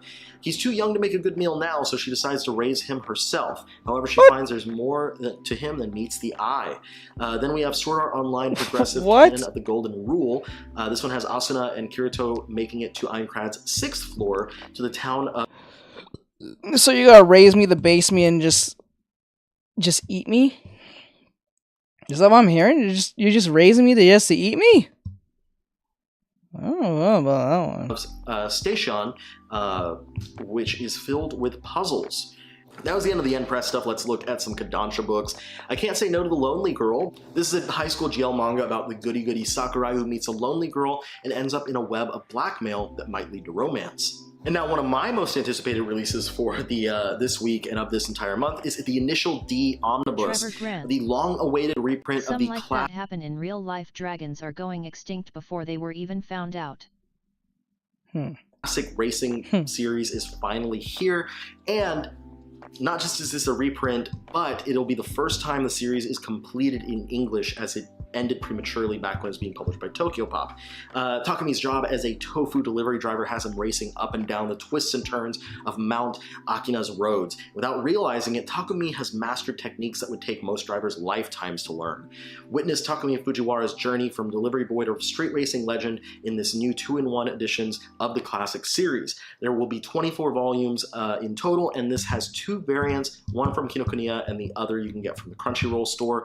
Crunchyroll store actually has the standard and their variant available early, so if you wanted to order an early copy, there you go. I'll probably make a video about this.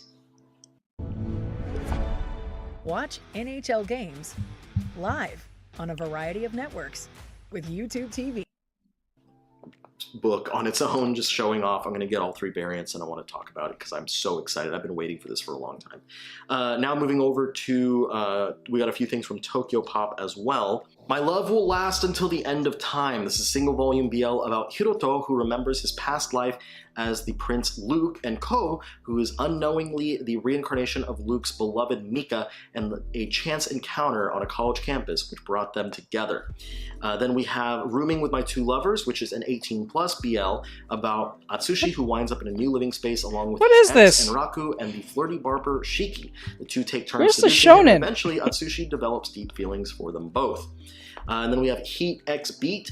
I may be an Omega, but I'm going to be an idol. This is a single volume Omegaverse BL about Asahi, who is chosen as the latest member of the boy band B-Marks. The only problem is that he's an Omega and member Madoka is an Alpha. Next we've got another one coming from 7 Seas. How Do I Turn My Best Friend Into My Girlfriend?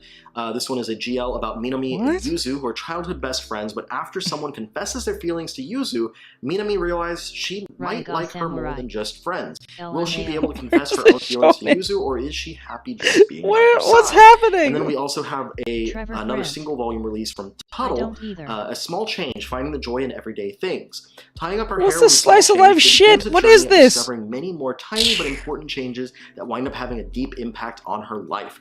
This book is about the Korean concept of sohak hang, which states that the small pleasures like a movie night with friends, painting your nails, or new hairstyles are simple but reliable means of finding true joy. What the fuck are what? What is what? Where's the monsters?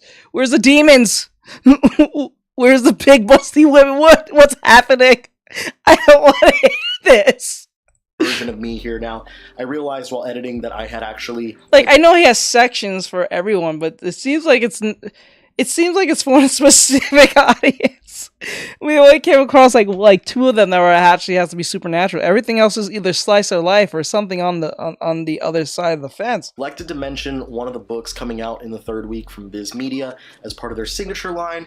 I'm sorry I didn't do it. I just accidentally skipped over it, but it's something I'm really looking forward to, and that is Magie Lumiere, Magical Girls Incorporated. Where's the vengeance? Yes. The synopsis here is basically the main character is a girl who has been applying to work at many of these magical girl companies, these corporations. Okay. And for all intents and purposes, she qualifies for the job just fine, but for some reason she just keeps not landing any jobs. She doesn't get any callbacks. She gets declined.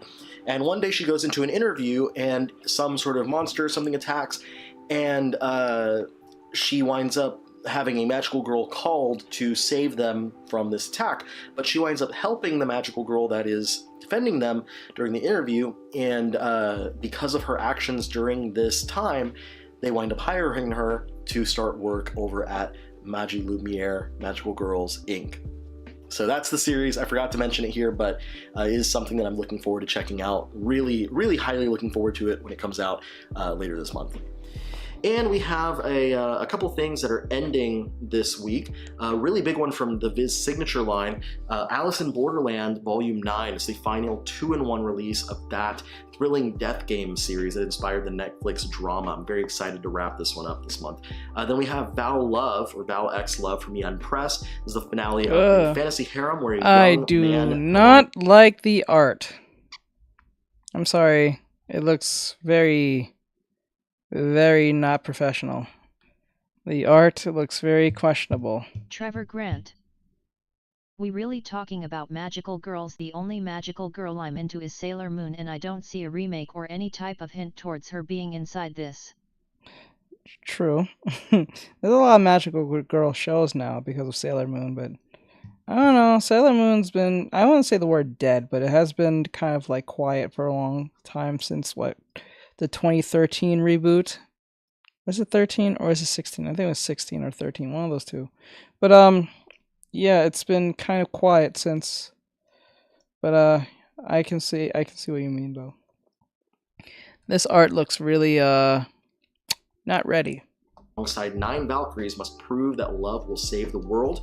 And then we have Love and Heart Volume 10, also from Yen Press. It's a romantic thriller about a young woman returning home after a breakup and her new male roommate, who claims to be an old childhood friend who had moved abroad. He's great, but the timing seems a little too perfect. And supposedly the house next door where he claims to have lived was where a whole family had committed suicide. So something's going on with that one. Trevor Grant. So that was Val Love 16 and Love and Heart Volume 10 if you want to get into either of those titles. Both. I don't know, not the manga. I'm talking about the anime. The anime reboot. Reboot? It's not really a reboot. It's actually from the actual manga, but like people didn't take too kindly to it. I don't know. Maybe there's some type of controversy. And that brings us to our final week of new releases, starting off with one that a lot of people are anticipating. Oh My Goddess, Omnibus Volume 7. This is not a first or last volume, but because it has been so long, the 6th Omnibus was released back in October of 2017. So it's been a very long time since this line has been going. I wanted to bring it up because not only is Volume 7 coming out this month, but also the previous 6 omnibus were somewhat recently reprinted. So if you've been wanting to get into Oh My Goddess, if you've been wanting to read this series, this is the perfect time to get into it. All in all, it was 48 volumes, so there will be 16 of these 3-in-1 volumes. The series itself is about a college student, it's a harem rom-com, this college student who accidentally calls the goddess helpline, which summons Belldandy, who tells him that he has a single wish. And he believes that this is a prank and says he wishes that she will be with him forever, and his wish winds up being granted. Another one from Titan Manga is Grace Rosa. It's about the assassin Grace Rosa, who's driven by her longing to discover the secret of her adoptive father's disappearance. He trained her to be a killing machine to wield any and every weapon before inducting her into the organization Alterna. But could Alterna have something to do with his disappearance? And to what length will she go for vengeance? Then from Viz Media, we have Stitches, which is the first Junji Ito release of the year. But this one's a little bit different because it's not really a manga, it's a novel, and I don't usually cover novels, but there's a reason why I'm covering this. Anyway, so description: horror novel by Hirokatsu Kihara with artwork by Junji Ito. The novel is made up of several true stories of unsolved mysteries, which include pages of Ito artwork as well as a single chapter manga story by Ito himself. So it is a novel, but it does have Ito artwork. It does have a single manga chapter within. So I wanted to make sure that I highlighted it here, but not just to say like, hey, it's coming out, but to say, hey, don't buy this expecting a whole volume of Junji Ito manga. It's not. It is a novel with some pictures and one chapter of manga. But this is the next Junji Ito book. If you are a Junji Ito completist, this is the next one you're going to be picking up. Then from Seven Seas in their steamship line is Before You Discard Me, I Shall Have My Way With You. Agnes, the daughter of a duke, is hit with a bombshell when she learns the man she's been betrothed to since childhood doesn't return her feelings and wants to break their engagement so he can marry his true love, a different noblewoman. Agnes is heartbroken and angry, so this means war in both politics and in bed. Then from Kodansha, we have a very hilarious sounding book. I got reincarnated in a BL world of big man boobs. Now the title has what the fuck BL is this? Man in parentheses. What the fuck is this? What is this? What is this shit?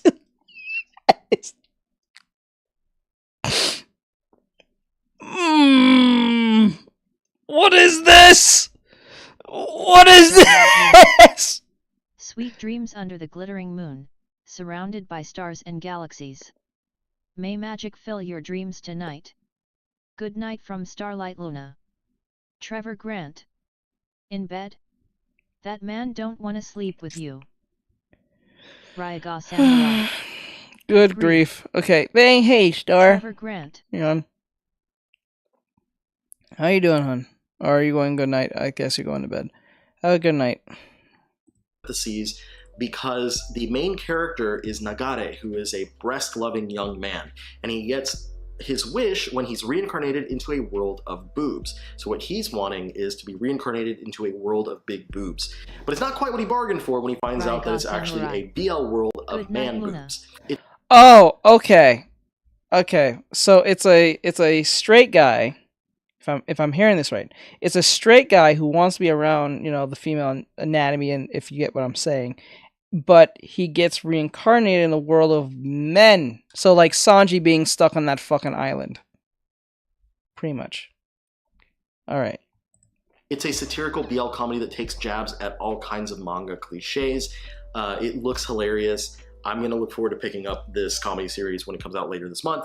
Then we have The Alchemist Who Survived Now Dreams of a Quiet City Life from Yen Press. This is about Mariella, who is the last surviving alchemist, who, after waking from a 200-year sleep, could be making a killing, brewing and selling potions, but all she wants to do is relax and live her life at her own pace. Then from Denpa, we have Girl with Sanpaku Eyes, Volume 5. This is a final volume to this full-color rom-com series. And then we have 2 delayed books, All You Want Whenever You Want, and Healer for the Shadow Hero. Obviously, I picked up delayed books, All You Want Whenever You Want, and Healer for the Shadow Hero. Both were supposed to come out last month, got delayed to this month.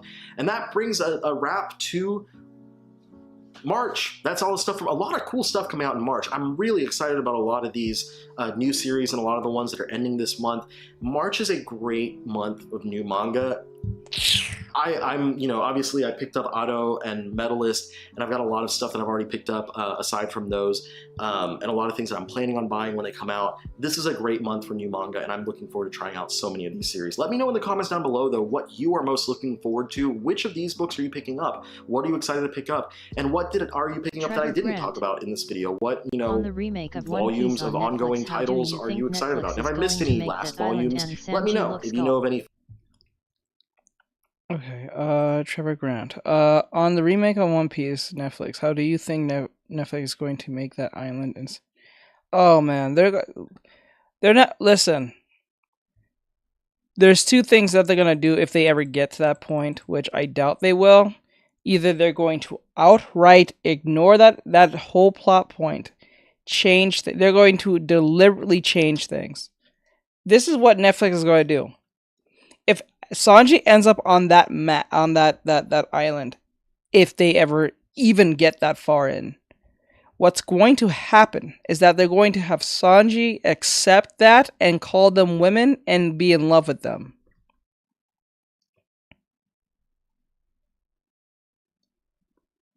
You know what I'm saying? That's what's going to happen. Right? And then, or if they don't do that, they're going to outright just put them somewhere else, change the whole plot on that, because they're going to find that extremely offensive on their behalf. I hope Oda's ready for that one. But they're going to find that problematic, offensive. They're going to make him wear a dress willingly, almost, just to humiliate him completely. Because Netflix, remember, Netflix is still woke to a certain extent, so it's like they will do it. If they do it, they will do that. They will make him wear a dress and then make him accept it. They may even have him sleep with one of them, just for good measure too. And then he's gonna call them by their pronouns and this, that, and the third. I'm telling you, it's going to happen, one way or another. Or they're going, if they don't want to get that type of backlash, if they get backlash, what's going to happen is they're going to rewrite that entire thing with him not on that island, on a different island, on a different subject of matter, and how he's going to work on his leg work or his hockey or whatever the case may be. It is going to be. Or they're just going to ignore that entire plot point and change it.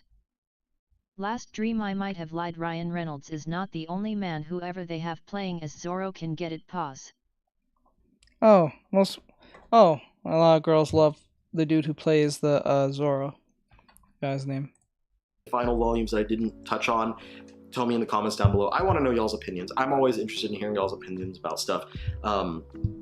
So yeah, that's the video. I hope that if you are new here, if this is your first time watching one of these videos, it was entertaining and informative, and that I could help you to find a new manga that could become one of your new favorites. If you're not new here, thank you so much for spending time with me once again. I really appreciate all of you every single time that you come in here. You know how much I love and appreciate y'all. I don't know how to answer that, to be honest. Thank you so much, and regardless of whether you are new or old here, I'll see you on the next one. But I almost forgot, I was going to mention the 2 videos that I will be doing in the future to celebrate the life of the late Akira Toriyama. I have 2 ideas that have been in my head for a long time. I've already compiled some notes on either of them, and I will try and get one of these out by the end of the month.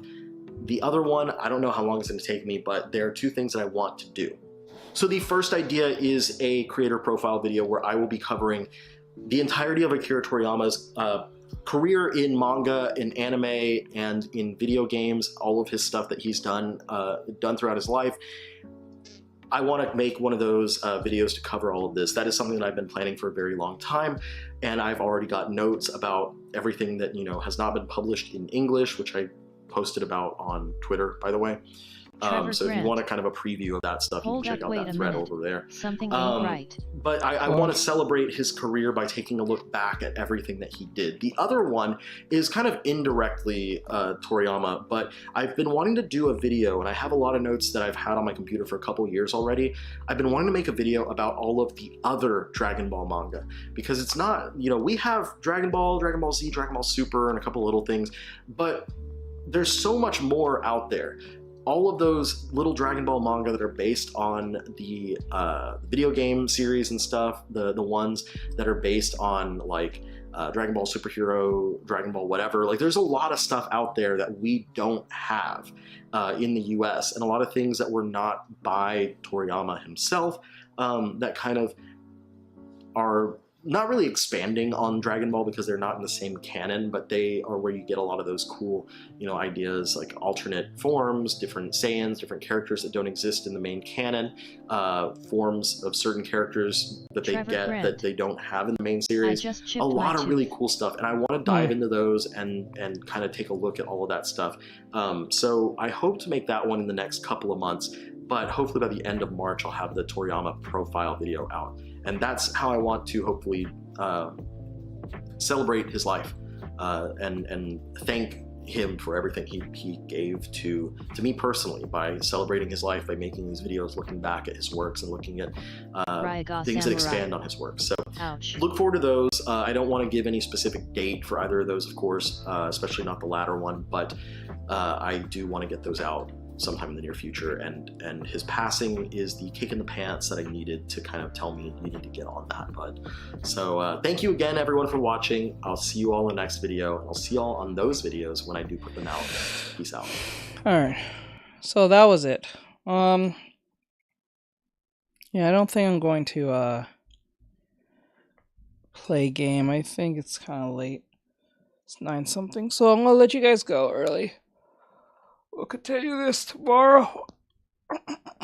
I'm taking my sweet ass time on this artwork for a good reason. There's a good reason why I'm doing this. I'll explain it probably later on time, but I only have 2 days left till my little vacation comes through. It's not technically a vacation, but a vacation from streaming. But on Monday I won't not be streaming through Monday till next Monday. Crying cat face. Ryaga Samurai. Good night, everyone. But I'll see you guys tomorrow. Have a great night, guys. Thank you for coming in. Grant. I do appreciate it. White frowning face, white frowning face, white frowning face, white frowning face, white frowning face. Why do you have to go? I'm taking a break from streaming for just 1 week because I'll still be posting content. It's just I won't be streaming. Maybe even for 2 weeks. I'm not sure yet. Doing taxes vacation. Yeah, I have to do my taxes for the month is over. So that's also part of that. So I need to be focused on that. I gotta get my taxes out of the way. So it's a vacation from streaming, but it's not a vacation. I'll still have to be doing my own stuff. I'm not taking a vacation like I'm going to have fun and relax. I'm still doing stuff. I just won't be streaming. I'll be back within that time, but so yeah, I'm gonna let you guys go. Have a great night and all that great stuff, guys. Thank you for coming. I do appreciate it. I thought you said tax evasion. No, taxes I have to do this month because taxes are expected by next month for those who have a single business, and I have a single business, so I have to deal with that. So yeah, so have a great night, guys. Keep safe and stay out of trouble. I'll see you guys tomorrow. Have a great night. LOL. Later, guys. Boop boop boop boop doop doop doop.